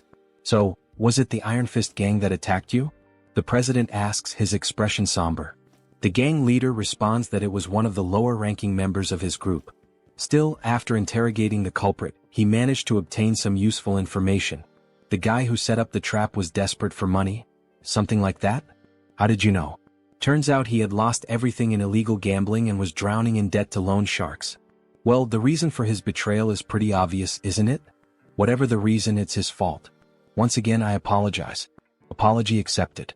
Even as a gang leader, keeping every low-level member under control isn't easy. Iron Fist Kim truly had no knowledge of what was going to happen, because if it hadn't been Joonsoo, he would have been the target of the betrayal himself. He'll take responsibility and track down whoever was behind this malicious plan to have Joonsoo killed. Oh, for that, he already has a piece of evidence that might lead to the culprit. He then shows the flash drive. The president looks at it. Is this a USB? The superhuman who tried to kill Joonsoo had it on him. Do you know how to use a computer? I even have a license for it. Has my time to shine finally come? Aside from my bald head, obviously. After plugging the USB into the computer and searching through its contents, he finally finds something. Alright, this guy was a big deal. He killed at least 20 superhumans. He's a psychopath. Well, his name was Human Hunter, so that makes sense. Forget all that, let's get to what really matters. Let's check his most recent job requests. Alright. His latest request. Let's see. This was the last one he received about 5 days ago. The bounty was 20 billion? The president is shocked. 20 billion? Even the protagonist is stunned by the absurd amount. Maybe it would be worth turning himself in just to collect the reward. Who the hell could afford to offer that kind of money? The client was someone from the Ascendant Group? Someone from a major corporation? This person right here was the one who made the request. As soon as the name appears on the screen, Joonsoo recognizes it. Son of a bitch. So it was that bastard. The paladin who had gripped his hand tightly and questioned him. Things just got complicated. So it was that bastard. He's the paladin Joonsoo saw at Juchul's house. Why the hell is that rich kid trying to kill him? Maybe he has a suspicion. Can you pull up the Ascendant Security family tree? Sure, just a minute. Here it is. Just as he suspected. Now he can finally piece together what's going on. Ascendant Security, a private military company under the Ascendant Group, one of the top 5 corporations in Arcane Seoul. Lee Jaeol, the eldest son of Ascendant Security, was originally first in line for succession. However, after receiving the baptism of the order from his old man and becoming a paladin, he was pushed to the very bottom of the inheritance line. Now the only path left for him is to succeed as a paladin. But the Saintess has been obsessed with Joonsoo, calling him the light, the savior. Maybe it's just jealousy. Maybe he's furious that he lost the Saintess' attention and is taking revenge. Watching Joonsoo surpass the baptism and rise to prominence must have driven him mad. Mad enough to order an assassination. The president is outraged. What? To think he would target you just because of his own inferiority? He needs to be taught a lesson, he shouts, furious. But how? The opponent isn't just some heir to a small company. He belongs to a family that owns a major corporation. One wrong move, and the entire company will come after them until nothing is left. That doesn't mean they should just sit back and take it. Yeah, you're right, Joonsoo says, smirking. I have an idea. The president was already expecting that answer. With an almost theatrical reaction, he exclaims, I knew you were plotting something. If we have to take down a big name, let's start by focusing on our expansion. Hours later, Seo Woojin is shouting. That damn bastard. How dare he try to assassinate the Lord Warrior? He slams his fist on the table, shattering it. Joonsoo sighs. Relax. I'm still alive. Woojin looks at him with concern. You're not hurt, are you? Dear viewers, I'm starting to think he has something different about our protagonist, haha. Back to the Manhwa. The other two stare at the destroyed table, stunned. Nothing could be better than having Woojin on their side. He's not just insanely rich, he's also a level 5 superhuman. He won't let this slide. An eye for an eye, as they say. We should hire an assassin to do the same to him. I can't even begin to imagine how much it would cost to put a hit on the eldest son of Ascendant Security, but... Don't worry, Joonsoo interrupts. I have an idea. What kind of idea? I'm going to challenge Lee Jaeol to an official duel. A duel? Woojin questions, clearly alarmed. The other two are equally shocked. This can't be avoided. If he lets him go free, he'll just keep hiring stronger and stronger assassins to try and kill him. But that guy is a coward, he'll probably just hire someone strong to fight in his place. Either way, this world is full of unfair advantages. If he wins the duel, he'll receive a formal apology and proper compensation. Right now, this seems like the most realistic solution, analyzes the gang leader. Joonsoo won't be able to fight him on equal footing, so he'll have to rely on the duel. With clear evidence in his hands, he has more than enough justification to challenge him. If they allow Seoul to send someone in his place and keep the duel private, with only close acquaintances present, he will accept. All right, the president says, preparing to formally send the duel request. We'll also need an official notary. I'll take care of that, Woojin offers. His parents know a lawyer who used to be a Supreme Court judge. All right, thank you everyone. I can always count on you guys. Why are they all looking at him like that? Everyone has a sad expression, almost as if they're mourning him. I'm not going there to die. Don't look so down. Don't kill me off just yet. Are you confident you can win? The gang leader questions. Since your enemy knows your strength, he'll bring in a fighter who's at least level 4. Of course this won't be easy. Especially since he can't use his mutation characteristic in an official duel. This will be much harder than when he had to face that man before. Either way, he can already predict who the fighter will be. So you already know who your opponent will be? Yes, and that's why I need a good amount of preparation. Woojin, can we spar for a bit? Of course. I'll help you with everything I've got, Woojin says, gripping his sword with a happy expression. Thanks a lot, but please take it easy. Last time we fought, you nearly killed me, Joonsoo thinks to himself. 3 days later, they all gather in an arena inside a warehouse. Some spectators are present. We're all cheering for you, Lord Warrior. The president is dressed up like a cheerleader, completely decked out. The gang leader can't believe what he's seeing. And, of course, she's there too, the girl who got the protagonist all fired up. She's in the stands cheering for him. We believe in you. Don't give up. All right, thank you everyone. He trained so relentlessly over the past 3 days that he feels like he's about to drop dead. But thanks to that brutal effort, he has managed to complete his preparations to face the enemy. And there he is, Dusik, the paladin captain of the Order of the Old Father. It's been a while since I've had to participate in a duel, he says, laughing. Oh, Dusik, the paladin captain of the Order of the Old Father. A level 4 superhuman. Captain, you didn't have to come all the way here to settle this. Silence. What makes you think you have the right to speak to me that way? No paladin of the Order will ever lose an official duel while he is captain. Seoul stays silent. Lee Seoul, acting all high and mighty in front of me, yet he's nothing more than a sheep before his captain. What a coward. It's a pleasure to meet you, Warrior Kim. Hello. First of all, I would like to apologize for this unpleasant situation. What? He's apologizing in such a civilized manner? Joonsoo is taken aback. This incident is entirely the fault of one individual. The esteemed saint has nothing to do with it. Alright. Then what is the official stance of the order? The saint has proclaimed that Warrior Kim shall be our light and savior. Light and savior? Jochul said the same thing last time we met. What the hell does that even mean? Therefore, the condition the saint proposes is this. If you lose the duel, Warrior Kim, you will join the order alongside us. What? Join the order? Why are they so obsessed with this? Why do they want me to join so badly? In the background, Seoul is trembling with rage, while Joonsoo grows uneasy. It is the will of our saint and our lord. Just then an official interrupts them. It is now time for the duel to begin. Now that all parties are present, please confirm the terms of the duel oath. If the paladin wins, Warrior Kim will join the Order of the Old Father. If Warrior Kim wins, Lee Seoul will be prohibited from harming him directly or indirectly, and will also be required to provide financial compensation. Do both parties agree? Both nod in confirmation. Joonsoo feels something tightening around his heart.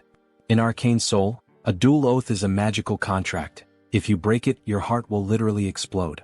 Even in this chaotic world, no one is reckless enough to defy such an oath. The official proceeds with confirming the rules of the duel. This duel will follow the standard international regulations set by the Superhuman Federation. All personal superpowers and weapons are allowed. However, all consumable items must be crafted on-site. Dusik is already prepared, but before proceeding, Joonsoo requests time to craft his items. Understood. The time limit is 10 minutes per item. He grips 3 potions in his hand. He's practically an alchemist with how he formulates, crafts, and modifies substances. These elixirs are specifically designed to counter paladins. Elixir of Steel Body, Elixir of Flash, and Elixir of Arcane Dragon. Are these correct? Yes. I will now consume all 3 elixirs. Doping is essential in PvP. He drinks all 3 at once. Now that both sides have completed their preparations, The duel is about to begin. 10-9-8-7. Both warriors stand face to face in the arena. Warrior Kim, it is a great honor and privilege to have you join our order. Why not reconsider and join us voluntarily? Just start the fight. Alright, we tried. If you refuse salvation, then so be it. Dusik raises his hammer. It's like watching Thor himself. But there's no need to worry too much. After all, he can't kill Joonsoo. He needs him to join the order.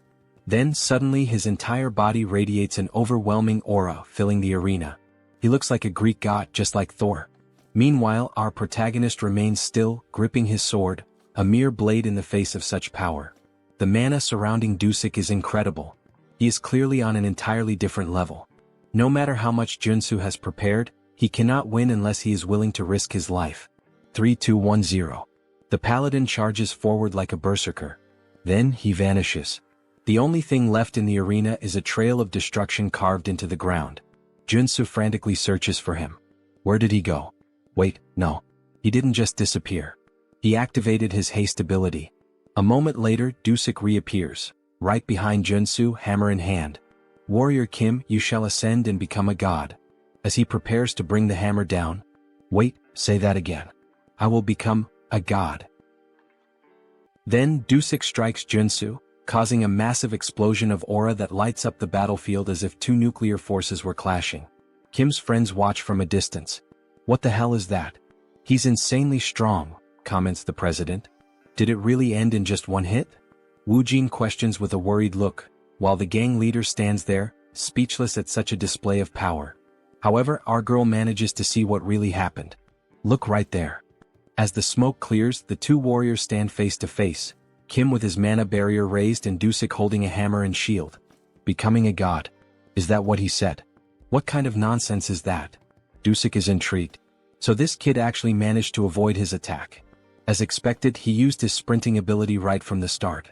It's a high-level trait for surprise attacks, but if the opponent is already aware of it, there's no reason not to block it. Then he quickly equipped all his defensive traits: Area Shield, Mana Defense, Protect, Interior Cultivation Technique, and Mana Heart. Yet, even using all of them together, that ability of his was still enough to shatter his triple-layered shield. Congratulations, Warrior Kim. For a level 3 warrior to block his surprise attack. Now he understands why the saint values him so much. Stop talking nonsense and explain. First he calls me light and savior and now a god? Explain it better. It's exactly as it sounds. You, Sir Warrior Kim, are the hope of our order and the one who will save us from the coming judgment day. Joonsoo can't understand what he's saying. The hope of the old father's order? Now that he thinks about it, the god they serve is dead. In the game's story, a few years later as the plot progresses, the saint performs a revival ritual for her god, triggering a boss battle in the middle of Seoul.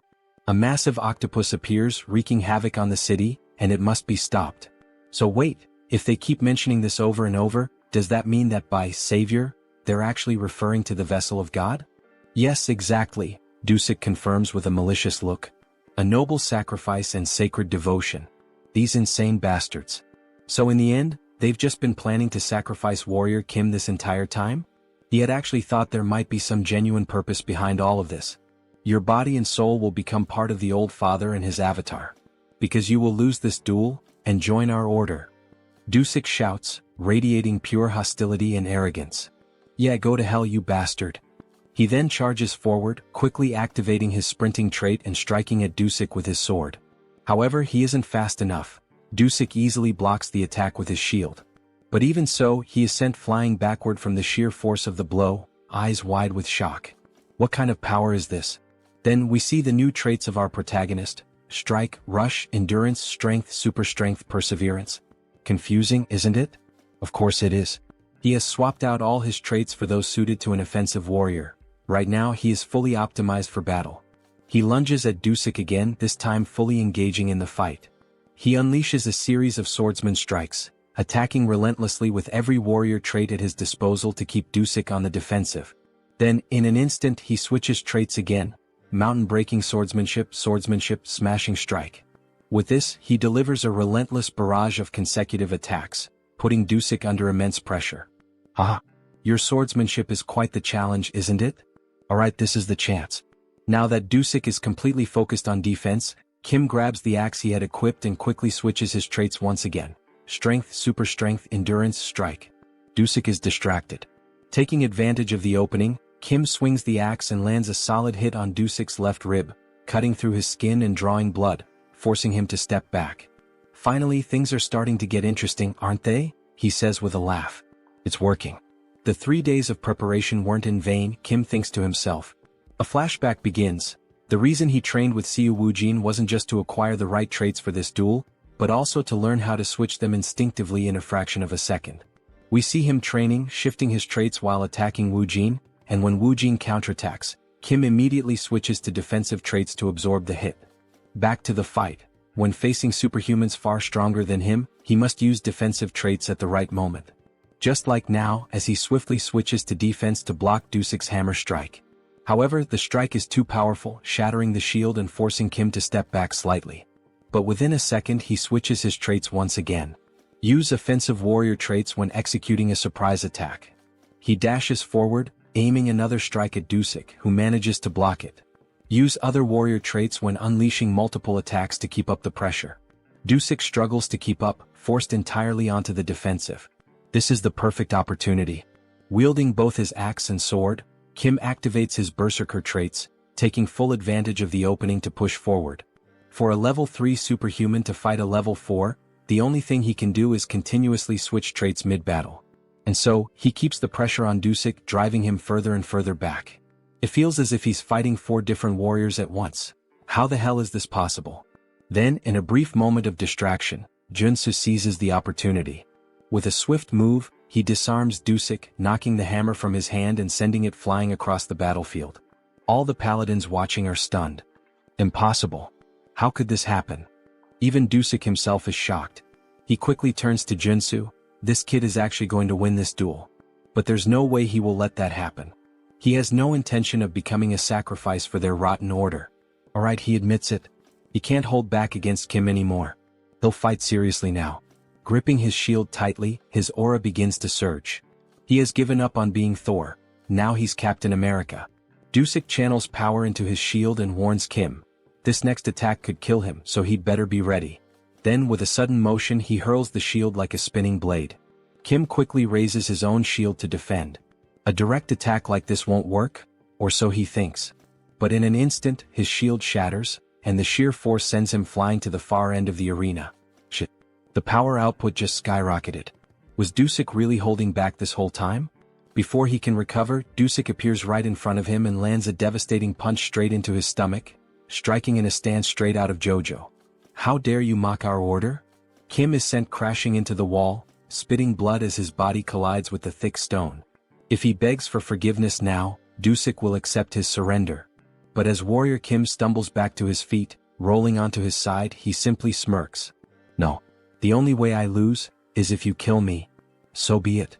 Now both warriors engage in an all-out frontal clash, neither backing down. Kim charges at Dusik, who manages to block his attack.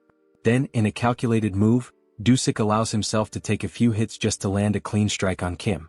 With all his strength, he slams his shield into Kim's shoulder, cutting deep. The pain is so intense that Kim nearly loses consciousness, but he refuses to give in. In an instant, he counterattacks, driving his axe once again into Dusik's ribcage. Dusik grits his teeth and retaliates with a powerful kick to Kim's chest, sending him flying across the arena once more.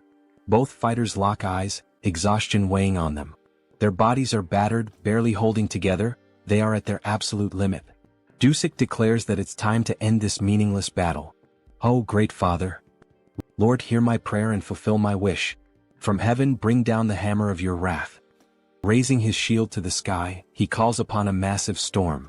Dark clouds swirl, and the arena trembles as if about to be swallowed by a raging sea. Kim instantly recognizes the ability, Dusik's ultimate move. Darkness Tsunami. Now that he's seeing it with his own eyes, there's no doubt, this is a catastrophe. If that attack lands, he will lose. 100%. But there is no way to dodge it. If he wants to win this fight, he has to go through it. He stares directly at the approaching tsunami as his sword begins to glow. Suddenly, everything shifts.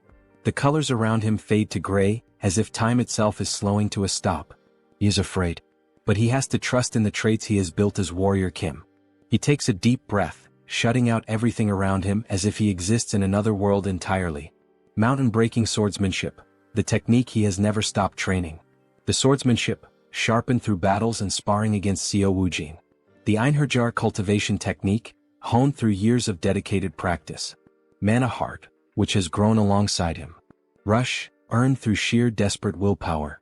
And finally, the ultimate trait, one that can cut through any material in the universe, flash. Then, as if a divine force is descending upon him, a surge of power crashes down over his body. He will trust in his abilities. He will trust in the time and dedication he has poured into them. A brilliant four-pointed star flashes for an instant. Kim launches himself forward, dashing headfirst toward the oncoming tsunami. And above all else, he will trust in himself. He charges straight into the massive wave that gave birth to the tsunami.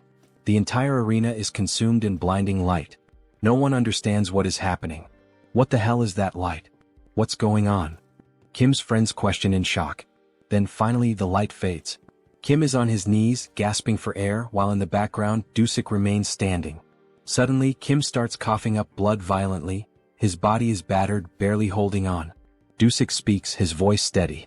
That was a magnificent duel, Warrior Kim. But then the truth becomes clear. A massive hole gapes in Dusik's chest. Kim's power had been so overwhelming that it pierced straight through Dusik's ultimate ability, shattering his shield and tearing through his body. All that remains is an empty husk, standing lifeless. Then the announcement is made. The judge raises Kim Warrior's arm, declaring him the winner of this duel. His friends start running toward him, and in that moment we get a glimpse of the arena, now scarred by the destruction. Joonsoo is happy he did it. He managed to defeat a superior-level superhuman without using the mutation trait. Professor, he really is the best. That was unreal, almost inhuman, our girl remarks, her face lit with joy. He knew he was capable of defeating that paladin, the president says, tears streaming down his face. He couldn't help it, he was simply amazed by what he had just done against that superhuman, adds the gang leader. But suddenly someone shouts, "Son of a bitch." It's Jeol, gripping his axe, ready to strike Joonsoo. Die now, cheater. However, Seo Woojin was prepared. He reacts instantly, protecting his master as we see a punch followed by a blue explosion, sending Jeol flying. He crashes to the ground, landing near other paladins after being thrown several meters. How dare you refuse to accept the outcome? That chief paladin Dusik lost in a fair and honest battle, and yet you still try to attack his teacher? Do you truly wish to meet death now?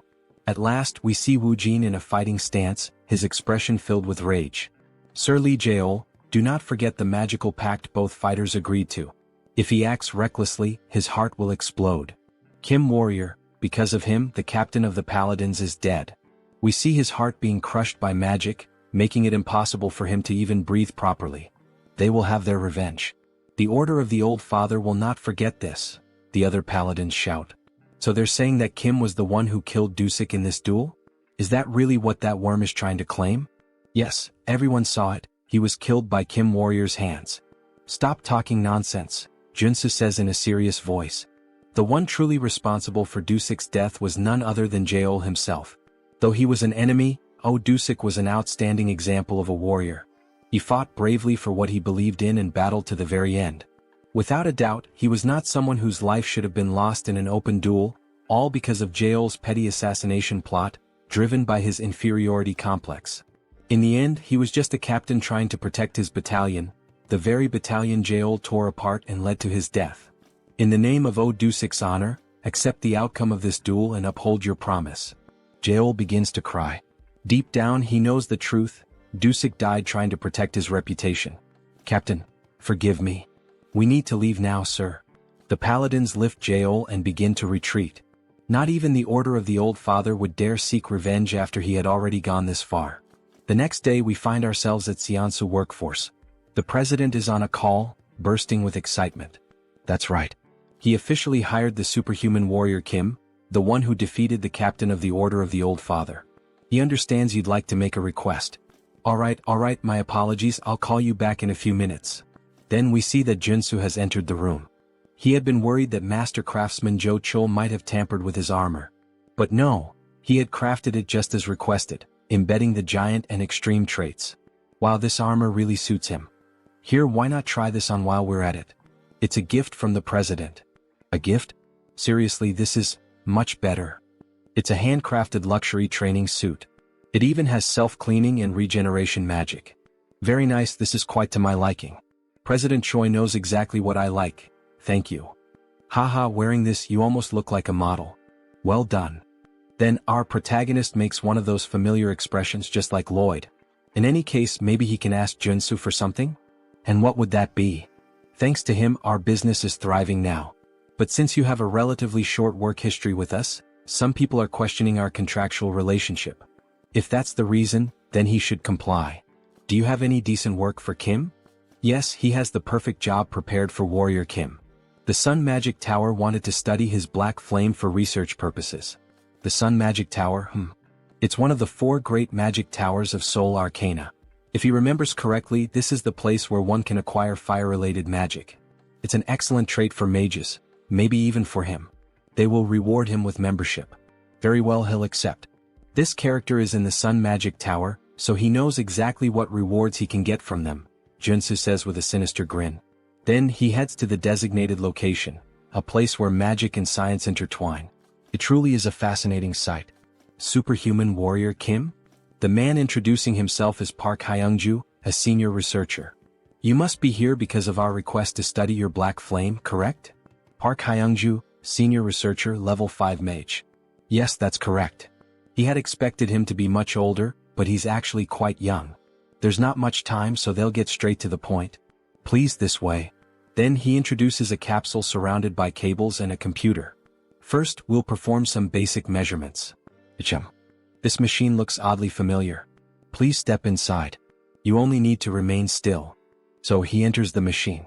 The assistant shuts the door and a robotic voice announces, initiating ultra-precision measurement. Ultra-precision? Wait, this is the machine used to reveal everything about a character to the player. He's walked right into a trap. Information about him starts appearing on the screen. This machine will expose all the secrets of his traits. Hey you bastard, what the hell? Shut this thing down right now. This wasn't the reason he came here. Please stay quiet and still. This is all part of the necessary process. This information was in our contract. Screw you, you bastard. He pulls back his fist and smashes the machine's glass with a single punch. Hey, what's the meaning of this? The contract he signed only required him to demonstrate his black flame to cooperate with the research. Who the hell do they think they are to pull this on him? Then the assistant gets slapped across the face by an old man. Park Hyungju, you idiot. Are you doing this again? Boss. Now we're introduced to the old man, Yoon Myung-seok, chief researcher, level 6 mage. How dare you try to ruin my project? This is a misunderstanding, chief. A misunderstanding, my ass. He had planned to sell Mr. Warrior's information, the sole possessor of the black flame trait. There's surveillance footage proving it. My apologies. I let my greed get the better of me for a moment. Get the hell out. You're exiled from this team. What the hell is going on? Kim has no idea what to make of any of this. 1,000 apologies, Warrior Kim. I am Yoon Myung-seok, the head of this research division. This was an unfortunate incident. What he means to say is, well, it wasn't his fault, you know. He thinks this kind of thing must happen often. So, that idiot sold our confidential information because of his gambling addiction. If it weren't for his mentor Elder Joe, he would have been kicked out of this place a long time ago. I see. In any case, I came here to fulfill your request and nearly had my personal information stolen. As an apology, we'll upgrade your membership status. Alright, I'm listening. What exactly are the benefits of this so-called upgrade? You'll have access to our commercial facilities as well as our training grounds. I assure you he'll make excellent use of them. The training facilities of the Magic Tower can only be used by its mages. What an unexpected stroke of luck. Yes, this doesn't seem too bad. Please, take some time to rest while we prepare for the research. Alright then. He'll take a look around the Magic Tower. As he enters a room, a floating golden orb appears. He almost fell for it, just as expected from Arcane Seoul. But in the end, everything worked out. This is a chance to acquire many excellent traits from the Magic Tower's training grounds. Initiating electric magic training. The golden orbs suddenly begin releasing fierce lightning bolts that strike the protagonist. The pain is unbearable, he complains that it feels like it's shocking him down to his very bones. But if he can endure it for a while using his traits, perseverance, determination, revitalization, After withstanding the pain for some time, he gains a new trait, electric resistance. Nice. He has finally obtained the ultimate resistance trait for all 6 attributes. Okay. Even with resistance, this still hurts. You can turn it off now. At this point, he's going to get fried alive. However, something happens. The lights turn red and the robotic voice announces, "Training system has been switched to manual. Warning, warning. The intensity of the electric magic has been adjusted." Wait, what? It said the training was already over. Who the hell switched it to manual? Wait, that bastard, what is he doing there? He tampered with the settings, that son of a bitch. So he pulls on the machine. Maximum output. Electric magic beginning. All the golden orbs begin to gather massive amounts of energy simultaneously, and then they release it all at once, like a huge Kamehameha of electricity aimed straight at Joonsoo. Hey, calm down, what the hell is this? Die, you bastard. Then Joonsoo receives an enormous, concentrated surge of energy. Hyungja laughs a lot. This is what happens when someone messes with his business. Now die. However, after a moment he's surprised. What the hell is going on? Is he actually withstanding this massive electric discharge? There's no way he would go down from a simple low-level lightning strike like this garbage. There's a reason he's been training during his free time. We see his trait window showing 5 resistances already acquired. Divine resistance, which he gained by enduring the holy baptism. Fire resistance, obtained by boiling himself in the mana spring. Darkness resistance, earned during the battle against the necromancer Sharon. Cold resistance, obtained in the fierce blizzard of the conjoined ghosts. Earth resistance, which he acquired while trying to escape the magic trap set by the human hunter. And lastly, not least important, electric resistance, which he obtained through the training he just did. With all 6 traits now combined, we see a bright green aura surrounding the protagonist's body, as if he's undergoing some kind of mutation. His body begins to change from the inside. His heart starts beating harder as it draws more blood, more veins connect to his heart to increase its power. Then he finally gains a new trait, magic resistance. A green shield forms around him. How thrilling. This new trait came at exactly the right time. Hyungju can't believe what he's seeing. How is this possible? Can he really block a level 3 magic spell using only his body? Is he even human? This is going to be harder to deal with. Attention. The program is now out of control. Please terminate all training and evacuate the facility immediately. The system is out of control. This is going to get dangerous. In that case, he'll start dodging all the attacks using his perception trait. Then he quickly begins evading all the electric strikes, adding 2 more traits, movement and dash. By using this combo, he ends up gaining another new trait, secession. Good. He managed to acquire this useful trait as well. At this pace, he should be able to obtain the high-class trait, air raid. Damn it, what the hell is going on? Hyungju starts to panic and frantically presses all the buttons. He's really trying to kill the warrior Kim. However, he's stopped by his superior. That bastard of an assistant. He thought he'd heard the warning sounds and came running to check what was happening. What the hell does he think he's doing? Shut it down now before it explodes. Yes, sir. Resetting the training program. The training program has been stabilized. Lunatic. How dare you try to harm Mr. Warrior Kim? Chief, that's not what you think. Harm who? Mr. Warrior Kim? He seems to be unharmed after all that electricity.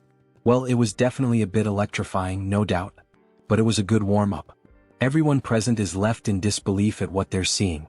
Chief, please forgive this fool. Please don't expel him from the tower. He has nothing else left in the world. What will happen if he's expelled from the tower, asks Kim. He'll be magically marked in the brain so that he can no longer learn any new magic, just like a thief who loses his hands after stealing. His life as a mage will be over and he'll be useless for the rest of his life. That seems fair considering the trouble he caused Joonsoo. He's already done many bad things. This is just a natural consequence. And look at this, Mr. Kim. It may not be much, but it's a symbol of our apology. This is an elixir. It's a miraculous potion that can take you from 1 HP to full health in a single gulp. Thank you. This gift is like an extra life for him. He needs to calm down. Ah yes. He believes this is the proper compensation. He doesn't want this incident to turn into something bigger. But there's something else he needs to gain from this magic tower. But he must say that although this gift is great, still, it's not enough to make up for the fact that he was attacked twice after visiting this tower. So, could he be informed of what he might need in order to receive proper compensation? He's held on to this request for a long time, ever since he arrived at the tower. It's to experience the 4 magical spells from the 4 great magic towers. Pardon? Is he perhaps saying that he would like to experience the solar explosion? Yes, that's exactly it. Please, fire the solar explosion at him. The doctor is afraid that this request might not be possible. A level 3 superhuman can't withstand the solar explosion for even a single second. Maybe after he becomes stronger and grows a bit more. No. He's certain he can endure it for about 15 seconds. But that's a feat not even a level 5 superhuman can achieve. Alright, but he is different. Then he starts emitting black flame from the palm of his hand. Ah, the black flame, it can burn away an enemy's mana. Maybe with that, he'll be able to withstand the solar explosion a bit longer. But even so, it will still be dangerous. Let's see it, says Kim, excited. And of course, our protagonist clearly has some kind of plan. Then we see a massive cannon being aimed directly at Kim. It's quite terrifying now that he's about to be hit by the solar explosion. But it can't be avoided. There are only 3 ways to obtain the solar explosion trait. First, enter the magic tower as a disciple of a tower master. Second, defeat the tower master in a one-on-one duel. But both of those are only possible for mage-type superhumans, so he can't do either. Alright, pay attention, Warrior Kim. We're about to begin the explosion. Get ready. In any case, there's one reliable way to obtain it. He can use a hidden quest, which is unlocked when he builds enough favorability with the tower master. A man who looks slightly old, dressed like a corporate executive. Then we see the solar explosion starting to activate like a rocket being powered on. In other words, he's putting on a show to prove his worth to him. The solar flare will be activated for 15 seconds. Then, the solar attack is launched. Kim stands with his chest exposed, ready to endure this insane assault. He begins to burn, but he can handle it. Because there's a trait he can obtain, magic armor. Through the trait embedded in his gear. Magic armor. Wait, is he actually withstanding it? So they're telling us that this superhuman isn't level 6? He's only a level 3 warrior and yet he's enduring all 15 seconds of our strongest magic? That bastard is level 3? How is that even possible? It hurts.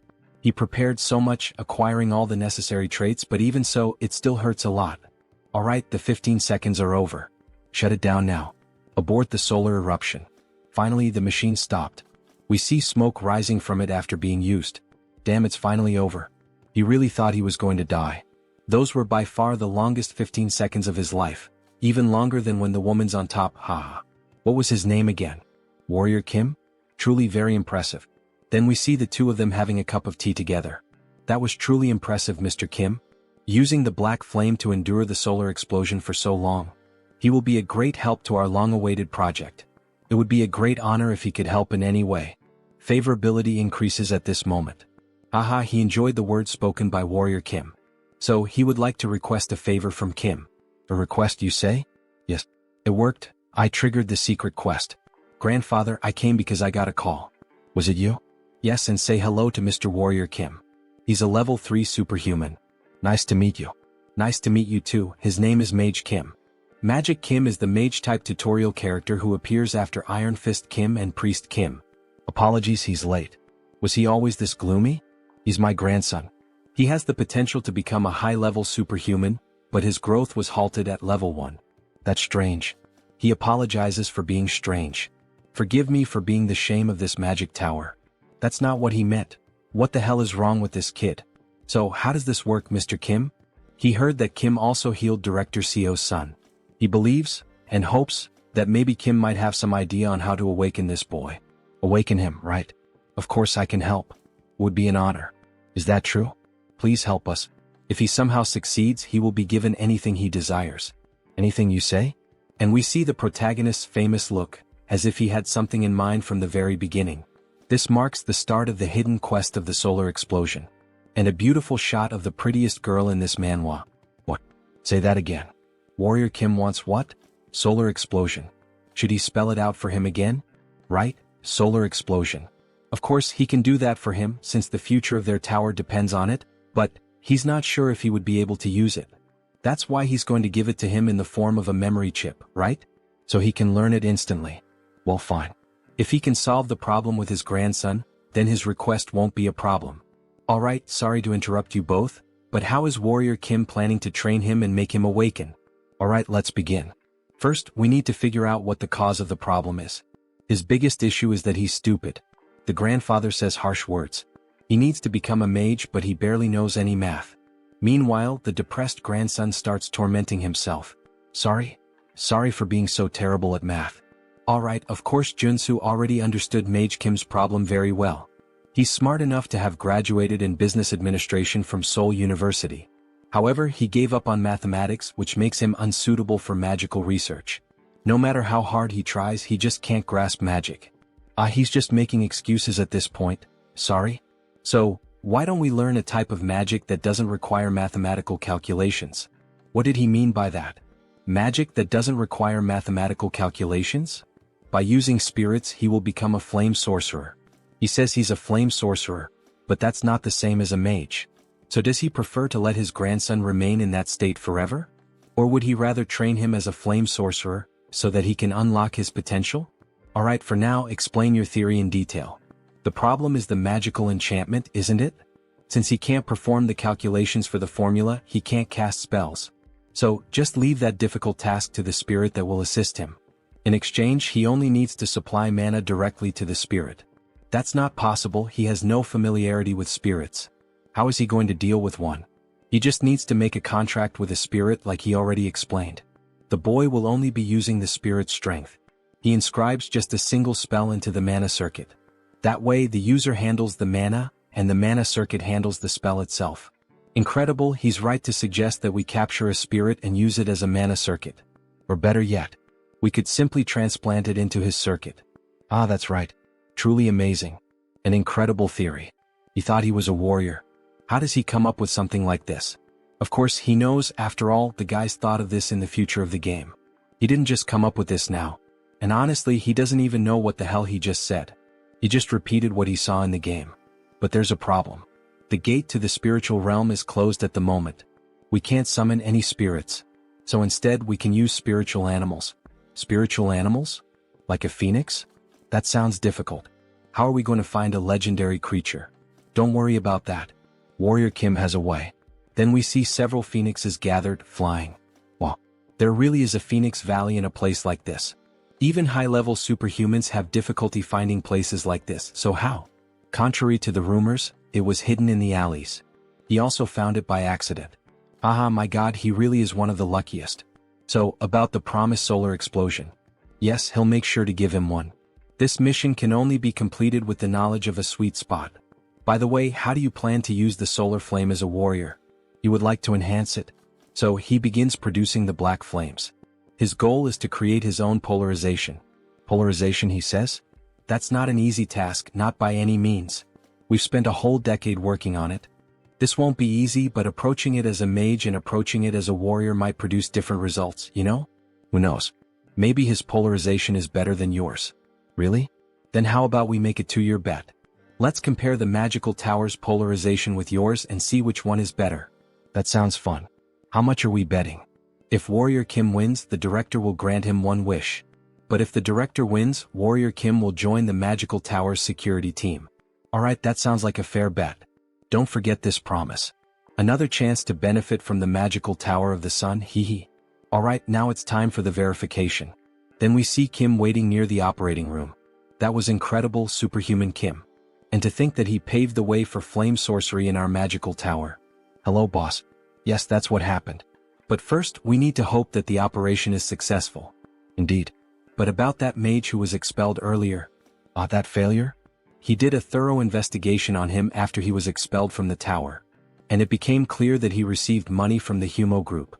The Kumo Group, one of the 5 largest conglomerates, known for their highly aggressive and predatory commercial expansion. They are mafias, politicians, criminals, and all kinds of bad people gathered in one place, represented by a black crow. They were basically the villains in the game. The problem is not that they stole information from our magical tower. It's that they specifically demanded only your information. Perhaps they are trying to recruit you? You wouldn't want to have to participate in this. You would never join villains like Kumo. Damn, another thing to avoid again. Suddenly the silence is broken.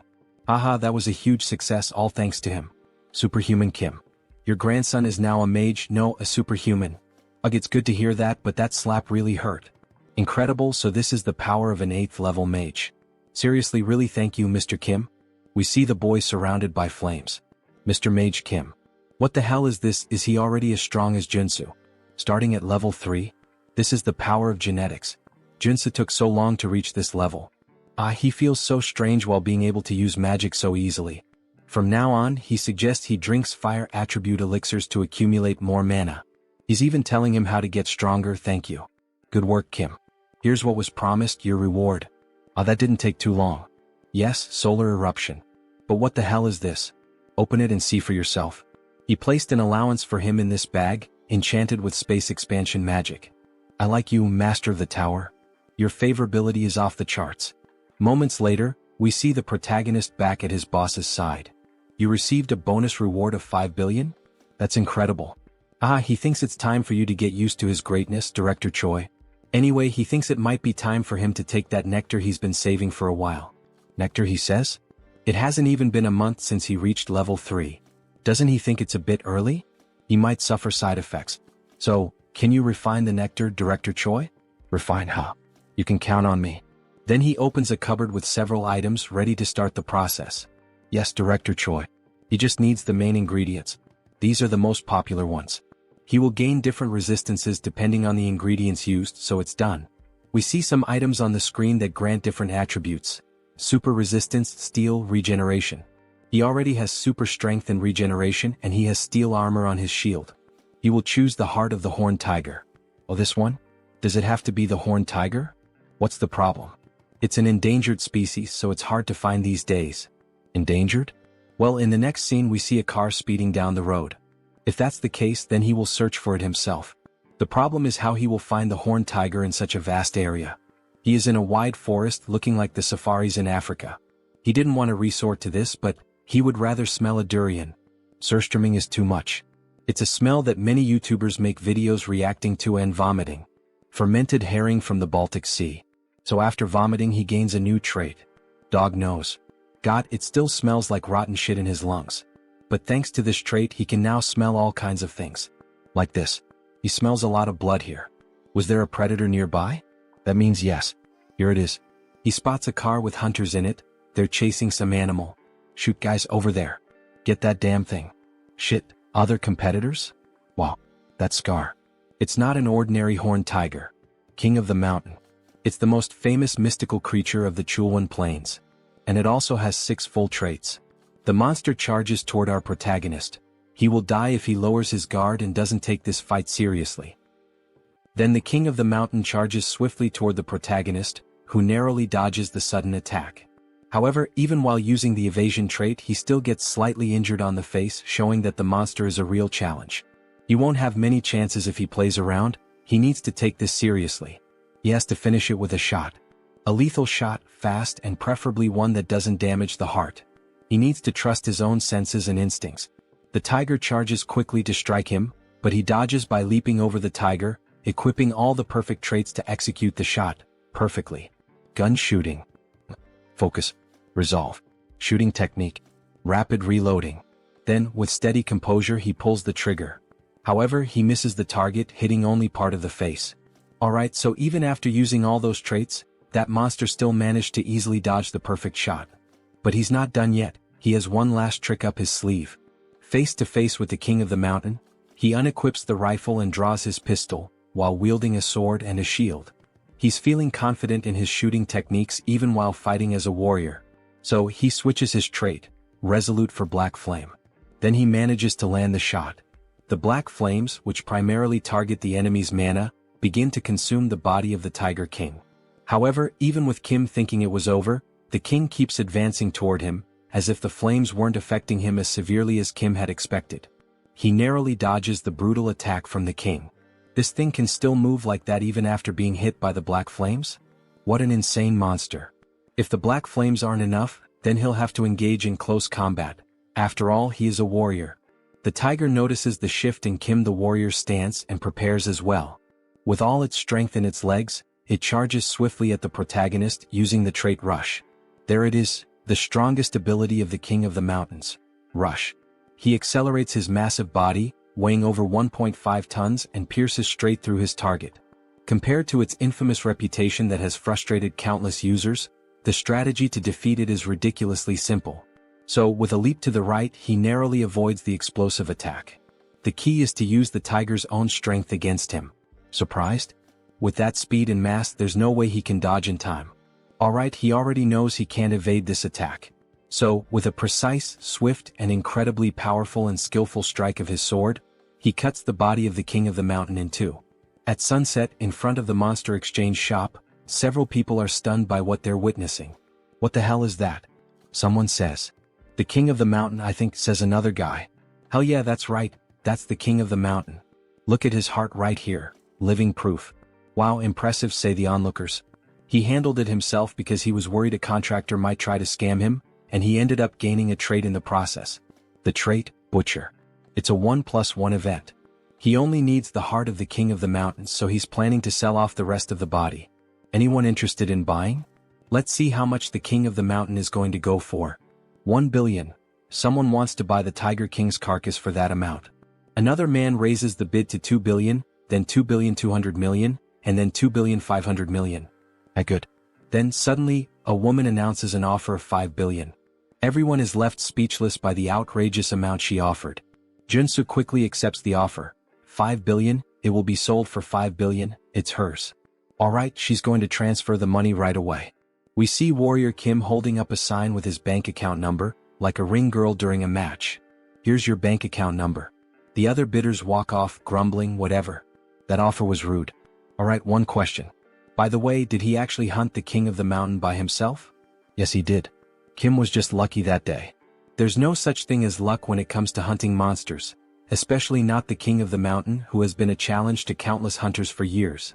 All of this was earned thanks to his hunting skills. Here, this is her business card. She would appreciate it if he could give her a call later. Then we see who she is, Young Jin Young.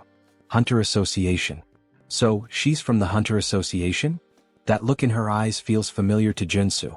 Until next time, bring us an even bigger monster. Alright, thank you. Maybe she's just a very wealthy character from the game's story. Then a notification pops up on his phone confirming the completed transfer.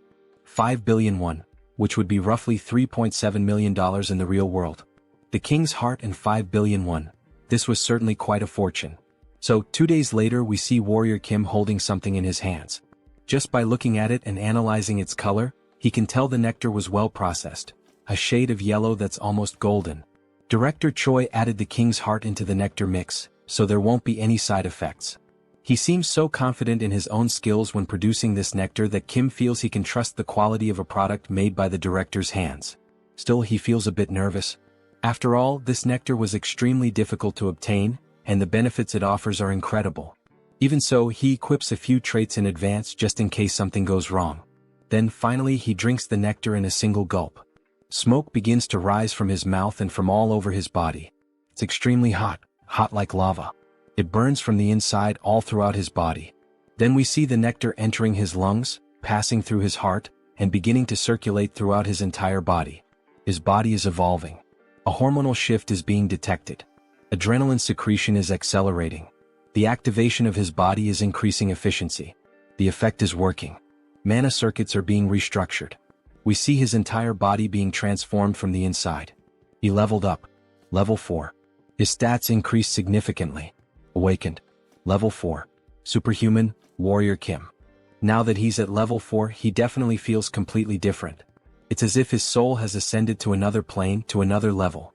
He is, quite literally, a new person now. Audacity, he's gained a new trait. And just as he said, the nectar was successfully processed. Thank you, Director Choi. There's a reason why he went out on his own, hunted the monster himself, and even sold the items by himself. With the 3 traits he gained in battle, strength, super strength, and pressure, and if he can also acquire traits through his equipment using this diamond which he runs along his clothing, he ends up obtaining 2 more traits. Robust and giant, the same ones he had requested from the blacksmith. The preparation work is complete. Now it's time for the final stage. We see all 6 traits equipped at the same time. Then he begins to grow in size by activating the giant trait. However, the system reports, status condition. Significant damage detected in muscle fibers. We see all his muscle fibers tearing apart as he becomes stronger. His skeletal structure is being readjusted. Then, with all 6 traits equipped, the system begins merging them to create a new trait. The traits are resonating, fusing into something new. Then a new trait is acquired. Giant strength has been obtained. He finally achieved this trait. We see Warrior Kim completely pumped up, his body muscular and massive, looking like those strong anime characters with small heads. Giant strength. It's a high-level ability for a warrior, a legitimate S-rank ability. Holy shit. He's the size of a mutant. Let's see how strong he really is. Then, with just a single punch in the air, testing his body's movement and strength, he crushes it with nothing but the shockwave. What insane power. However, we notice his face looks quite exhausted. The system notifies, significant damage detected in muscle fibers. Recovery is required. But he's clearly experiencing some side effects. As expected, in order to use this trait he needs the diamond body, which makes his body more resistant, or the invincibility trait, which boosts his regeneration. But these two traits are high level. We see his body slowly returning to normal. He could learn from their equipment just like he did with the two new traits, but he has a problem. He no longer has any diamonds. He used up all he had this time.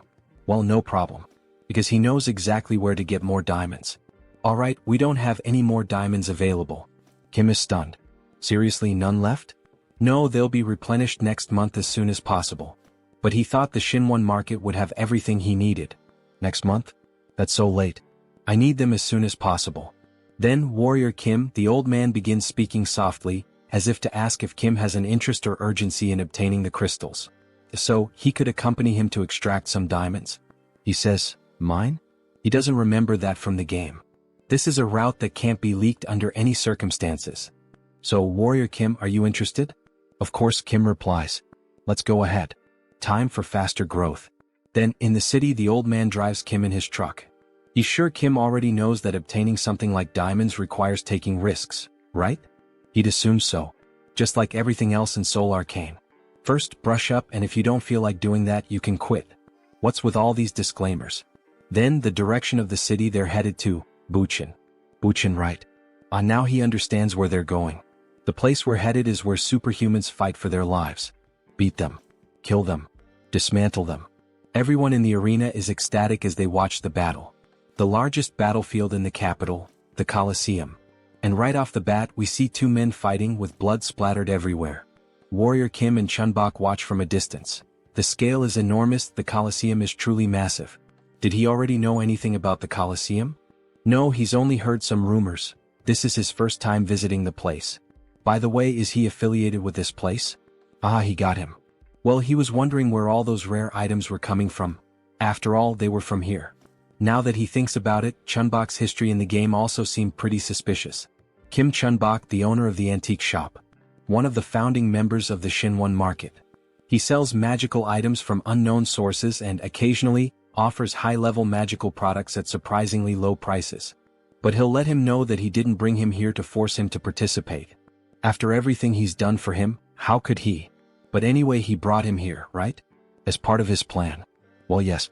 He can't get things for free in this unjust world. This is one of the many ways to obtain his diamond as quickly as possible. The rule is very simple.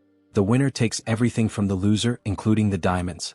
The loser will have to dismantle their magic circuit to create a diamond. This basically completely resets his experience points. So, he would have to fight with his entire battle life at stake, wouldn't he? But the higher the risk, the greater the reward. Yes. If this isn't to your liking, we can always leave. Leave now. Stop kidding around, where the hell can he sign up for this? This is a perfect opportunity to collect diamonds. Chunbok will sign up Warrior Kim, since he's the matchmaker who brought him here.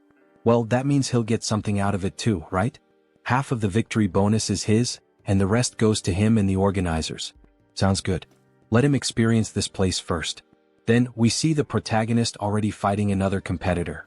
He dodges all of the opponent's attacks perfectly. The other fighter begins to get frustrated. This bastard is just going to keep dodging like a coward? Fight, you damn fool. He'll eliminate him in a single hit with those muscles. Then with both hands he lands a direct blow to Joonsoo's head. However, Joonsoo ends up growing, becoming massive, his body packed with muscles. This guy talks too much. Then he activates the trait, Giant Strength. Now it's his turn, right?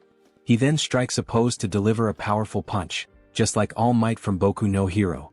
He lands an uppercut with extreme force, causing the other fighter to spit blood from his mouth and lifting him into the air with the sheer impact of the punch. The fighter then crashes to the ground without any sign of resistance. It was just one punch again. The excited announcer declares Kim the winner. This marks the birth of a super rookie. He is on a 5-win streak. Wow, that's incredible. 5 consecutive wins. He bets he has a lot of diamonds now thanks to him. Not only that, he also made a lot of money from all these fights. So, what does he plan to do with all this money he earned today? Well, Joonsoo is thinking about getting some better equipment. He needs new weapons and armor, maybe a new tactical set. Wow, even with all that money, he only thinks about ways to get stronger. Amazing. Maybe that's why he's so strong. He's a fanatic in search of power. Yes, of course. After all, strength defines a person's capability in Arcane Seoul. The world is unfair and only the strongest survive. You wouldn't want to live like a failure, deceived in this rotten world. Suddenly, Chunbok receives a notification on his phone. Look, it seems like Warrior Kim just received a duel invitation. Oh, from whom this time? From a level 4 superhuman named Destroyer King, ranked first. Destroyer King? Who the hell is that? Maybe this fight will be tough. After all, he's ranked first and Warrior Kim is in 10th. If you want, you don't have to accept this duel challenge. Don't push yourself too hard. Destroyer King, alright. That name is even somewhat familiar to him, maybe he can manage. Then a ring girl appears, announcing the start of the first fight between Warrior Kim and, of course, with the huge crowd shouting, Destroyer King, kill this rookie, we've bet a lot of money on his defeat. Destroy that growing sprout of a rookie. Then he finally appears, the king of the Colosseum.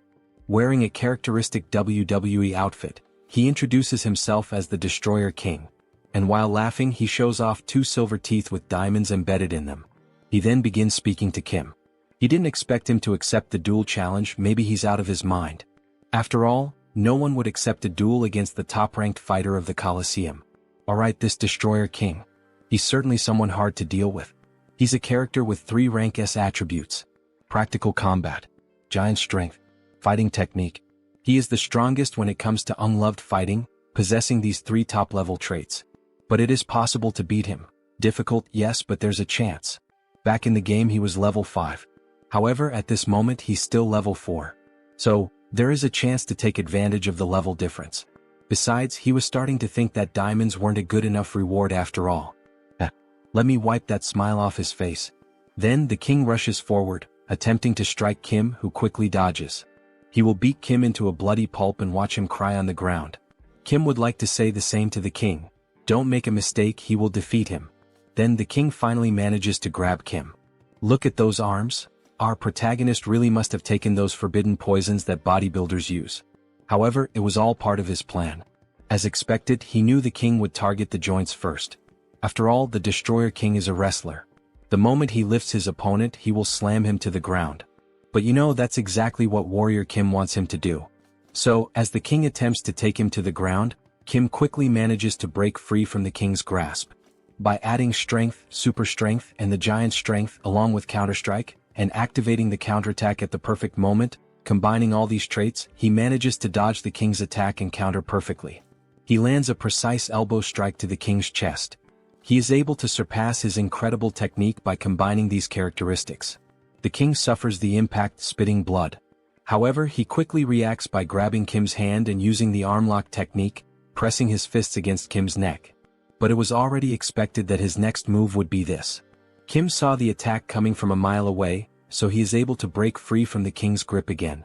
Then he grabs the king's clothing and with immense strength, he lifts the king as if he were nothing, throwing him to the ground with tremendous force. He obtained a new trait, suppression. Suppression is a trait acquired by repeatedly predicting the opponent's movements. Now he's mine. This bastard, it seems like he's predicting every single one of my strikes. He's wondering how the hell Kim is predicting and dodging all his attacks. Well, unfortunately for him, Warrior Kim is just starting to warm up and will finish him off quickly. By obtaining the suppression trait, he has collected all 6 basic combat traits. Strike, combo, counterstrike, protect, evasion, suppression.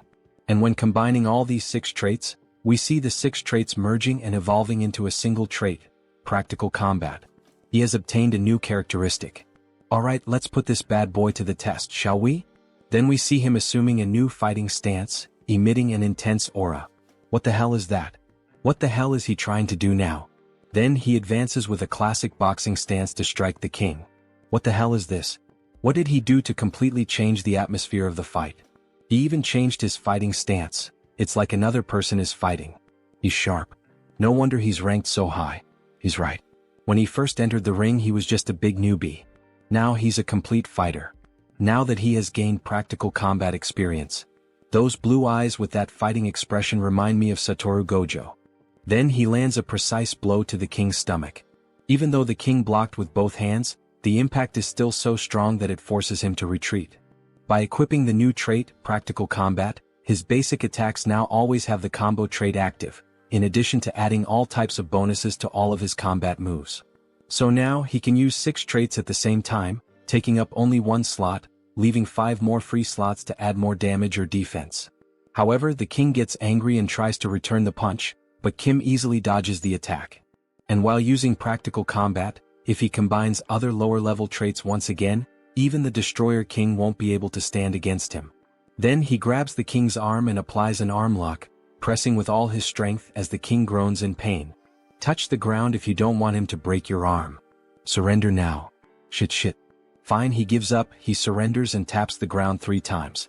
And the winner of this historic match is Warrior Kim, announces the announcer. To the surprise of everyone in the Coliseum, he has risen to first place in the Superhuman Level 4 Division rankings. He's really in great shape with a muscular body. Then, everyone in the Coliseum begins to clap for his performance. This is crazy Warrior Kim. He arrived today and has already become the new king. No, now he will be known as the Warrior King. Warrior King, Warrior King. Everyone starts cheering, calling him Warrior King. Joonsoo feels shy about the current situation. What kind of humiliating name is this? Stop calling him that. However, we know he likes it, he's just embarrassed. Alright, now let's begin, announces the announcer. Let's start the process of creating diamonds, here we go. Will he accept and lose all the strength he has gained so far? After all, the diamond creation system resets all the experience earned. Or maybe he will use the other option. Then he requests to use the special contract. Exactly what Joonsoo wanted him to request. Alright, are you really sure you want to use the special contract? The announcer asks. The special contract is an agreement made with the organizers when the Destroyer King became the level 1 fighter. The condition is that, if the Destroyer King is defeated, the organizers will provide the diamonds in his place. However, this is only possible with the winner's consent. Will Warrior Kim accept these conditions?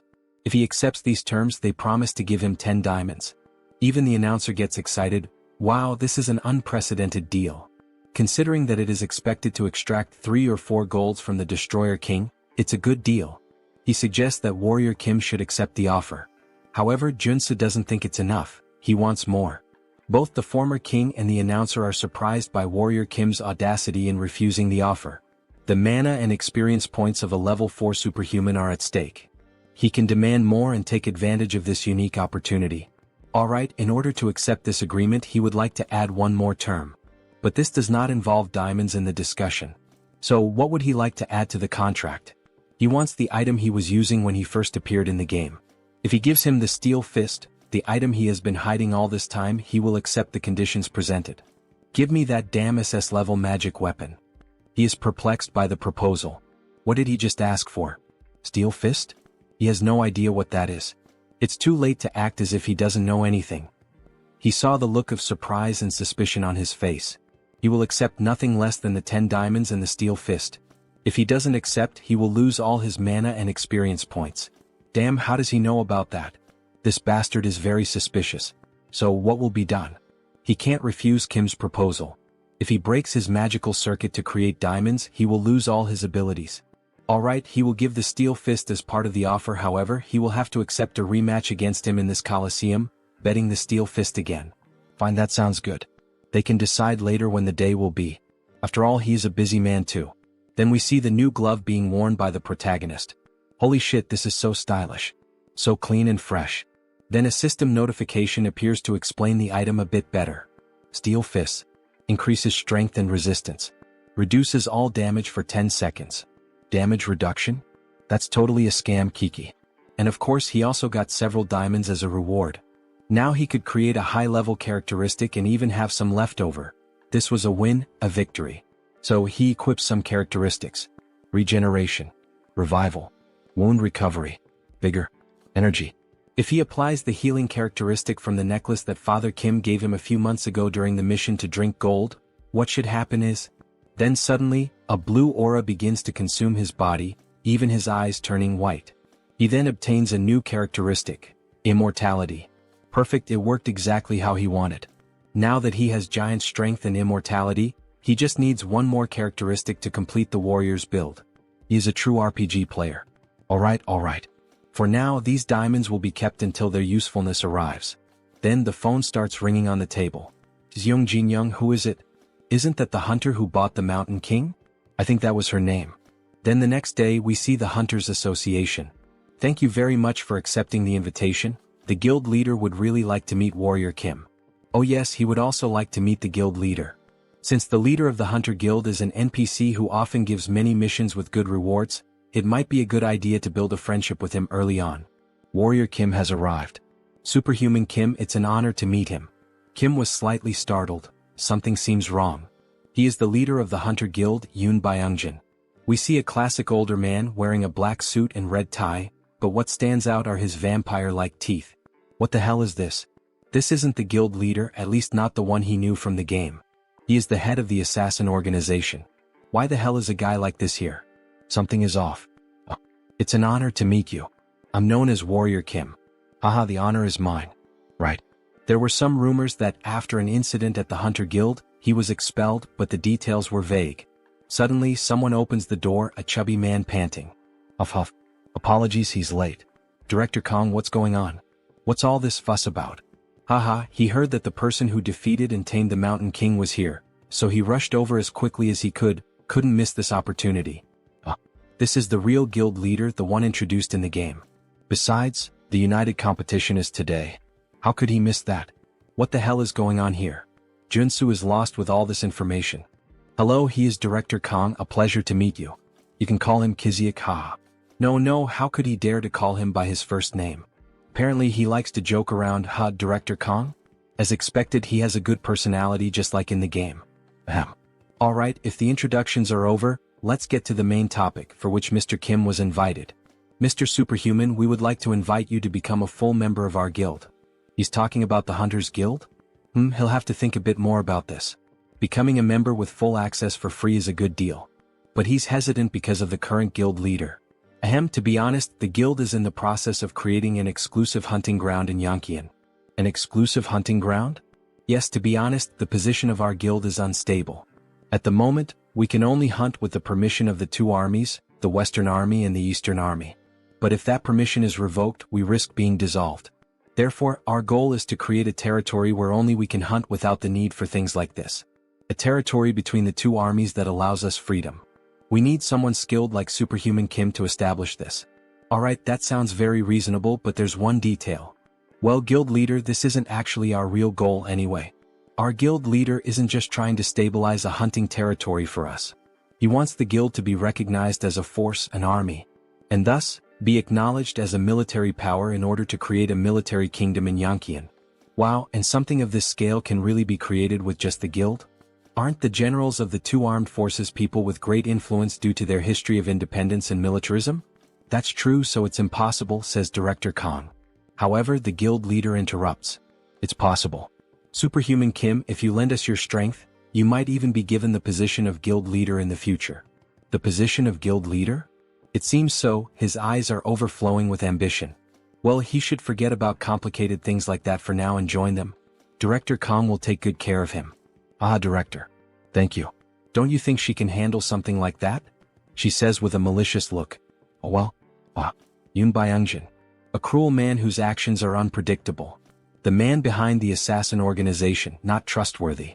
It would be unfortunate if something happened to Director Kong, who will give out rewarding missions in the future. Then Director Kong interrupts her charm. Superhuman Kim, of course if you decide to join us, there will also be tax benefits. You can also enjoy hunting in today's united competition. Alright, he's made his decision, he has to protect the director at all costs. Fine, sounds good. So he will join. Moments later we see a truck in the middle of the forest. He owes a favor to Warrior Kim now. He'll take care of driving, just relax. He was worried that the guild leader inviting him first made him have to rush over there. To be honest, he was concerned about the fact that the guild leader approached him, Warrior Kim. Anyway, it's a lucky thing that both of us can ride in the same car like this, haha. We see Joonsoo's ears bleeding, and he complains that the game never mentioned how chatty he was. Director Kong, why are you against the exclusive hunting area? It's because of the Yankian faction. The Yankian faction? It's a group of guild members who follow the guild leader. They don't care about hunting, they're just cleaning up the politician's mess. So, the guild leader was trying to recruit him to his side? Exactly. He's doing everything wrong. Shouldn't merit be the most important thing in a guild? Instead of getting involved in nonsense like this. But lately, all the guild members who agree with me have been sent on expeditions, so his position has become unstable. He thought the director was just a happy-go-lucky guy, but he has some pretty deep thoughts. Meritocracy is good. After a good while of talking, they finally arrive. So, they finally made it. This is the secret hunting ground of our guild. Wow, it's really well set up. Damn, there are so many hunters gathered here. Look at those weapons. Hunter Kim, he's finally arrived. We see our beautiful hunter, look at that gorgeous stomach. Wasn't he supposed to come with Director Kong? Yes. But suddenly he had to go to the bathroom, ate something bad. Right, good timing. She would like to talk to him herself. It would be better not to get too close to Director Kong. Do you think he will join him? It seems like he already knew about the factions within the guild. Well, he has a general idea. That there's a difference in thinking. Yes, that's correct. He's someone who can't see the bigger picture and is too focused on the small details. Yellow eyes with a scar? He really thought she looked familiar. She was a member of Yoon Byungjin's assassin organization. Young Jin-young, Wolf Claws. He's understanding now.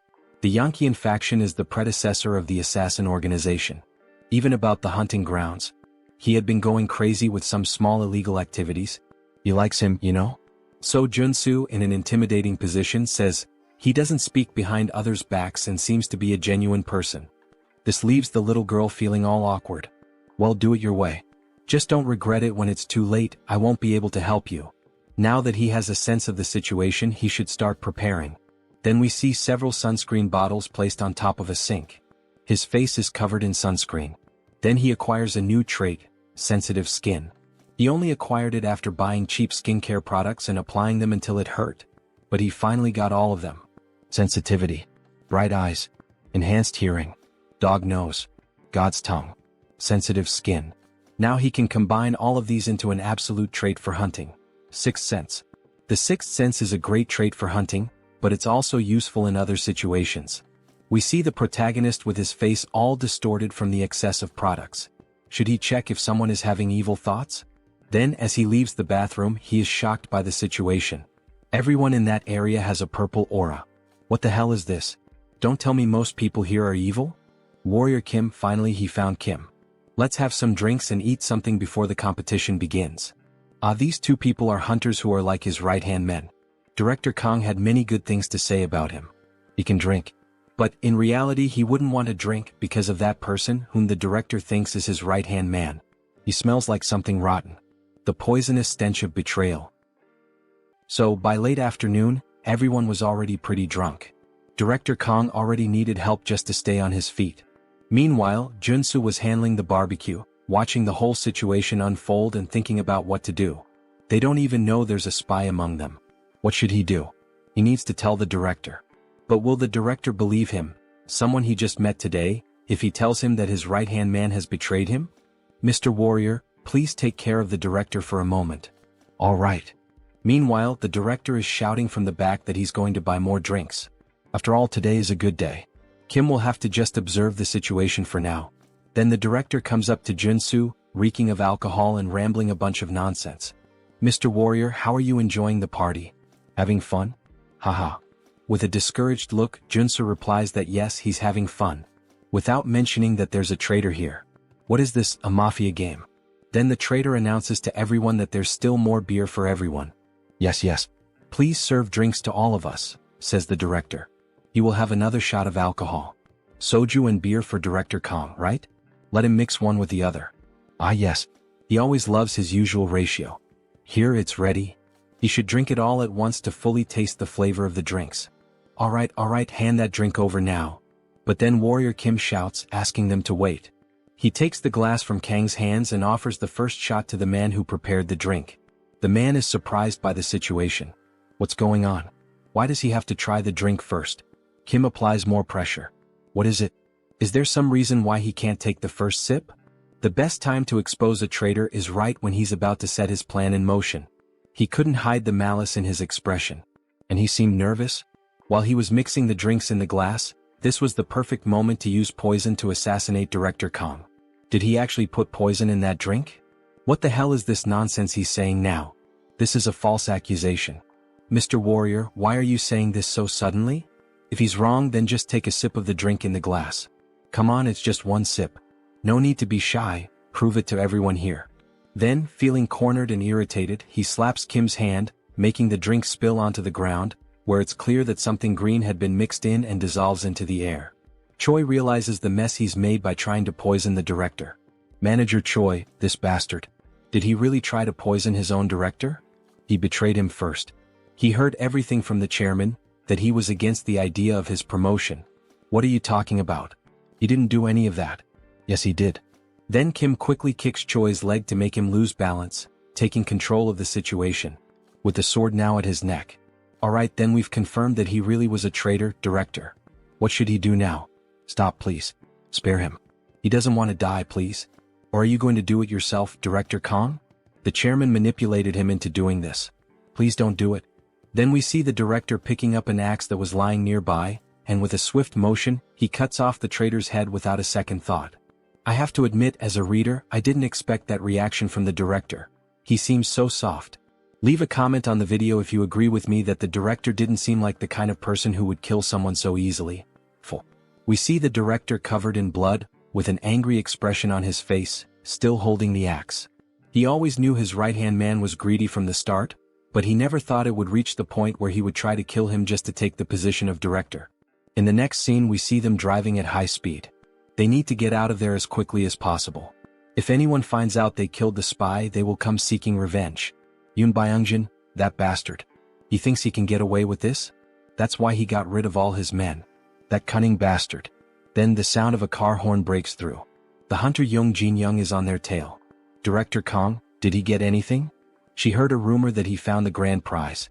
No, they didn't find anything special at the camp. No, she insists she heard news about it. That they killed and decapitated Manager Choi. She pulls out a sniper rifle and fires at them. Kim activates all defensive features. Sensitive. Night vision. Enhanced hearing. Insight. Intuition. Focus. To avoid the rain of bullets chasing them, they swerve through the road. After all, an entire fleet of cars is pursuing them. All the vehicles begin firing at the pickup truck of our protagonist.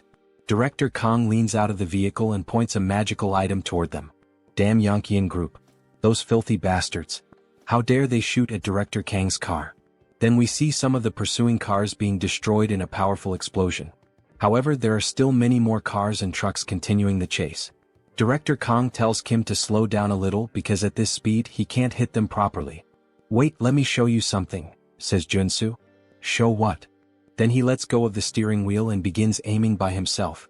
He equips the perfect traits for perfect shots. Gun shooting. Focus. Resolute. Shooting technique. Rapid reloading. Trait set effect activated, stabilization is applied. With this set effect active, he's able to read every movement. And since he's using my intuition trait, his aim becomes even more precise. Then, with a perfect shot, in true American sniper style, he hits the tire of one of the cars. This causes it to lose control and crash into other vehicles at the same time, triggering a massive chain reaction. Holy shit, what a shot. He's like a god of shooting. Hunter Kim, he's like a monster, isn't he? Even so, the hunter still doesn't give up. Now she takes the wheel herself, trying to run them down. She charges full force, using the truck to try to smash their car. Kim, completely calm, begins acquiring new traits while performing evasive maneuvers. Crisis detection. He manages to dodge at the very last moment, causing the enemy truck to nearly crash into another enemy vehicle. That way they manage to escape the chaos safely. However, this only makes Young Jin-young even more furious. Follow them now. We're going to kill those bastards right here. In the rearview mirror we see more cars joining the chase. Kim acquires 2 more traits. Driving and boarding. He remains completely at ease with the situation, while one of the others is nearly throwing up in the seat. At last they arrive at the military zone. This is Warrior Kim, a level 4 superhuman, affiliated with the Hunter Association. Full report submitted. Alright, very well, Warrior Kim. But he has one question. What the hell happened on the way here? We see the director's car completely wrecked, with a few other vehicles trailing behind him. Put your weapons away. We're not going to start trouble here. If they cause a disturbance in this area, it will be considered a challenge to the authority of the Corps commanders. Yes, they're aware of that. They won't cause any trouble here. Please wait. You can't let them into the city. They're criminals. They kidnapped and killed one of his men. We don't get involved in disputes that take place in hunting zones. He should already know that, Mr. President. But what if we... Then the guard's aura changes completely. He slowly begins to draw his sword. Are you trying to challenge the authority of the commander of the Eastern Army? The president just swallows hard. He knows there's nothing he can do. Kang Kiziak was running away like a rat. Did he hire a professional driver or something? All thanks to our hunter Kim here. He's good at driving, hunting, and shooting. Thank you for taking down a guy like that.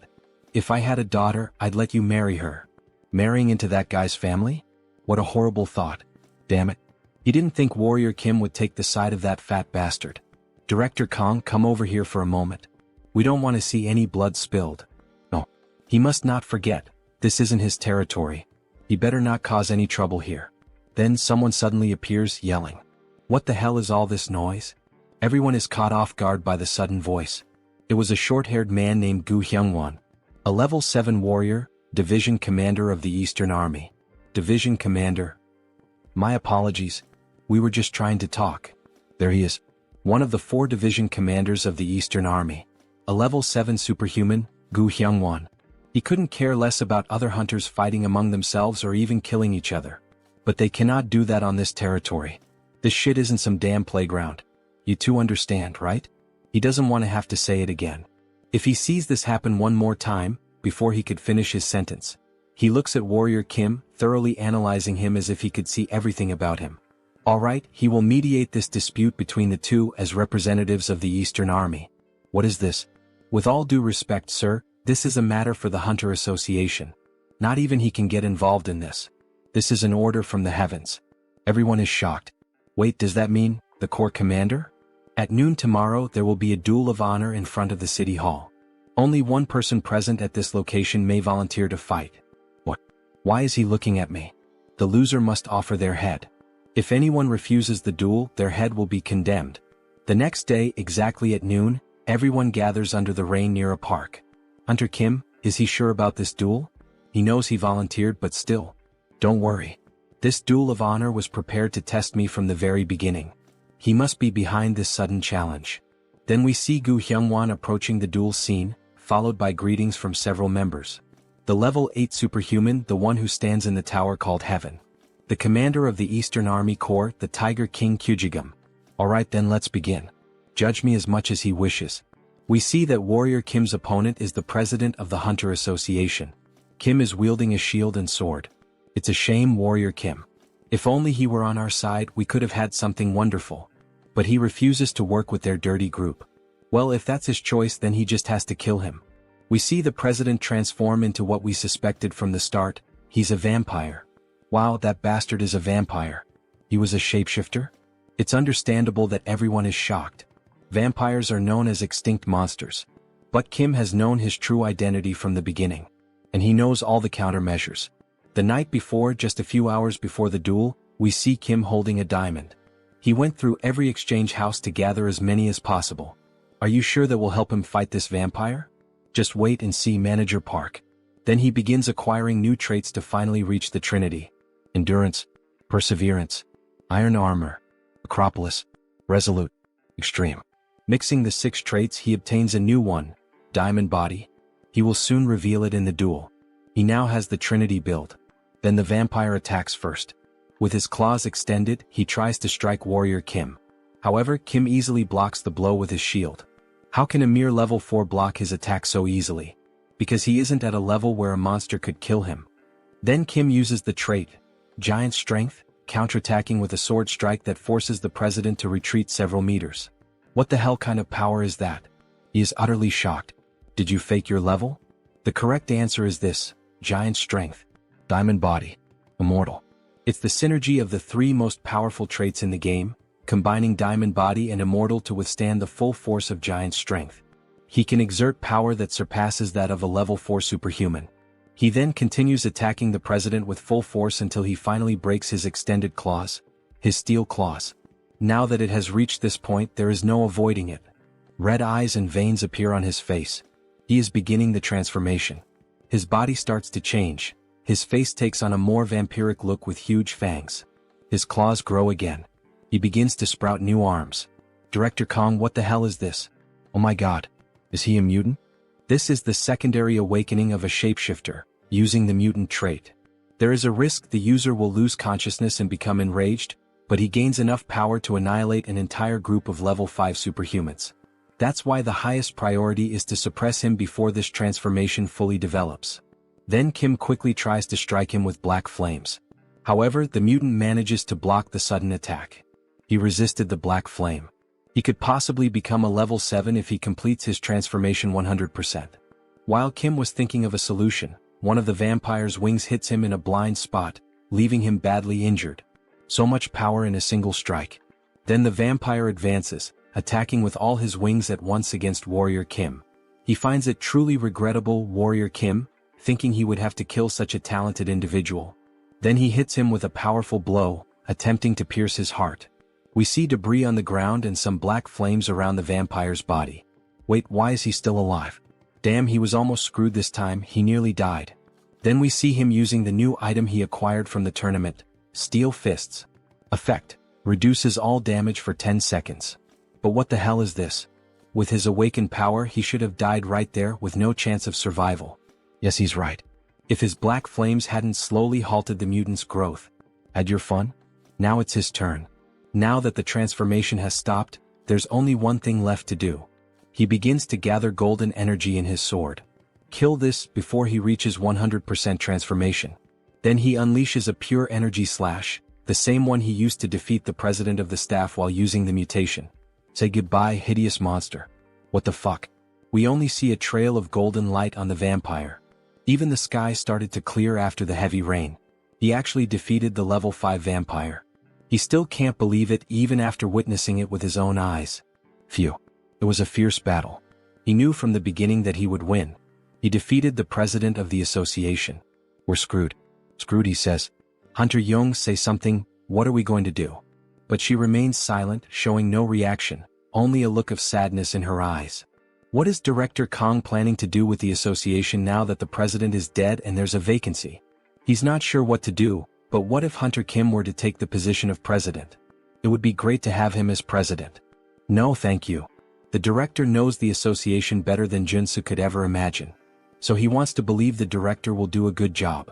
Kong is pleased to receive the praise. Of course, all of this is driven by interest. After all, he can only obtain his mandatory quest once Kong becomes president. Then we see Gu Hyungwon approaching after the duel has ended. Warrior Kim, follow him. The Corps commander wishes to see you. As expected, that man had been watching the entire time. Kyujigum. Night falls and we see the moon above a brightly lit tower. The Tiger King's palace. Inside, for people are in the room, 3 servants and possibly the master. Hello, his name is Warrior Kim. He thought Kim was over 100 years old, but he doesn't seem to have that age. He's heard that from level 8 onwards they transcend human limitations. Yes, he saw his battle and it was entertaining. Who is his teacher? He doesn't need to exhale his mana to dominate me. He can sense every muscle fiber and mana pathway trembling. He has no master. Seriously? So that means Warrior Kim is self-taught? As expected. Their movements are still unrefined. His sword skills were basic and his combinations weren't very smooth. They are being overly critical of him. Interesting, my child. Tell me, would he like to become your student? Joonsoo had anticipated this situation because he makes the same offer in the game as well. When he becomes your student, his rapid growth is guaranteed. And as a reward he will receive the Corps Commander's technique, the Tiger King's sword. But unfortunately, it is a great honor to receive such an offer, yet he would prefer to follow his own path. He dares to refuse the father's offer. Has he gone mad? If he accepts the offer he will face many restrictions. Taking the easier path is not always the answer. He should be bowing his head at this moment. He is going to discipline this young man. Quiet. He explodes with rage, emitting an aura that leaves everyone in the room frozen. That killing intent.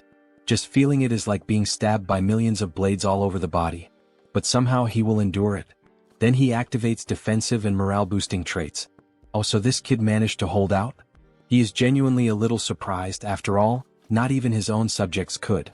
Even with so much talent, why does he still refuse to become his student?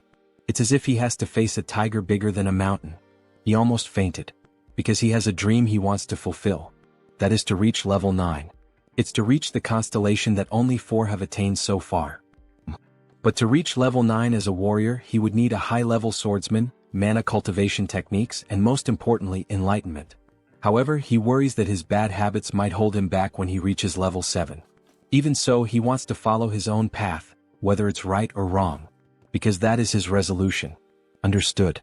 He values his courage highly. Then he begins to pick up a sword. Here, boy, take this with you. The servants are stunned by what they just witnessed. Wait, is that the Black Tiger sword of rank SSR?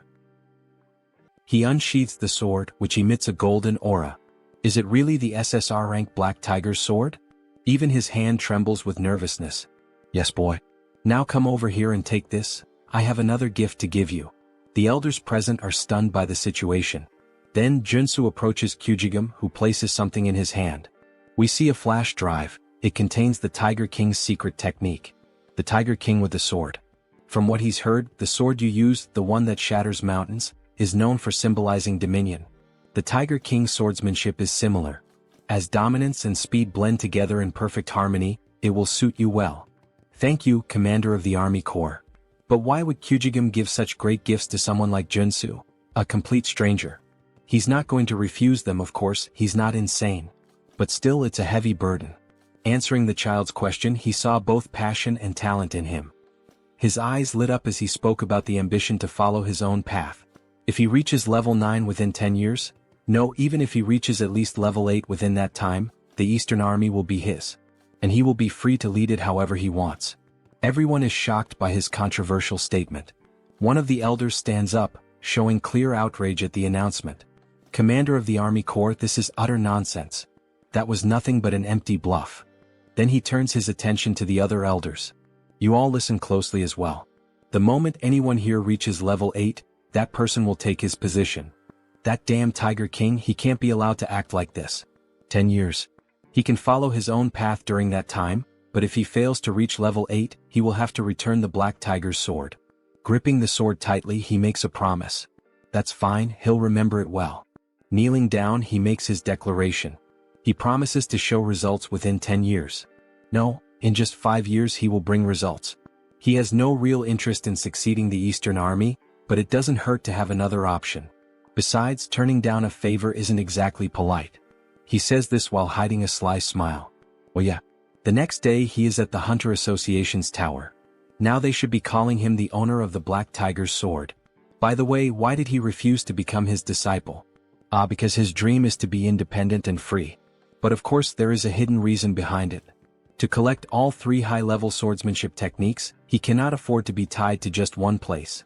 Since he met Beck Soren by chance, he is simply waiting for her to awaken the Sword of Mars technique. But he still hasn't met Jeanette and Carly. Joonsoo sits in thought, quietly sipping tea. He is definitely different from the others. Without him, our association would be in danger, Hunter Kim.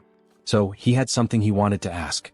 The former director, now President Kong, grabs Kim's hand and asks enthusiastically.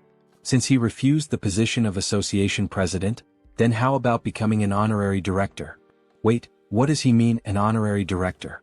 Kim is caught off guard by the sudden proposal.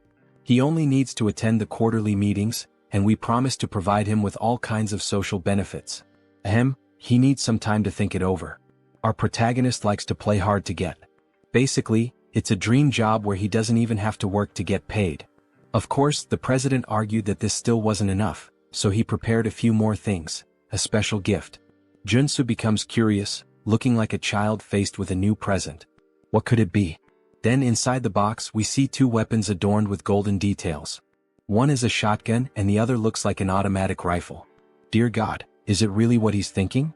Then with a sharp gaze the president announces the name of the weapons. They are known as the weapons of Daesun. Holy shit, so those really are Daesun's weapons inside the box. And the weapon crafted by Chong Yagyeong, the Mountain of Tea, who worked as an arcane engineer in the game. These are known as the best weapons ever made in the game.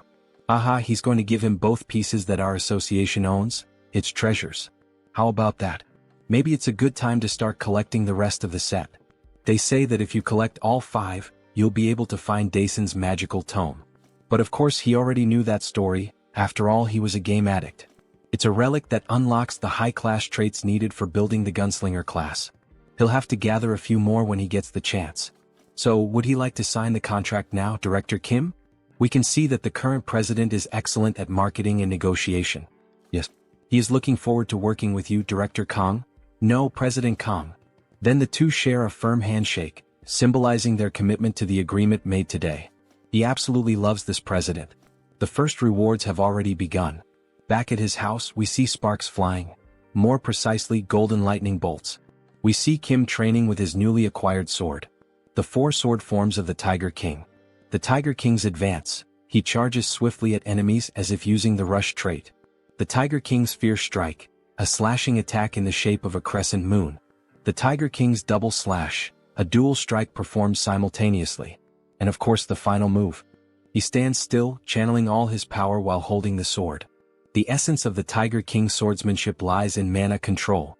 When executed with the proper movements, the sword's aura is unleashed. Then he opens his eyes, we see the moon reflected on the blade and we get a glimpse of what this technique, when fully mastered, could truly accomplish. The Tiger King's elevated sky, a technique powerful enough to slice even a star like the sun or the moon. We see an ancient master demonstrating that it's possible. And at the same time, we witness the raw devastation unleashed by Warrior Kim. He's still far from being able to cut a star, but judging by the damage done to the reinforced wall and the short amount of time he spent refining the new sword, we can already see its firepower. However, it seems he'll need to train much more to master it completely. He's only able to draw out this level of sword aura thanks to that item. Even so, with a smile on his face, he's gained 2 new traits, so the training was worth it. The system announces the 2 new traits, Quick Draw and Moon Slash.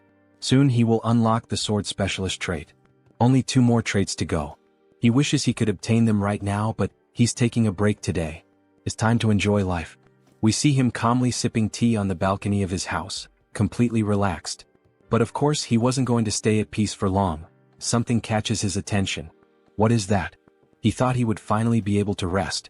Then he sees a car parked in front of his house, with a wounded man lying on the ground. Warrior Kim, please help. No, actually, save his younger brother. Wait, that's Iron Fist Kim? What the hell happened to him? Later that same day at night, the 2 of them are on the rooftop of a hotel. So his subordinates betrayed him because he opposed the idea of the business? They were running a human trafficking operation without Iron Fist's knowledge. He punished the instigators, and they betrayed him for it. We see his metal arm torn off, and his face and body covered in injuries. You know, this probably isn't everything. What? Then he equips a few espionage traits. Detection. Intuition. Insight. His gaze changes completely, becoming far more serious as he analyzes the building that used to be Iron Fist's headquarters. Iron Fist Kim was betrayed in the game's storyline, but he thought it ended when the human hunter was killed. Even though Iron Fist Kim has already been mostly neutralized, there are still many armed individuals standing guard. Right, that means they're looking for Warrior Kim. After all, he's the one who killed the human hunter when a bounty was placed on his head. The other 2 brothers, the bomber and the demolition specialist, are probably involved in this. He's going to enter through the main entrance.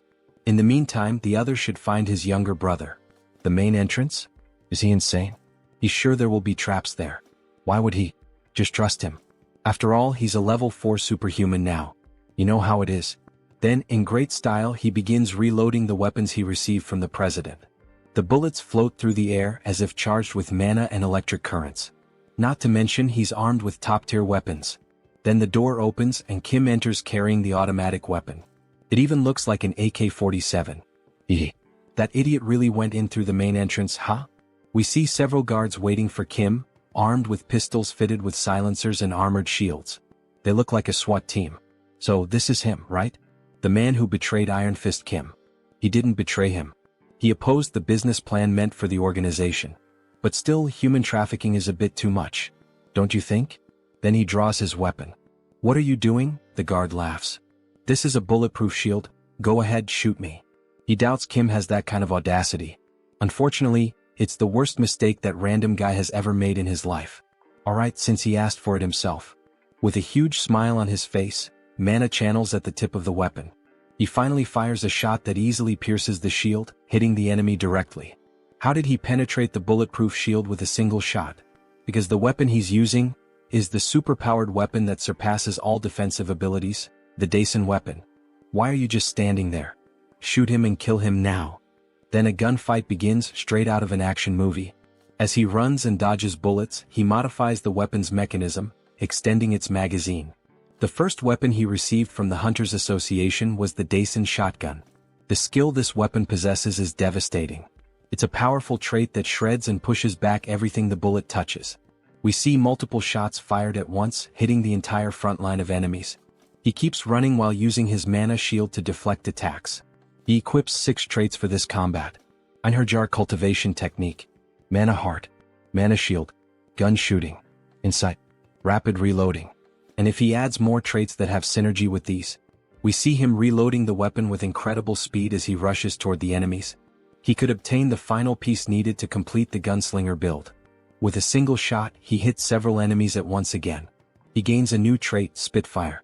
Then he quickly switches to new traits, shooting technique, gun shooting, rapid reloading, Spitfire, snipe. Now he's going to take down all these guys and uncover the true culprits behind everything.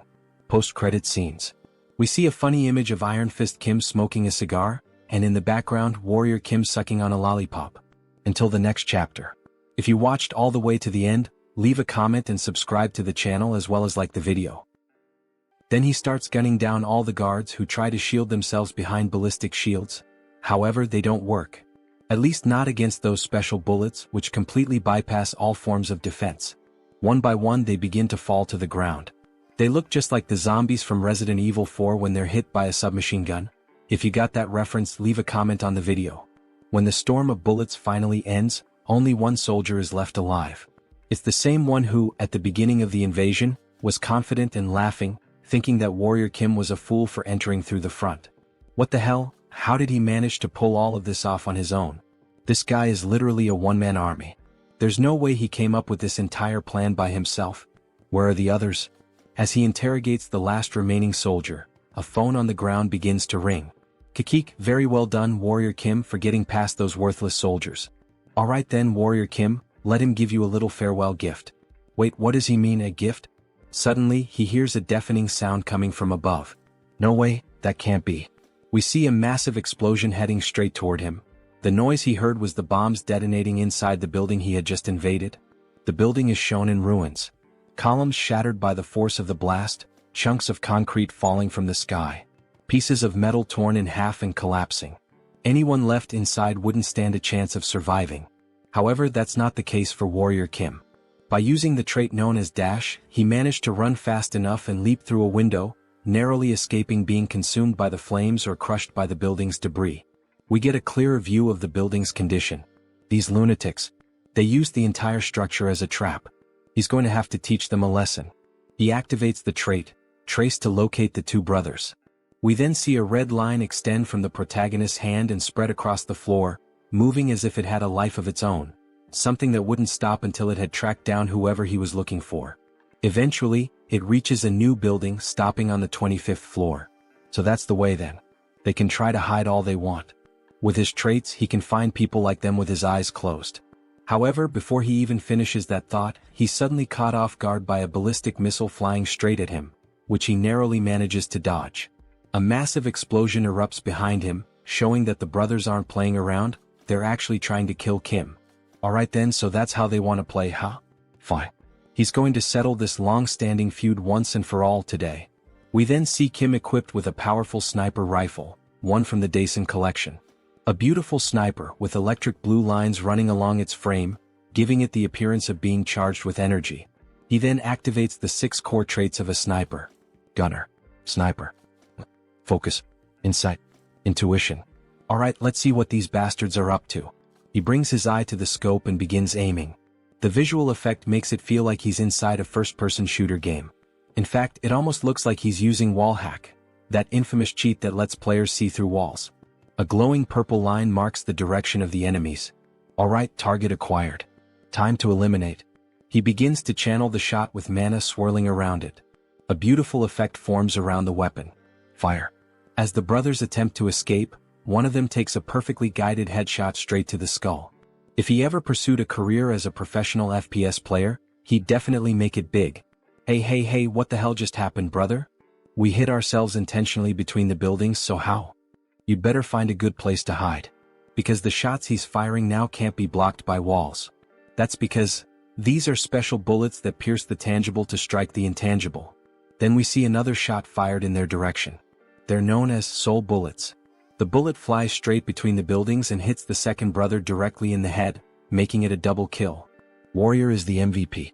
He didn't finish them off completely because these bullets strike the soul instead of the physical body. But that's even better, because others will take care of the rest.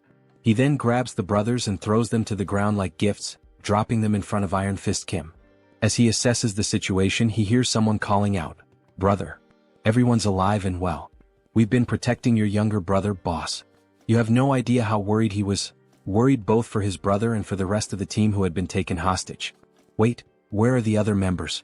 All the captured members escaped safely. They're currently hunting down the traitors. What are you going to do now? We'll have to start erasing all traces of the human trafficking operation. But of course, before that, he's going to punish those who dared to mess with our organization. Iron Fist Kim is taking longer than he expected.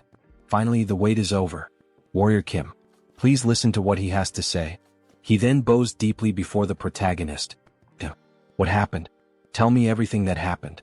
Please, he begs. Teach him how he can become as strong as Joonsoo.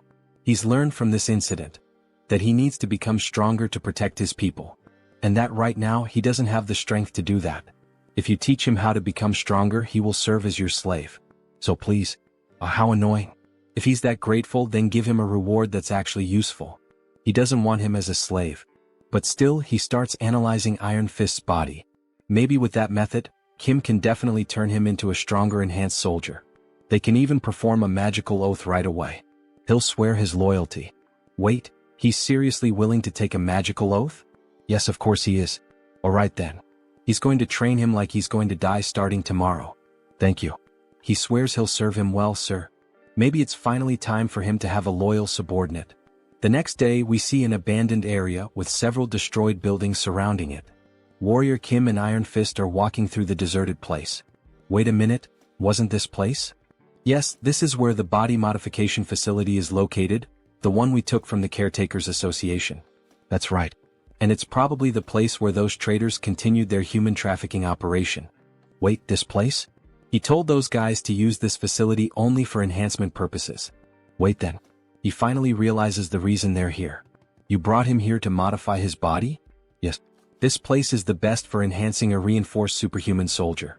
Today he will undergo a biological mutation and have prosthetics implanted at the same time. At the same time? But isn't that dangerous? Many people suffered mana overload attempting that. Don't worry. You just need to make sure the combination of the mutation factors and the prosthetic components is correct. We see a massive metal door like the entrance to a secret hideout once controlled by the former organization that ruled this territory. Inside we see Warrior Kim working at a computer, programming the correct combination of mutation factors and prosthetic components. Meanwhile, Iron Fist is inside a green capsule. There are fewer ingredients than he expected. But it should be enough for a level 3 superhuman. Maybe those bastard soldiers of his stole some of the ingredients. The process of creating reinforced soldiers requires a method that is both standardized and unorthodox. Mutation factor plus prosthetic component. Just so he knows, this is going to hurt like hell. It's fine. He's ready. Let's do it. Alright then. Time to get this party started. He clicks the mouse. The capsule begins to emit a strong green radiation, lighting up the entire room. We see his body fully exposed to the blast. Then, looking inside the capsule, we see a high-speed spinning blade. He stares at it in fear, trying to imagine what's about to happen. Then, more blades appear and start slicing through his entire body, especially his mechanical arm, from which metal fragments go flying inside the capsule. He screams in pain. After all, his whole body is being torn apart. Iron Fist Kim from Arcane Seoul. His combat style relies on a prosthetic arm used as a melee weapon and a submachine gun for mid-range attacks, making him a versatile attacker. So, instead of choosing materials specialized for either short or long-range combat, he chose the trait of versatility, keeping open the possibility of transformation.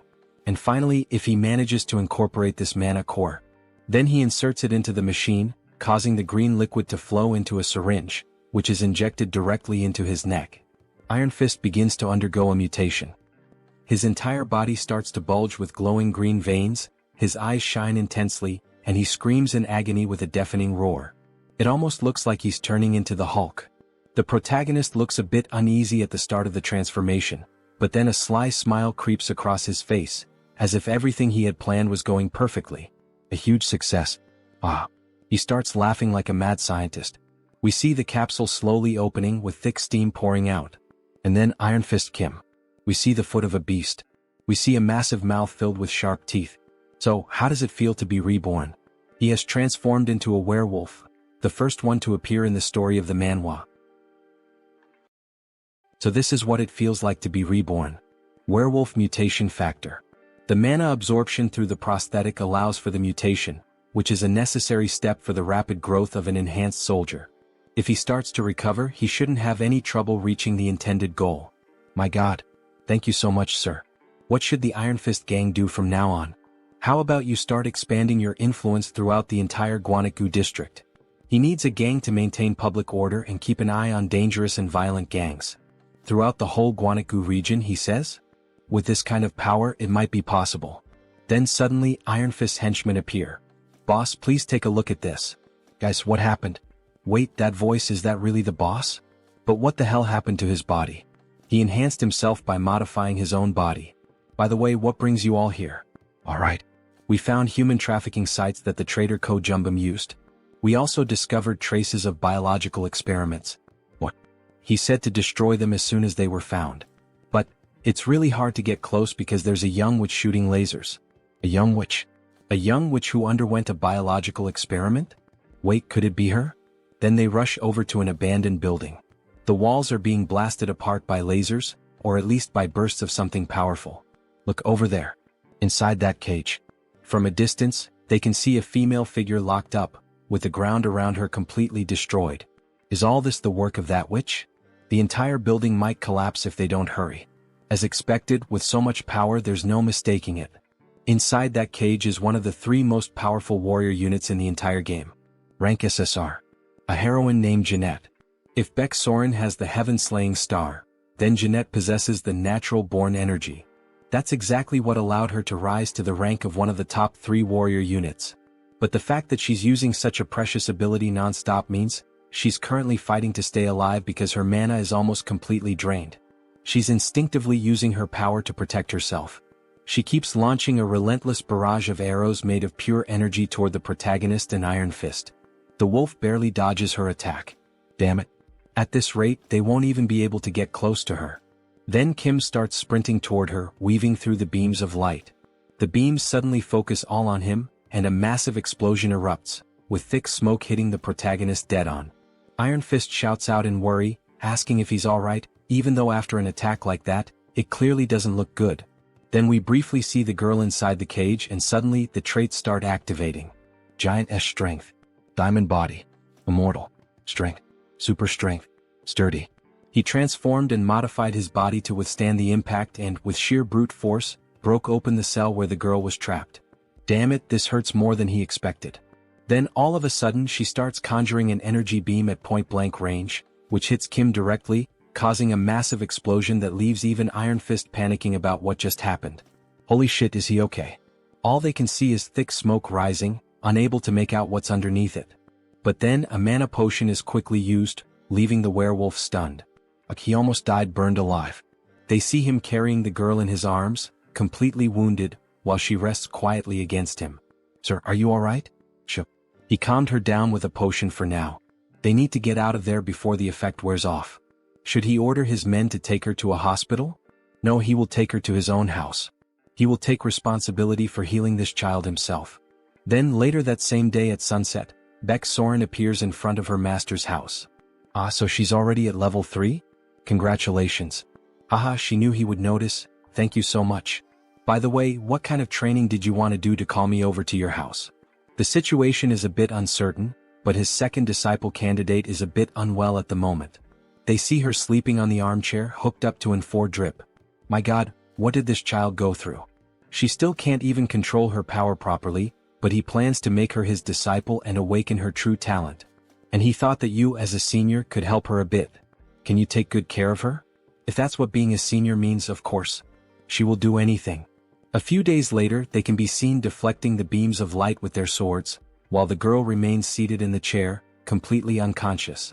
Master, how much longer do we have to keep dodging these things? Soren is showing clear signs of exhaustion. It's been an entire week of non-stop dodging and blocking all these attacks. Kim receives a notification from the system. You have obtained a trait. Deflect. Her mana should be fully replenished by now. She will regain consciousness soon, so hang in there. Suddenly the attacks stop. Energy begins to float and swirl around her body. Then she finally wakes up. With a weak look in her eyes, her face very thin, still confused about what's happening. What's going on? Where is she? Hello, so she's finally awake. Soren grabs her hand. She was so worried that you would never wake up. Is she hurt anywhere? No, she thinks so, but where is this place? And why is she here? It's because that man over there rescued you. He also helped you recover. She says thank you very much, bowing deeply to them. They saved her. Her name is Jeanette. You're welcome. It's good to see you're all right. By the way, how did you end up trapped in that place? Now that she's regained consciousness, she looks like an angel, haha. He was getting tired of the laser beams. Her parents died while fleeing from the Iliang magic tower. She was captured and then... My god. Just as expected. It's exactly like the game's story. Jeanette, you are more than welcome to stay here if you have nowhere else to go. Actually, he would like to accept you as his disciple. Wait, her. Why her? Yes, so that she can avenge her parents' deaths. He will teach her to become a superhuman. But she has nothing to offer in return. It's all right. She can repay him when she's strong enough in the future. She gets emotional at Warrior Kim's words, fire burning in her eyes, and Soren finds her so adorable. Okay then, make her into a superhuman, please. And she promises she will repay him in the future. Alright, then he looks forward to working with her. Alright, it's a deal. Welcome Jeanette. She is an extremely precious talent who will teach him one of the 3 most powerful swordsmanship skills in the game. Then all of a sudden she releases a massive burst of pure energy right at Kim, which barely misses hitting him square in the face, leaving his pants soaked in crap. Sorry. She didn't mean to do that, it was involuntary. Soren tries to calm her down. It's okay, no one got hurt or injured, just relax. Kim is left stunned and shaken by what just happened, since he could have been seriously hurt. Jeanette, let's start by practicing your mana control first, alright? Okay, he thought she had already entered her rebellious phase. My god. Jeanette, the name of your trait is natural energy. Do you know what energy means?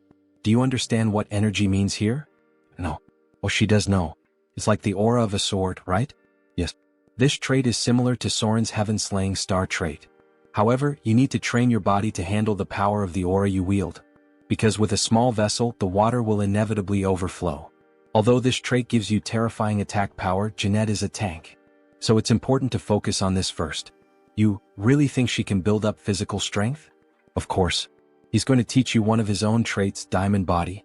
And it'll be even better if you can learn Mana Soul as well. He's going to use this chance to test the transmission system. She will help too, so don't worry. Thank you. Thank you, Senior. So cute. This will be the system he'll use in the future to learn swordsmanship skills from Beck, Soren, and Jeanette. He should start practicing right now. The Diamond Body trait hardens the user's body and mind at the same time. That's probably exactly what Jeanette, who has endured so much physical and mental damage, needs the most right now, isn't it? Eat as much as you can. The training will be tough, so eat plenty. Alright. They can be seen devouring a lot of food together. Eggs, salads, chicken, pork. A whole feast has been served. It's hard to believe that at the beginning of the manhwa, Kim was so poor he couldn't even afford medical expenses. She will need all this for her training. 2 weeks later, on a foggy night, we see Jeanette and Soren dueling, the classic 1 versus 1. Leona versus Fiora. Anyone who plays League of Legends will get the reference. Jeanette is playing defensively but tries to counterattack. Soren dodges gracefully, showing off her well-trained physique as she evades and tries to counter Jeanette's moves. To think they would reach this level in just 2 weeks. Both are truly natural talents. Beck Soren has already mastered the sword skill. You can stop now. You will take over from here. Pardon? You master? Now that her body is strong enough, she needs to train to control her mana with more precision. Yes. This is crucial, so try to block his attack. Both get ready, he's wielding the tiger sword he received. Using a legendary sword against a poor little girl. Then he charges straight at her. She raises her shield to defend herself. Even though she blocked it, she feels the strong impact and gets pushed back a bit. Kim starts delivering a series of quick strikes, forcing her to retreat even more and focus entirely on defense. She starts blocking his strikes more precisely, even using her natural-born energy to her advantage. You can sense it now. Her refined movements give off a solid presence. Her natural-born energy. Natural-born energy. Diamond body. Shield technique. Mana soul. And Jeanette's mana circuit. He then puts more power into a heavy sword strike and can feel her form clearly. Now he's the one who has to step back from the impact of her shield. Finally he lets out a laugh. She's controlling her trait with precision now. Cesar Jeanette has finally awakened. Soren congratulates her. She finally managed to awaken, such happiness, while hugging her almost like she were her own daughter. A daughter of Kim and Soren in a way. Then he congratulates her too. Good job. Congratulations on awakening. Thank you so much. It's all thanks to the two of you. An SSR rank really is on another level. To think she would reach level 3 as soon as she woke up. Good girl. Well, considering the others, maybe she shouldn't be so surprised. After all, I'm the only one still low-ranked. She can't let her junior surpass her. She's going back to training. Wait for me. Great. Make sure to grow fast and master the art of the sword. That way I can learn from both of you. He's literally planting the seeds now so he can reap the fruits later, and maybe in more ways than one. Alright, he can't afford to fall behind either. Before his two disciples' personal missions begin, he'd better take care of a few things. We see on his phone screen a plane ticket that he bought. There's a beautiful view of the airplane flying over a large remote island surrounded by the sea. There are various buildings on it and one of them stands out, releasing green winds almost like forming a cyclone. Finally he feels that he's truly abroad. This is the city where the Divine Annihilation War took place, a hen. Beneath that hollow structure of the building, which emits a strong green light, lies the extra-dimensional space known as the Great Labyrinth. It's a troublesome place where ghosts of forgotten gods constantly launch attacks. But there's no need to worry because the most powerful organization of humanity, the Guardians League, protects a hen. The true reason he came to a hen is right here. Diana Bar. Because here he can inherit the Einherjar cultivation technique from this place. Then he walks into the bar and sees the receptionist with two horns looking startled. First time here? Looking for a specific drink? We get a better look at her, an older woman with two horns and a cigarette in her hand. He's not here to drink. He's here to get some information. Information, he says? What is he looking for? He's looking for a man named Sigmund Sigurdsson. He will make sure to pay her very well for the right information. I see. She's afraid that won't be enough. Her husband is currently in very bad shape because of his illness. Now that he thinks about it, he remembers reading something about Sigurd having lost his wife. Madam, if that's the case, he can take a look at your wife? This might end up being much easier than he expected. Then the next day we see a house by the beach with a beautiful view and sand all over the ground. She's going to tell him in advance, but Sigurd will be very sensitive, so please forgive him. He understands. Sorry, Sigmund. A guest asked about your wife's illness. Oh my God, she sees that some guests arrived before them. There's a woman lying in bed while, at the same time, a priest and a nun are using healing abilities. The archbishops are going to heal her, it seems. Maybe they should leave them alone for now. However, Kim grabs his hand. What are you doing? Let go of her. We're in the middle of treatment. The order of Tho and Gaia. The clergy's method of treatment is too obvious. What you're doing doesn't make any sense. The holy light will only make her wound worse. Sorry, but what the hell is he talking about? And how would you know that? Stop this nonsense and get out of here. He doesn't believe that a mere superhuman would know anything about this. Then he's introduced, Sigmund Sigurdsson. He looks just like a Viking. Sigmund, this guest here says he knows how to treat Jordy's condition. Maybe you should hear him out. Jordy's is in a situation where every second counts. She should be receiving holy light, not this nonsense. Then her body starts levitating as if she's being possessed by a demon. Jordy's. No, let's resume the treatment. This can't go on like this, it will only lead to disaster. Then the nun starts using holy magic again. However, the woman just levitates even higher, leaving everyone terrified. Jordy's? Her eyes open, and a dark aura begins to emanate from her body as she screams in pain. What's happening to her? Resume the treatment immediately. It's too late. We can't stop this anymore with just light. What? Are you saying she has no treatment left? He starts to panic. But Kim answers him. No, she still does. Your wife's illness comes from the fact that she received the stigma of the demon god of the pitch-black Simmeries, right? How do you know that? Do you really know how to cure her? Yes, he's been telling the truth since the moment he stepped into this room. Then he kneels down and begs, he pleads, please save her. If he saves his wife, he swears in his own name that he will do anything Kim wants. And with that familiar sly smile, Kim accepts. All right, he will save his wife. But he will have to keep his promise to do anything. Kim then begins the treatment, equipping 6 traits. Einherjar cultivation technique, mana soul, mana amplification, focus, and mana stabilization. Then he starts the treatment. Stigma. It's a disease contracted from the demons of the labyrinth. It's one of the worst debuffs where a decaying deity marks the soul. The demon's soul gradually drains the victim's life force. Her convulsions stop. He just put her to sleep with his mana. Do not wake her up. Sir, we brought the materials you requested. Great. Let's start immediately. Then we see the entire room in darkness with candles lit and a mark drawn in blood. It looks like a satanic ritual. He begins creating potions using his best traits for this purpose. Formulation, crafting, modification, intuition, insight, and focus. We lit all the candles, sir. Are you sure we can cure her with this treatment? It's more of a hope that she can overcome the disease than an actual cure. This debuff can't be easily removed even in the game. Because the more healing you apply, the more vitality this thing gains. You'd basically be trolling if you did that. Therefore, to overcome the stigma, he forces her to drink the potion he made, and after that, she starts vomiting blood and something begins to come out of her mouth. You have to draw out the hidden sprout that's causing this debuff. Black flames start pouring out of her body, and the symbol drawn under the bed begins to glow too. She starts levitating again and little by little she begins to transform. 2 horns start growing on her head. Bat wings begin to appear on her body. Why is Jordy's turning into a demon? Are you sure this is the right treatment? Yes, he is.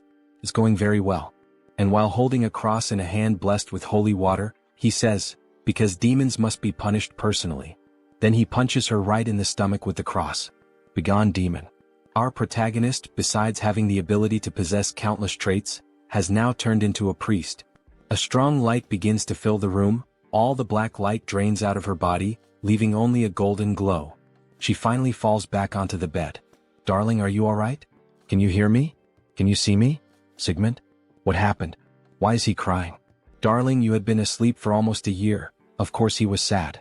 You really would have died if it hadn't been for him. Now it's your turn, archbishops. He leaves the rest of the treatment in their hands. After all the commotion, Sigmund thanks Mr. Kim. By the way, what brought you here all the way from Korea? To meet you, of course. Me? You said you would do anything, right? He needs you to teach him the Sigurd cultivation technique. Sigmund's ancestor is Sigurd, the most famous mortal hero in Norse mythology. The Sigurd cultivation technique, passed down through his bloodline for generations, is a superior trait of the Einherjar cultivation technique. They sit down and Sigmund begins gathering energy and places his hand on Kim's back. He starts transferring the Sigurd cultivation technique. Every cell in Kim's body starts awakening. His mana attribute is changing, stronger, more resilient, more durable. His heart is undergoing a transformation infused with mana and the new technique. Then a new system notification appears. Sigurd cultivation technique. You have obtained a trait. His total mana just increased by 30% or more. With this growth, he shouldn't have any problem learning more sword techniques. Then they are interrupted by the priest and the nun. Sigmund, we've finished Jordy's treatment. She should fully recover at any moment now. Really? Thank you so much. You truly are incredible for curing the stigma. By any chance, do you know how to treat other stigmata as well? Well, actually, he does know a few methods. Really? Could you please teach us how to help our patients overcome their stigmata? We'll pay the proper price, of course. They really want to learn what Kim did. Maybe he can use this chance to become more familiar with the 2 orders. But of course he's going to teach you. Both of your orders and the Guardians League work so hard to keep the Great Labyrinth under control, right? Oh my god, is he really going to help us? Even though the game only gives 2 options, he knows a different path, He absolutely cannot accept any payment from you too. He's going to teach you the methods for free. He says it with an angelic face. You truly are the esteemed saint of this era. Where is he? All I can see is light. He's too radiant. Are the 2 orders really going to get this information for free? Of course not. You really are an angel. How generous of you. Because this is the beginning of a hidden quest. Now his usual devilish face returns. always taking advantage of others. Then, when night finally falls, the villagers begin to celebrate in the village. A toast to Lord Kim. They start drinking from large wooden barrels, the kind that resemble those used by the Vikings. Lord Kim. He's now the hero of our village. Drink it all. Down to the last drop. Ah. Their faces are already red from drinking so much. Kim says he'll drink within his limits. Oh really? Our hero isn't as strong with alcohol as he looks, huh? Dear, you can still drink more, can't you? Ho ho ho, of course. Then they raise their mugs full of beer once more, making a toast to life. Just how much do these people drink, anyway? Meanwhile, he is passing out from exhaustion after working so much. Then we see a flashback to 1 week earlier. Kim is in an auditorium with several priests, nuns and members of the church. A man is chained up around the torso, possibly suffering from the same illness as Jordy's. The foundation is demonic blood, but the method changes depending on which demon granted the soul mark. He spread the method to overcome it to both orders and to the League of Guardians, and began traveling to save warriors who were suffering from demonic stigmas. So, at the very moment the mark takes over the body, he once again exorcises another demon. Driving a stake into the body can expel the demon possessing it. Wah! Long live the superhuman. He performed a miracle. He changed Akin's fate just like that, so I guess the grand festival makes sense. But what he really needs now is rest. A good rest and a vacation. Phew, he barely made it through. The Nordics really do know how to party. Ichem? Ah, superhuman, there you are. He was worried he wouldn't get the chance to thank you. Then we are finally introduced to who that man is. Director of the League of Guardians. A director. He came rushing over as soon as he recovered. Do you have a moment now? Ah, he's a bit tired at the moment. He thinks it's better if they talk later. Ah, what a shame. Our league president really wanted to meet you at least once. If he's not available, there's nothing we can do. He'll explain everything properly to the president. No. Suddenly, all his exhaustion vanishes. Please show the way immediately. If it's the president of the League of Guardians, he knows who that is. The youngest disciple of the heavenly demon. The Blood King SSR. It's an honor to meet you. He is Warrior Kim. Nice to meet you. He is Chin Wei, president of the League of Guardians. Blood King / Chin Wei.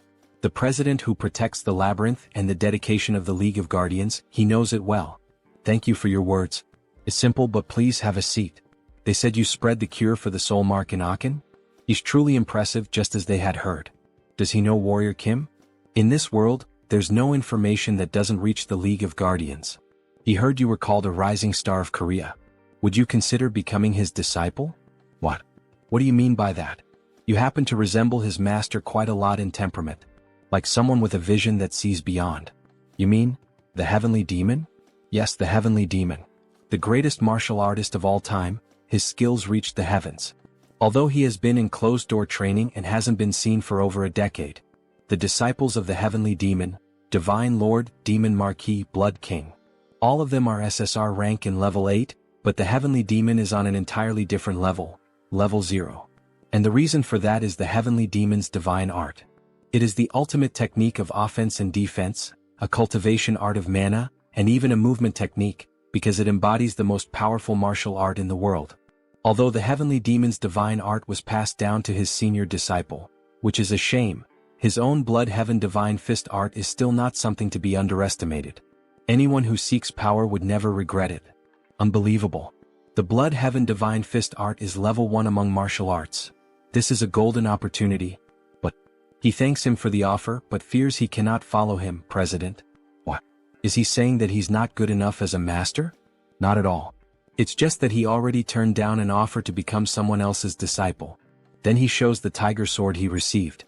The silent sword. It seems he met Master Gugijium. He cannot do something that would dishonor him. After all, he is a historical figure of Korea. If you think about it, the blood heaven divine fist art is on the same level as the silent sword's invincible style. So it's not exactly irreplaceable. TSK. Just when he thought he had found a promising disciple, that old man ruined everything, completely messed it up. So he supposes he has no other choice either. This is a sign of the respect he has for you. Wait, isn't that the heavenly demon's medallion? Hold on, is he giving me this rare item? Only our master and fellow martial brothers are allowed to use it. You should treasure it. Thank you. But in truth, the reason he gave it is obvious. It means, if you ever change your mind, come find me. It's probably something similar to why the Legion commander gave me a sword. Aw man. With two big shots showing interest in me, it's kind of overwhelming. Ichem? Why is he suddenly trembling? He's just moved by the president's gift. You will treasure it. Take care. Very well. I hope we meet again as master and disciple. Well then.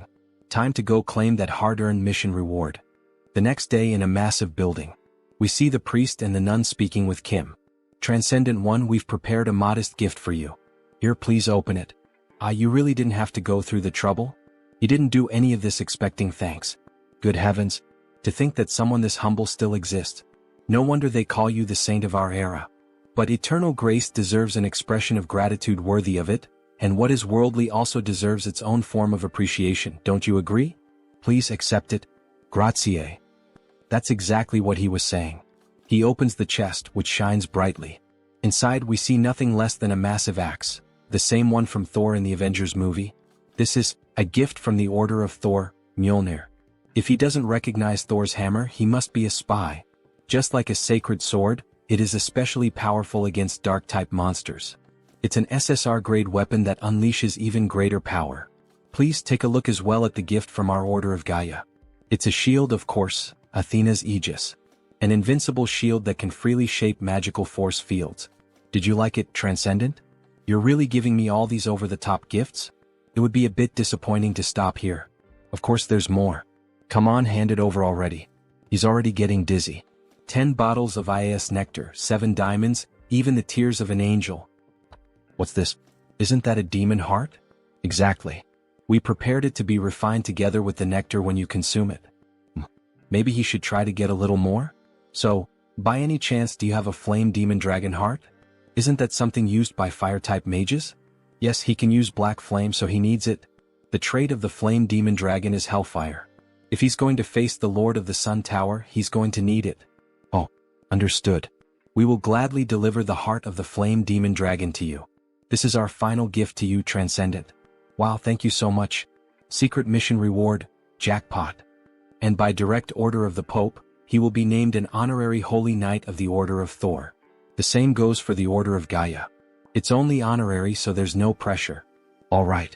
It's important that he becomes stronger, but thank you very much.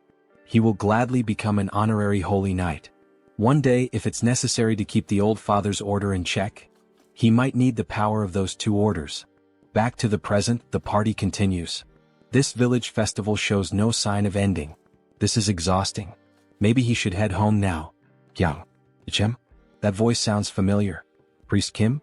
What? Why are you here, MMPH? Sho. He's being chased by the order of the old father right now. Let's get out of here first. Quickly. Then we see a red-haired girl with short hair, surrounded by a few guards, searching for Priest Kim. He thinks they're already gone. Thought he was going to die. What happened? I thought you were in Levant. At least he found the treasure vault. Thanks to the golden artifacts inside, he even reached level 5. But he was discovered by the Order of the Father. That place is the origin of the order after all. Well, considering that Priest Kim's order is a cult not listed in the Divine Extinction Treaty, it's no surprise they're chasing you. Anyway, he's not sure if the trials are supposed to be that cruel. He needs to reach level 7 quickly so that their god can be resurrected. Well, is there anything I can help with? Actually, yes. That's exactly why he was looking for you. Tell me, what is it? Can you take me to the Great Labyrinth? The Great Labyrinth? Yes, all the way to the Fortress of Beginnings on the 10th floor. For Priest Kim's order to be officially recognized, they need to gather more divine power. Using the Great Labyrinth as a place to hide and accumulate power until then. This might actually be perfect? They then head to the Great Labyrinth, a massive gate guarded by 2 sentries. One of them notices Warrior Kim and Priest Kim approaching. Halt right there. State your purpose. Both of them are wearing masks looking like ninjas. He's trying to enter the Great Labyrinth. At this hour? He has his reasons. He covers his face and is treated like a criminal. Well, the Great Labyrinth is often used as a hideout for criminals. It's a lawless zone where the laws of the surface don't apply. Level 4 superhuman confirmed. They may enter freely, but remember, your identities will be checked upon exit. Yes, that's fine. Come to think of it, the suspicion isn't entirely wrong. From a normal point of view, Priest Kim is a cultist criminal, haha. The Great Labyrinth, the seal of the fallen gods. Hey, didn't you say you were famous around here? But earlier you looked like a total nobody. Don't even get me started. If he had been recognized, the news would have spread, and he would have been exposed instantly as well. But it's quieter than he expected. He thought it would be terrifying. So Kim decides to equip his best detection traits. Sixth sense, insight, sensitivity, perky ears, bright eyes, dog nose. There's a smell of sulfur. Sulfur? There are demons hiding up ahead. No, he takes that back. Demons are advancing toward them. One-eyed bats, one-eyed goblins rush toward them at high speed. Priest, bless our weapons. Yes. Perfect timing. He was just wondering how the new weapons would perform. We see Thor's hammer glowing intensely with the priest's buff. SSR-grade weapons with golden blessings. Man, you could just throw them and it would already be a total massacre. He then equips the Thurring trait and wipes out all the demons with a golden lightning strike. As expected, Mjolnir is Mjolnir. It's incredible to think he wiped out all those demons. His blessing was insane too. It felt like it doubled the power. That's what you'd expect from a level 5 priest. Honestly, he was afraid the old cult of the father would follow him all the way here. But once they pass through that gate, they'll be free from the 9th floor so he can finally relax. But Kim begins to stare intently at the door and the priest asks why. What was with that sudden look? He thinks things aren't going to go as planned. They came in a swarm. They're much later than we expected, Savior. An inquisitor from the old cult of the father. How did they find me? No. Thinking about it now, he realizes it was obvious. They followed Priest Kim here. They must have the same tracking trait he has. No wonder they found us so easily no matter how much we ran. This tiresome pursuit finally ends here. And at last, Savior, he'll join our faith. Join your cult? What the hell are you talking about? The saint has blessed us with a divine message. If the Savior joins our cult, he will be treated as her equal. He will offer both his body and soul to the old father. So they're basically declaring without any pretense that they're going to sacrifice me now. Are you insane? Who gave you permission to decide that? No need to worry so much. Because right here, the ascension ritual for you, Savior, is already prepared. So they want to break me, trap me here, and offer me as a sacrifice. Did you throw the Westphalia Treaty into a soup pot or something? You know that doing things your way could cause absolute chaos, right? Someone so well-informed, why act so surprised? This is the great labyrinth, free from the laws of the surface, a place without restrictions. Then holy knights, kill this wicked cultist who deceives people with a false and twisted god, and bring the Savior here. Yeah, this place is beyond the laws of the surface, which means he can also rip their limbs off without consequences. Young, do you think we can handle this? There are 2 level 5s and the rest are all level 3 or higher. We can do it. Because he has. Priest Kim, bless me. Yes. All the high-level traits he's gathered and the weapons he's earned. He then throws the blessed grenade toward the enemies, which explodes right in the Inquisitor's face, causing a massive blast boosted by the priest's buffs. What a cheap trick you're trying to pull. These little toys won't even scratch my skin. We see the guards taking position to defend her. Then, suddenly, Kim appears above them with a massive missile launcher. He equips his best traits: gunslinger, shooting, aiming, rapid fire, insight, black flame. He fires multiple missiles at the enemies. It's useless. Old father. Protect your children. Then, in the shape of a cross, lightning strikes down from the sky and forms a powerful magical barrier. It precisely deflects all the missiles. This is the true power of the old father, Savior. Well, up until now it's only been friendly punches. But now the real punch is coming. Then he activates the new trait he acquired, Sigurd's combat method. His hand starts crackling with electricity, and the mana overflowing beyond its limit makes his blood boil. My head, it feels like it's burning, blazing like molten fire. A blue lightning slash cuts through all the enemies. His heightened senses pick up every detail of the world. He finds someone with an opening. Then he draws the tiger sword and strikes. Collapse. Multi-strike. And he slices one of the enemies clean in half, as if cutting through a slab of meat. The formation's been broken. Return to your original positions. Wait, something's wrong? He tore through our weakest line. With eyes surging with energy, the soldiers panic. He's going to wipe us all out before we can regroup. Kim activates the technique, Tiger King Twin Striker. With 2 X-shaped slashes, he annihilates several enemy soldiers. Do not retreat. The great old father watches over us. Sword Shadow Knights form a wall. Where do you think you're going? Tiger King Fierce Blow. He quickly slaughters the soldiers before they can form a new defensive position. Inquisitor. The enemy is advancing. What should we do? Please give us an order. Accept a glorious death. Your deaths will please the old father in the divine kingdom. This is his will, you must not avoid it. We can see she's a sadistic bitch who doesn't care about death. A difference in numbers and levels means nothing before the savior. It's utterly overwhelming. Tiger King rising / Meanwhile he keeps slaughtering the weaker enemies. And she, watching such a display of strength, with that golden aura surrounding him. This is. You're so magnificent, savior. It's an honor to witness the true face of light. So, are you finally thinking of sending out the stronger ones? Yes. She'll send some truly loyal ones your way. There's just one thing you must be extremely careful about. You absolutely must not die, alright? Then the first guard charges straight at Kim, who blocks the attack using the newly acquired shield, Aegis of Athena. However, the warrior suffers internal damage reflected back by the shield. Internal damage caused by a single collision against his shield? Then Kim hurls the enemy into the air, sending him crashing into the wall. The second enemy seizes the opportunity and tries to attack from behind. Kim jumps, dodging the surprise attack, and with all his strength, he strikes with Mjolnir, causing lightning to electrify the enemy. With a sadistic grin, the protagonist asks, "Is that all you've got? You can't even get warmed up with this. How the hell is that our savior? This is impossible. He has to be some kind of demonic apostle. Get lost, demon." So that one is still alive. Unfortunately for him, stalling isn't part of Kim's style. With a single swift and clean strike, he cuts off the enemy's head. So she's the only one left out of all of them? Do you still have more new power to show?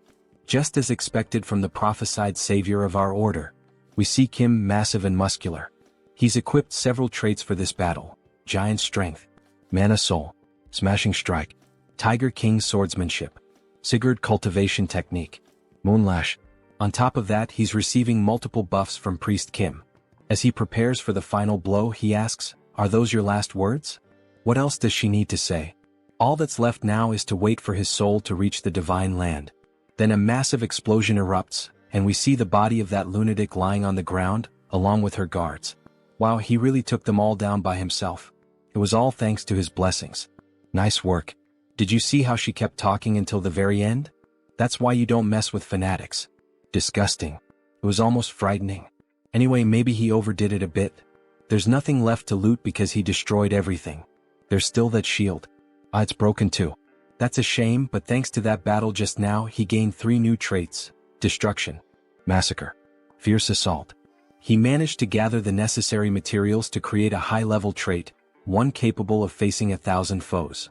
In the end, the loot's not bad at all, huh? Finally, we've reached the 10th floor. Congratulations, mission accomplished. He wouldn't have made it this far if it weren't for you, brother. He'd still be stuck in that Qigong therapy. Hey, at least he admits it, It was all you. He didn't really do much, so that's why, here it is, the Heart of Abundance. Heart of Abundance, SSR. Increases all stats. Possess trait, luck. An SSR level artifact. What a great reward. Kim's eyes practically light up. He found it in Levant's treasure vault, the one he told him about. Apparently, it's an extremely valuable artifact and he thought it would suit him well. Thanks, man. You really know how to pick a gift. By the way, where are you headed now? He's gathered a lot of good stuff, so it's time to return to South Korea. To find the final item he needs to reach level 5. So he finally returns to South Korea. He had missed the fresh air of his beloved hometown so much. South Korea, Gangwon-do. He thinks the place was somewhere around here. Maybe he should go deeper. Then, suddenly, a masked man appears behind Kim with a knife to his throat. What brings a stranger all the way out here? We see a skeletal hand. This guy is hiding his body, but he's the skeletal serpent, a character of SR rank. Looks like Kim has found the mutant's hideout. The man said, "What brings you here?" Kim replies that he has business to attend to. This area is restricted. Turn back. Wait, but Kim thought this was the path to Hope Village, wasn't it? How do you know that name? The place he arrived at is the Village of Monsters. However, the mutants call this place Hope Village. Someone who knows the real name of the village? It's like a password he can use to get in, He'll guide you there. Follow me. Thanks. Good thing the one on patrol today is the skeletal serpent, because for a mutant he's actually a pretty flexible guy. So they walk deeper into the forest, where various plants, roses, and beautiful trees are shown. There are even drawings made in archaic styles. As he approaches the village, the other mutants begin to wonder why the hell a human is there. This place is Monster Village. It's where the item he needs to find is located, Then we see massive feet approaching the area. Skeletal serpent, why did you bring a human to our village? We see that those huge feet belong to a bear wearing clothing and moose antlers. He knew the real name of our village, the skeletal serpent replies. He said he's here to do business with you. But I've never seen him before. What business? Kim becomes slightly nervous in the bear's presence. The challenge is that most mutants, having been ostracized by society, are closed off and hostile. He's here to make a request. A request? Yes, he needs a mutant mana core. Is it really okay to try and get one from them even like this? Before he could finish speaking, the bear attacks him violently. However, he manages to activate his shield just in time. That's what makes them hostile toward humans. If it weren't for those defensive traits, he would have already passed out. Diamond body. Immortal. Sigurd cultivation technique. Mana shield. Practical combat. Protect. Not bad, huh? Great. Now I can feel you being crushed into pieces. I'm going to kill you. Wait. Why are you doing this? He's not here to hunt these people or anything like that. In truth, he knows the reason behind this irrational rage. Because mana cores come from a mutant's dead body. Would you sell the body of a family member for a handful of coins, if it were you? The bear then starts using an aura blade to attack Kim. A bear that can use an aura blade? He's really serious. Please calm down. He'll pay the proper price for this request, okay? I already said, I don't need money and I won't accept anything in exchange for selling the dead body of a mutant. No, he's not paying with money. The fastest way to earn their trust is this. The entire area starts glowing intensely. What the hell is this? The bear asks. Kim says he'll pay the bear with this, by filling their empty stomachs. Are you kidding me right now? How is that supposed to help? Don't be like that. Just take a sip. It won't be too late to talk after that. He then begins preparing a cup of instant noodles. By the way, this isn't just some cheap cup of ramen. I don't need that. If you don't leave right now, I'll tear you apart. There's no way a bear can resist that smell, hee. From a menacing expression, his face suddenly turns sweet, drooling from the scent. He's never smelled anything like this before. He heard from a friend that people in Hope Village struggle to get real food. So you've heard something, huh? Go ahead, try it. Don't you want to know why humans love noodles so much? The bear looks tense and conflicted, but in the end he decides to accept. After all, he's the chief of Hope Village. Is to learn more about human culture. That's why he's eating it, not because the smell is irresistible. But we see him savoring the new food with delight. This taste, it's divine. The gods themselves must have made this. That scene of the noodles wrapping around the bear and him drifting away on a tiny boat really resembles something out of the anime/manga Shokugeki no Soma. If any of you subscribers have read or watched it, let us know in the comments. How can something taste this good? Do you have more? It must be really delicious. What? He's prepared lots of other things. Everyone come try some. Not every mutant has senses as highly developed as the bear's, so he added a bit of mana core powder earlier to help with that. Wow, so sweet. Slurp, slurp. Look at that damn bear eating everything by himself. Where's that always serious and responsible chief now? All we see now is just a happy animal enjoying himself, haha. He's a good human. Do you happen to have more of those sweets? Did he just befriend them now? However, the skeleton stood off to the side, simply observing the whole situation, and then he noticed the mana core powder. Wait, is that mana core powder? Can we even eat that? What? Mana core? Shit, he already ate 2 of them. It's understandable that they're cautious. If something goes wrong, a mana core can cause them to go into a berserk state. What the hell are you plotting? But Kim had prepared for that too. If you're that worried, then let's ask your guardian angel. He's talking about the entity with the power of prophecy. The one known as the godmother of the monster village. The tree goddess. The guardian angel of the monster village, the tree goddess. Although the power she possesses is weaker than that of other transcendental beings, she is indeed a divine entity. We see a very ancient tree shaped like a human, almost resembling an old woman. And so, all important decisions are made by her. The bear gathers in front of her along with the other mutants and Kim. Is what this human said really true, Great Mother? Yes. What that child used was level 0 mana core powder, purified by the holy water. He has given you, poor creatures, a great gift of nourishment. The mutant uses some kind of controller, similar to a video game one, to communicate with the tree. Thank the heavens. That means we can eat more. I mean, it won't have any harmful effects on our bodies. The godmother has given her approval. Really? Then we can eat more? Thank you so much for granting us your wisdom, godmother.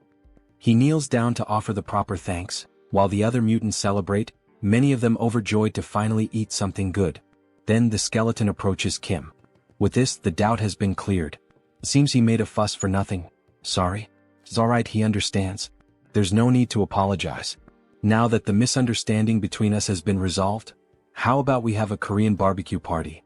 We see 4 beautiful cuts of meat, even resembling bacon, ready to be cooked. Then he starts grilling the meat and everyone around goes wild. The smell, the look, even the sizzling sound as the meat cooks, everything about it sends the mutants into a frenzy. Meanwhile, Kim is having fun cooking for all of them. The tree begins to laugh, her expression turning joyful. It seems that an honored guest has paid a visit to our Hope Village. As night falls, we see the bear completely drunk. Isn't this a crime? Now he understands why humans love alcohol so much. It's refreshing. I'm glad you enjoyed it. By the way, why do you call me human but don't refer to yourself that way? It's just that he got used to it. To be honest, it hasn't been that long since they started treating us as humans. Back during the Japanese occupation, we were considered nothing more than talking animals. Even hunters used to hunt us in those days. Even so, he's amazing. From what they've heard, he played a major role in the Korean War, and that's why mutants have more rights nowadays. But he couldn't have done it alone. It's been so long since the entire village enjoyed the company of an outsider. Do you want it or not? Just one more, uncle. Try it like this, it tastes better. He always wanted to hear them laugh like that. A classic sentimental drunk. Wow, such an innocent village. He really shouldn't be crying like this.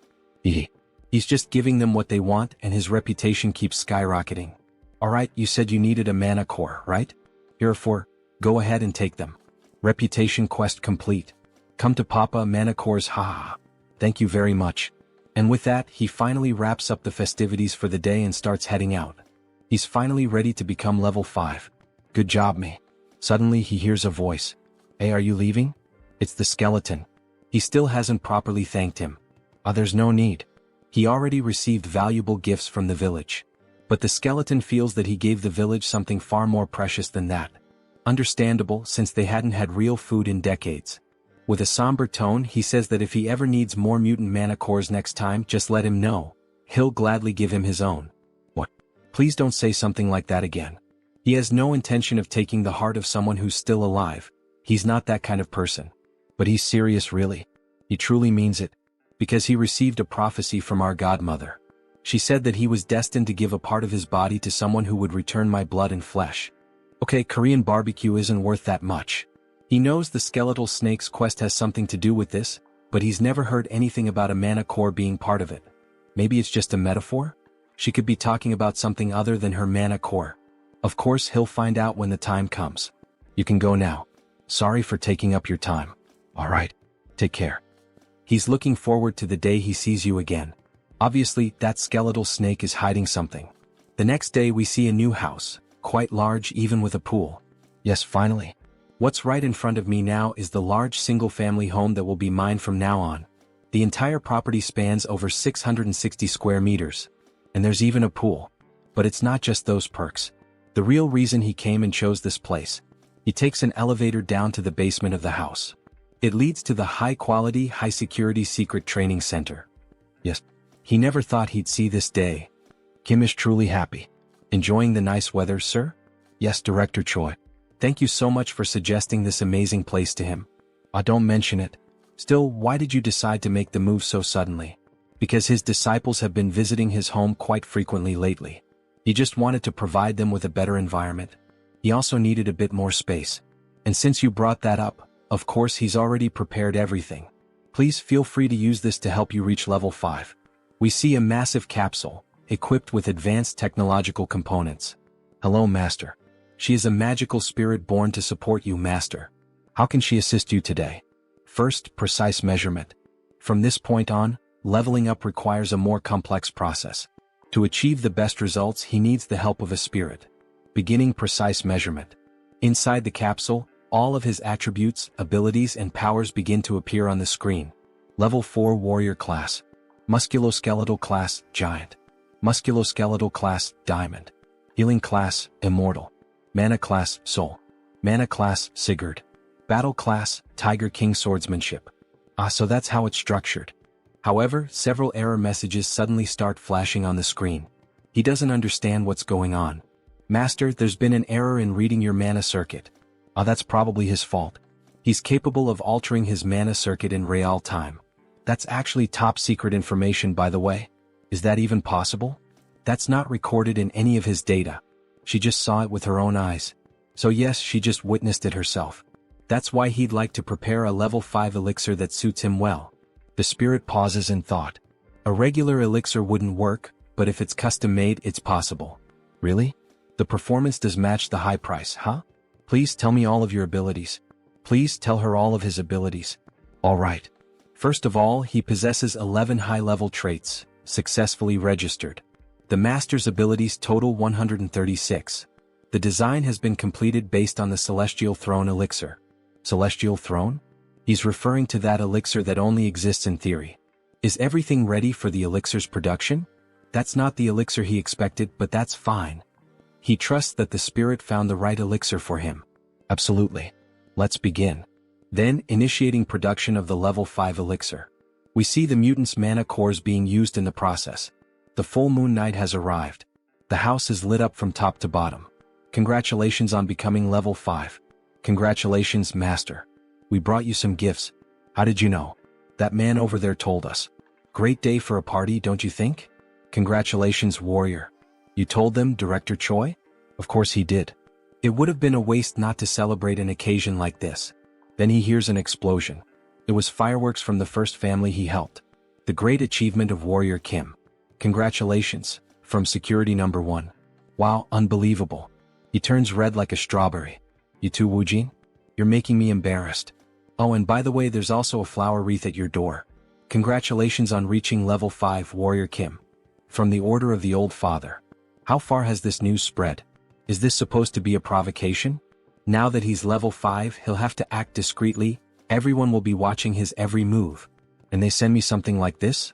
He starts tearing apart the flower wreath. While Kim was tearing it apart, a car pulls up beside him. A beautiful woman with purple hair and dressed in executive attire steps out. Finally, more women are starting to appear in this manhwa. So, who the hell is that now? Everyone, even everyone's mother, is coming to his house today. Superhuman Warrior Kim, right? Congratulations on reaching level 5. Thanks. But who are you again? Apologies for the late introduction. She is Song Hee-young from the Kumo Group. Third daughter of the Kumo Group. Song Hee-young, level 6 superhuman. Gasp. She's the youngest daughter of the Kumo Group. And what business would the Kumo Group have with me? We were thinking of leaving a request. A request, huh? Wait a second. From what he knows, the Kumo Group is in the middle of a succession war, isn't it? Getting involved in the internal affairs of the Kumo Group will only make things more complicated. The wise choice is to refuse the request right here and now. We wish for him to participate in the 5 consecutive duels that will be held for the succession, as the champion. Then she begins to open the briefcase she was carrying. The compensation will be more than satisfactory. How about this as your payment? There's no doubt, this girl is strange. Those ears and eyes, and those marks on her neck. Wait a second. That pistol. Is that the gun that holds the power of destruction among the Daisen weapons? That changes everything. Bring me the contract right now. Time to get some rare items. The next day they head straight to the main building of the Kumo Group. Such generosity on her part. Imagine her offering a Daisen weapon. He already owns 2 from the Daisen series. She knew he would accept the offer. Since she's willing to pay that much just as a fee, he can't help but wonder what she'll give him if he actually wins the duel. She will give him another weapon from the Daisen series, one that has the Paralyze ability. Wow, seriously? It's like one of those buy one get one free deals? Well yeah. If he manages to win consecutively, she'll give him even more incentives. But he shouldn't get too greedy. After all his opponents will be level 6. He just needs to defeat the one she tells him to. Other than that, he can relax. And so, the day of the tournament finally arrives. A massive arena with a huge crowd watching the spectacle. Even Kim is impressed by the sheer scale of these duels. The two of them walk toward the designated area and end up encountering Hee-young's brothers. Look who showed up, the little sister. They thought she wouldn't dare appear in this stadium to try anything, yet here she is, wearing that look of disdain. However, she simply ignores them and heads toward her seat. How rude of their sister. Eldest son of the Kumo Group, Song Hee-jun. Level 6 superhuman. Leave her out of this. This is a fight between you and me. Second son of the Kumo group, Song Hee-cheol. Level 6 superhuman. It seems the two of them don't see Song Hee-young as a threat. It makes sense considering she's still young. The first duel will be between the champions of the eldest son and the second son. Yes, both are extremely strong opponents. We see the first superhuman. Mr. Armored Soldier, level 6 superhuman. Mr. Pyromaniac, level 6 superhuman. A level 6 cyborg and a level 6 human who manipulates flames through a mutant factor, huh? Being a conglomerate, they certainly have many enhanced soldiers. Please pay close attention to this battle. The Armored Soldier, team leader Kim, was hired by her second older brother. He is considered the key figure to watch in this tournament. And so, the battle finally begins. He charges straight at the enemy, trying to grab him with his own hands. However, Mr. Pyromaniac starts laughing and activates his ability. He brings his hands together, forming a cannon, and says, "Solar Flare." Mr. Armored is caught off guard. Flames, an enormous explosion, is unleashed directly at Mr. Armored. Song Hee-young is taken aback by such a powerful display. The cyborg is fatally burned by the explosion, leaving everyone in the arena hearing his screams of agony. After the explosion, only destruction and ashes remained in the arena. Song Hee-cheol, the second son, is left in a state of shock. Everyone present in the arena wonders, could he be dead? Meanwhile, the first son gives a wicked smile, knowing that victory is drawing near. That flame just now. He's not an enhanced soldier, but a mage capable of casting the solar flame spell. But isn't murder forbidden within the Tower of Solar Magic? He activates the insight trait to get a better view of the opponent. That aura, isn't it the eclipse buff? Could he really be who I think he is? President Song, is it our turn now? Yes, but he'll go first. Please finalize the preparations. Are you sure about this? That pyromaniac is covered by a veil, so she can't gather any information about him. She thinks it would be better to leave him to another level 6. He can win, because she believes she knows who he is. He is the mage who was banished from the Tower of Solar Magic, Park Hyungju. He ended up working for the Kumo group. Then the teasing between the brothers begins.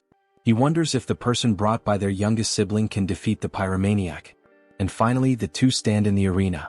Facing each other, it's time to settle the matters of the past. The gleaming sword catches the attention of the eldest brother. Could that be the Black Tiger sword? But even the Black Tiger sword cannot compete against the solar flame. Just another corpse to clean up. He never imagined they would meet again like this. Does he recognize him? Yes, because he's copying the techniques of the Eclipse School. How dare he use the solar flame in such a cruel way? Does his master, Elder Joe, know about this?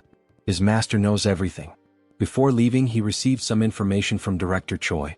Just before the Kumo Group's succession war began, the media deliberately ignored this incident, but his heart had already been reduced to ashes. The chairman was suddenly assassinated. The only people who could do something like that are the master of the tower or a certain someone. Is Elder Joe involved in the Kumo Group's succession war? It's truly a terrifying thought, but still within the realm of possibility. He needs to confirm that later, after dealing with this first. Before he can finish that thought, the enemy is already launching another solar flare. In any case, now that he knows you've recognized him, he can finally carry out his revenge. Consider yourself special because he's going to show you his hidden power. Solar Magic Blast. A massive explosion, 1,000 times greater than the first, almost like a Genkidama. However, Kim, using a shield and with his bare body, withstands the blast. So it's true, you endured a solar flame with your entire body, huh? But a Solar Magic Blast is completely different. Turn to ashes. He enhances the explosion, shaping it into a flaming Kamehameha. Impossible. A level 6 casting a magic blast? How can a level 5 superhuman resist something like that? Before she can finish her sentence, Kim interrupts, asking if he's done with the fireworks. Now it's his turn. Even though he's striking a macho pose, he barely survived that last blast. Good thing he leveled up before coming to the duel. Let me borrow your flames for a moment. Impossible. How did you steal his Solar Magic Blast? Well, you'll see, you'll find out soon enough. He uses the hammer to summon clouds and lightning, all enhanced by his traits. Giant Strength, Diamond Body, Mana Soul, Sigurd Cultivation Technique, Practical Combat, Throw. He channels all the energy gathered into the hammer and unleashes it in a counterattack against his opponent. Once you've had a taste of this. Wait, at this rate he's going to die, he surrenders. And a massive explosion erupts. After all, it was the Solar Magic Blast combined with the power of the Mjolnir hammer. The entire arena is lit up, and in the end, Only the hammer remains on the ground, surrounded by ashes. One less to worry about. All three brothers are shocked, and at the same time furious. What the hell just happened? A mere level 5 human defeating a level 6? Something's not right. Now then, shall we prepare for the next battle? Night falls and they return to the Kumo group building. Thank you for completing the request along with the bonus. This is your reward for the victory. We see several briefcases filled with gold bars, and, of course, the promised weapon. The fourth piece of the Daisen series is now in his possession. Only one more to go. And that's not all. She did say she would provide incentives, right? It's not much, but here it is. Kumo boots. Effect. Ignores inertia, Mr. Magic Shoes. What do you mean it's not much? Rich people are really generous. He's not so sure if he should accept something this valuable. Please, you've earned it. 3 consecutive victories. That was truly impressive. After that, he won 3 more matches in a row and then withdrew. The remaining champions finished the tournament, and he left with Song Hee-young as the victor. He could have faced more opponents, but he didn't want to reveal everything he had in this tournament. Because the entire world was watching the Kumo group's succession war, across every possible channel. Newspapers, news broadcasts, the internet. So, does that mean she's now the main candidate for succession? Of course not. The duel was merely a pretext to persuade the council. Her brothers were certain they would win, but their plan failed.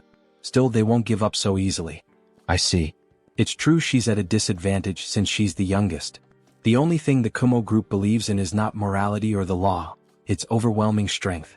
Yes, but she has no intention of letting them do whatever they want. And that's why she would like to entrust him with a new mission. What kind of mission? She offers such generous rewards, there's no way he could refuse. There is one way to overturn this situation. She then touches her earring and a hologram is projected, of a black raven. The raven chip.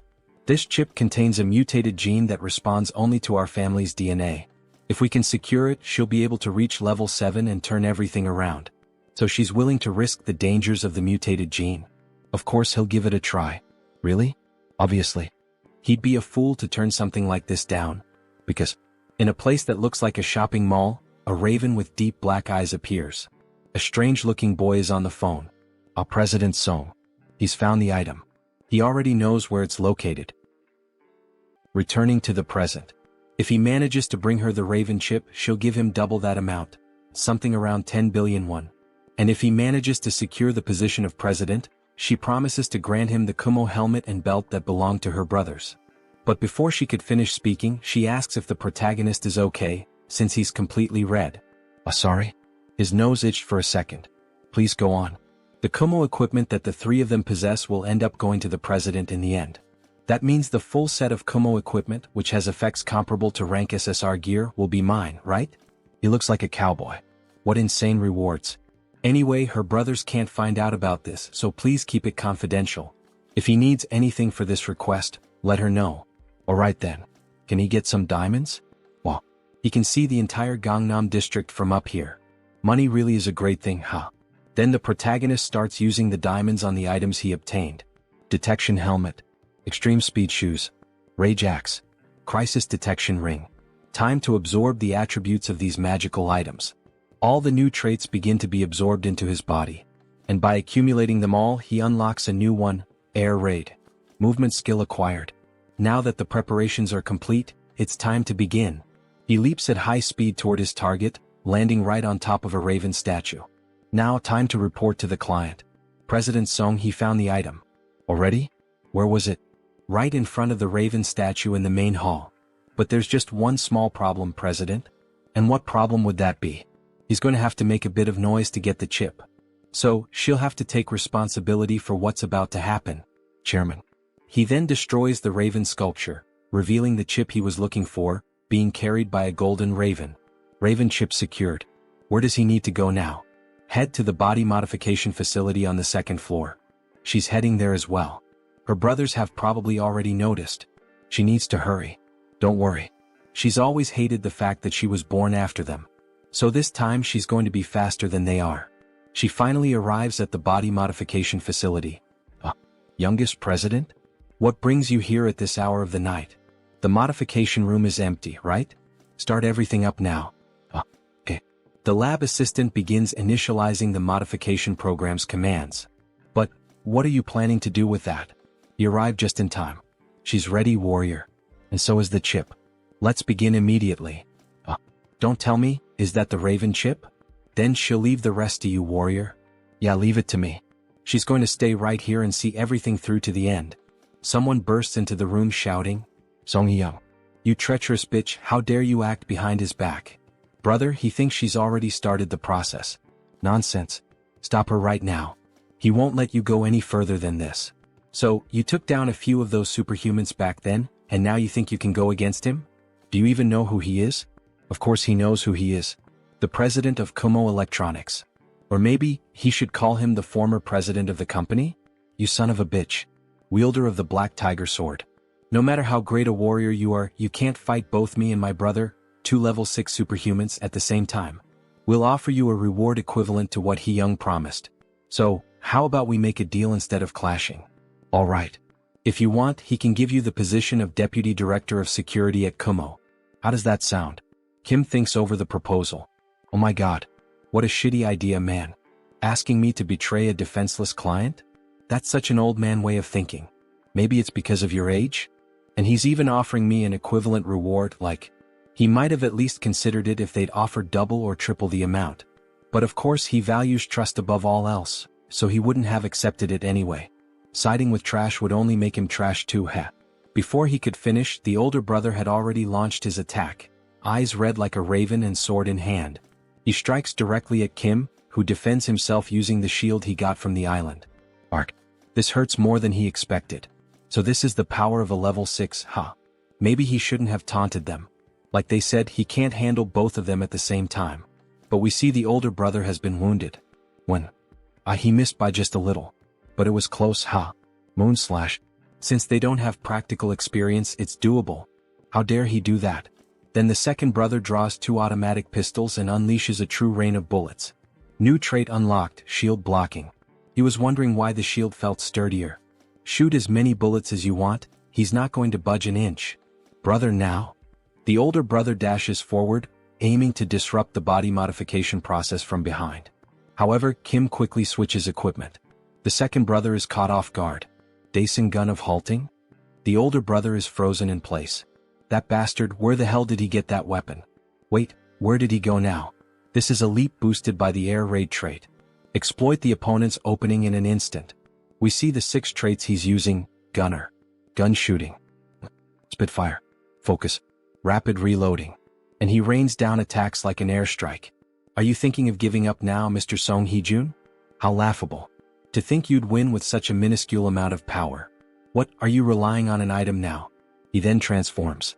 This is the Raven of Absolute Darkness. In addition, several building security guards start to arrive and surround the protagonist. He's going to put an end to your insolence here and now. Damn it, not even he can guarantee he'll get out of this safely. Everyone stop. A golden light begins to shine from the body modification capsule. Everyone turns, stunned. Kim is happy it's finally done. The brothers are worried. This time, unfortunately, you arrived too late, my brothers. Third child of the Kumo group. Song Hee-young. Level 7 superhuman. She's taken on an angelic form, completely golden, a literal goddess with beautiful wings. She is now the Solar Raven. Solar Raven? Who does she think she's trying to scare? Alright then, let's fight. Please stop. If the youngest president were to fight seriously, this building wouldn't last a minute. He thought the outcome had already been decided in the last confrontation, and yet he's acting like this. Founding contributor of the Kumo Group. Director Young Kyung-jun. Is he disregarding the procedures decided by the shareholders? Now father-in-law. That's not what he meant. If that's not what he meant, then could he be plotting something beyond the president's death? He gets nervous and decides to back down. At last, we have a better view of the new president. A beautiful angel, or rather, a beautiful raven. Congratulations on reaching level 7, President Song Hee-young. He'll see her at the shareholders' meeting to elect the next president. A few days later, both are on the terrace of a luxurious house. As tradition dictates, her brothers have withdrawn from all their businesses and departed for the United States. Congratulations. She's about to become the next president of the Kumo Group. Fufu. It's all thanks to you. Did he receive the items from her 2 brothers as promised? Kumo helm. Kumo belt. Kumo boots. Ah yes. Of course. Thanks to you he's completed the Kumo set. Ah. If you have more requests in the future just call me. While sipping her fine wine she remembered. Now that you mention it she actually has one more proposal for you. What kind of request with a high reward is it this time? Then she offers a different prize. SSS rank ring. A ring? Sir Warrior, would you marry me? Sorry, but he's going to have to refuse. I can't understand this protagonist. He gets so few chances with women and refuses this beautiful level 7 woman? I'm suspicious of this protagonist. Back to the manhwa. What? But why? There's no way you'd be lacking as a partner. And you're right about that. You have both wealth and beauty. Either way she's just not his type. Making that romance anime face. What? That's absurd. Why would such an insignificant factor matter to people like us? In fact, is it significant? She herself is surprised, just like me, the narrator, to have been refused in this way. Yes, the narrator loves women in business attire. Whoever agrees with me, type it in the comments and I'll send you a heart. He would like to marry someone who shows genuine affection. Not someone like you who sees me as a means to consolidate power. Quite romantic, isn't it? Kim Joonsoo, 22 years old, who doesn't want his pure heart to be betrayed, not even in Arcane Seoul. He truly is an unpredictable person. In that case she would like a cooperative relationship, where we can help each other at any time. Would that be alright? Yes, that would be more than welcome. And so, that night, a new alliance was formed with the clinking of glass cups. Then, after finally leaving her house and heading back home, he starts to grow pensive in the car. Kind of feels like he just threw away the chance to live in luxury for no reason. That leaves a bitter taste. After all, he's still in his intense early 20s. Marriage might have been too much, but if it were just dating. Look at this beautiful woman he just lost. Today, the narrator is disappointed with Kim. He even slaps his own face to stop thinking about it, startling even the driver. Control yourself. The situation is unfolding differently from the game, as far as he knows. What he should focus on right now is Elder Joe of the Solar Magic Tower.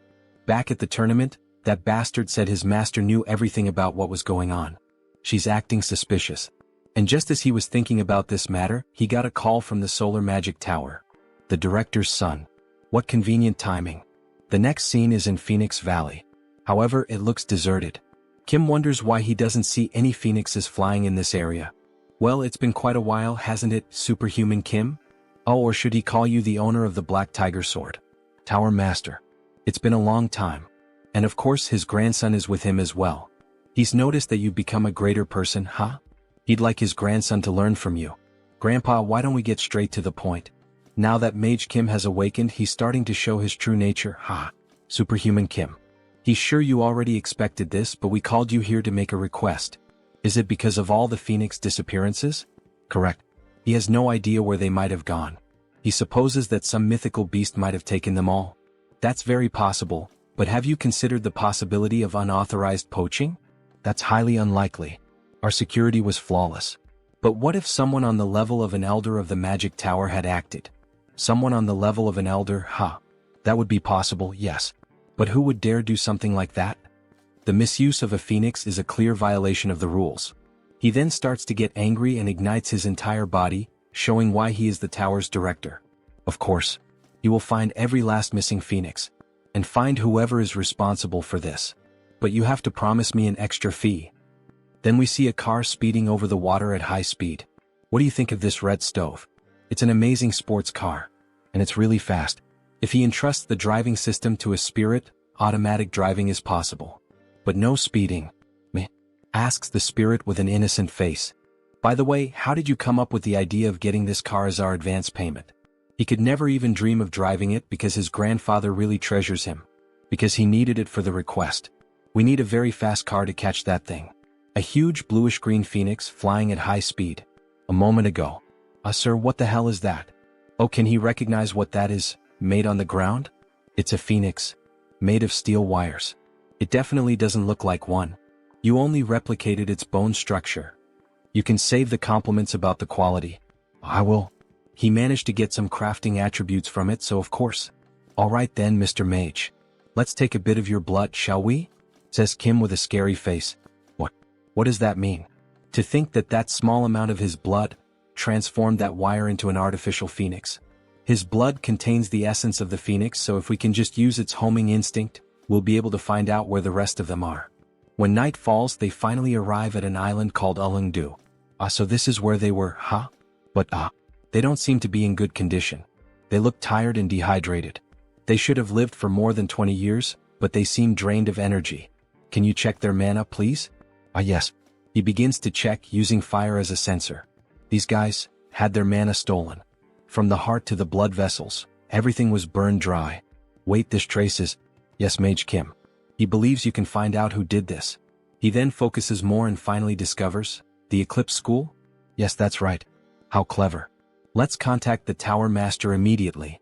The culprit is none other than Elder Joe from the Eclipse School. Joe Akbun, that crazy bastard. He erupts like a volcano. Grandpa, please calm down. She was caught trying to take all the phoenixes for herself. He swears to God if he catches her, he will. So he's saying that Elder Joe also disappeared from the tower? Yes. He went to her office, and she had vanished, leaving her clone behind. What, is she mocking me or something? He swears he will. Clone? It's a magic that creates a body identical to the user. However, it dies after a while. Was she just trying to buy time? The death of the Kumo Group's president, whose heart was burned to ashes. The exiled mage reappearing as a reinforced soldier. The overexploited phoenixes taken to gain power. An Elder Joe hiding? You've already received so many clues. Come on. Tower Master, doesn't anything come to mind? Don't tell me. Joe Akbun got her hands on that? The forbidden ritual of the Eclipse School. The moon in complete darkness. If you enjoyed this video, don't forget to give it a thumbs up, it really helps. And for more content like this, make sure to subscribe and hit the notification bell so you don't miss any updates. Let me know in the comments if you'd like to see another part. I'd love to hear your thoughts. See you next time. Bye-bye.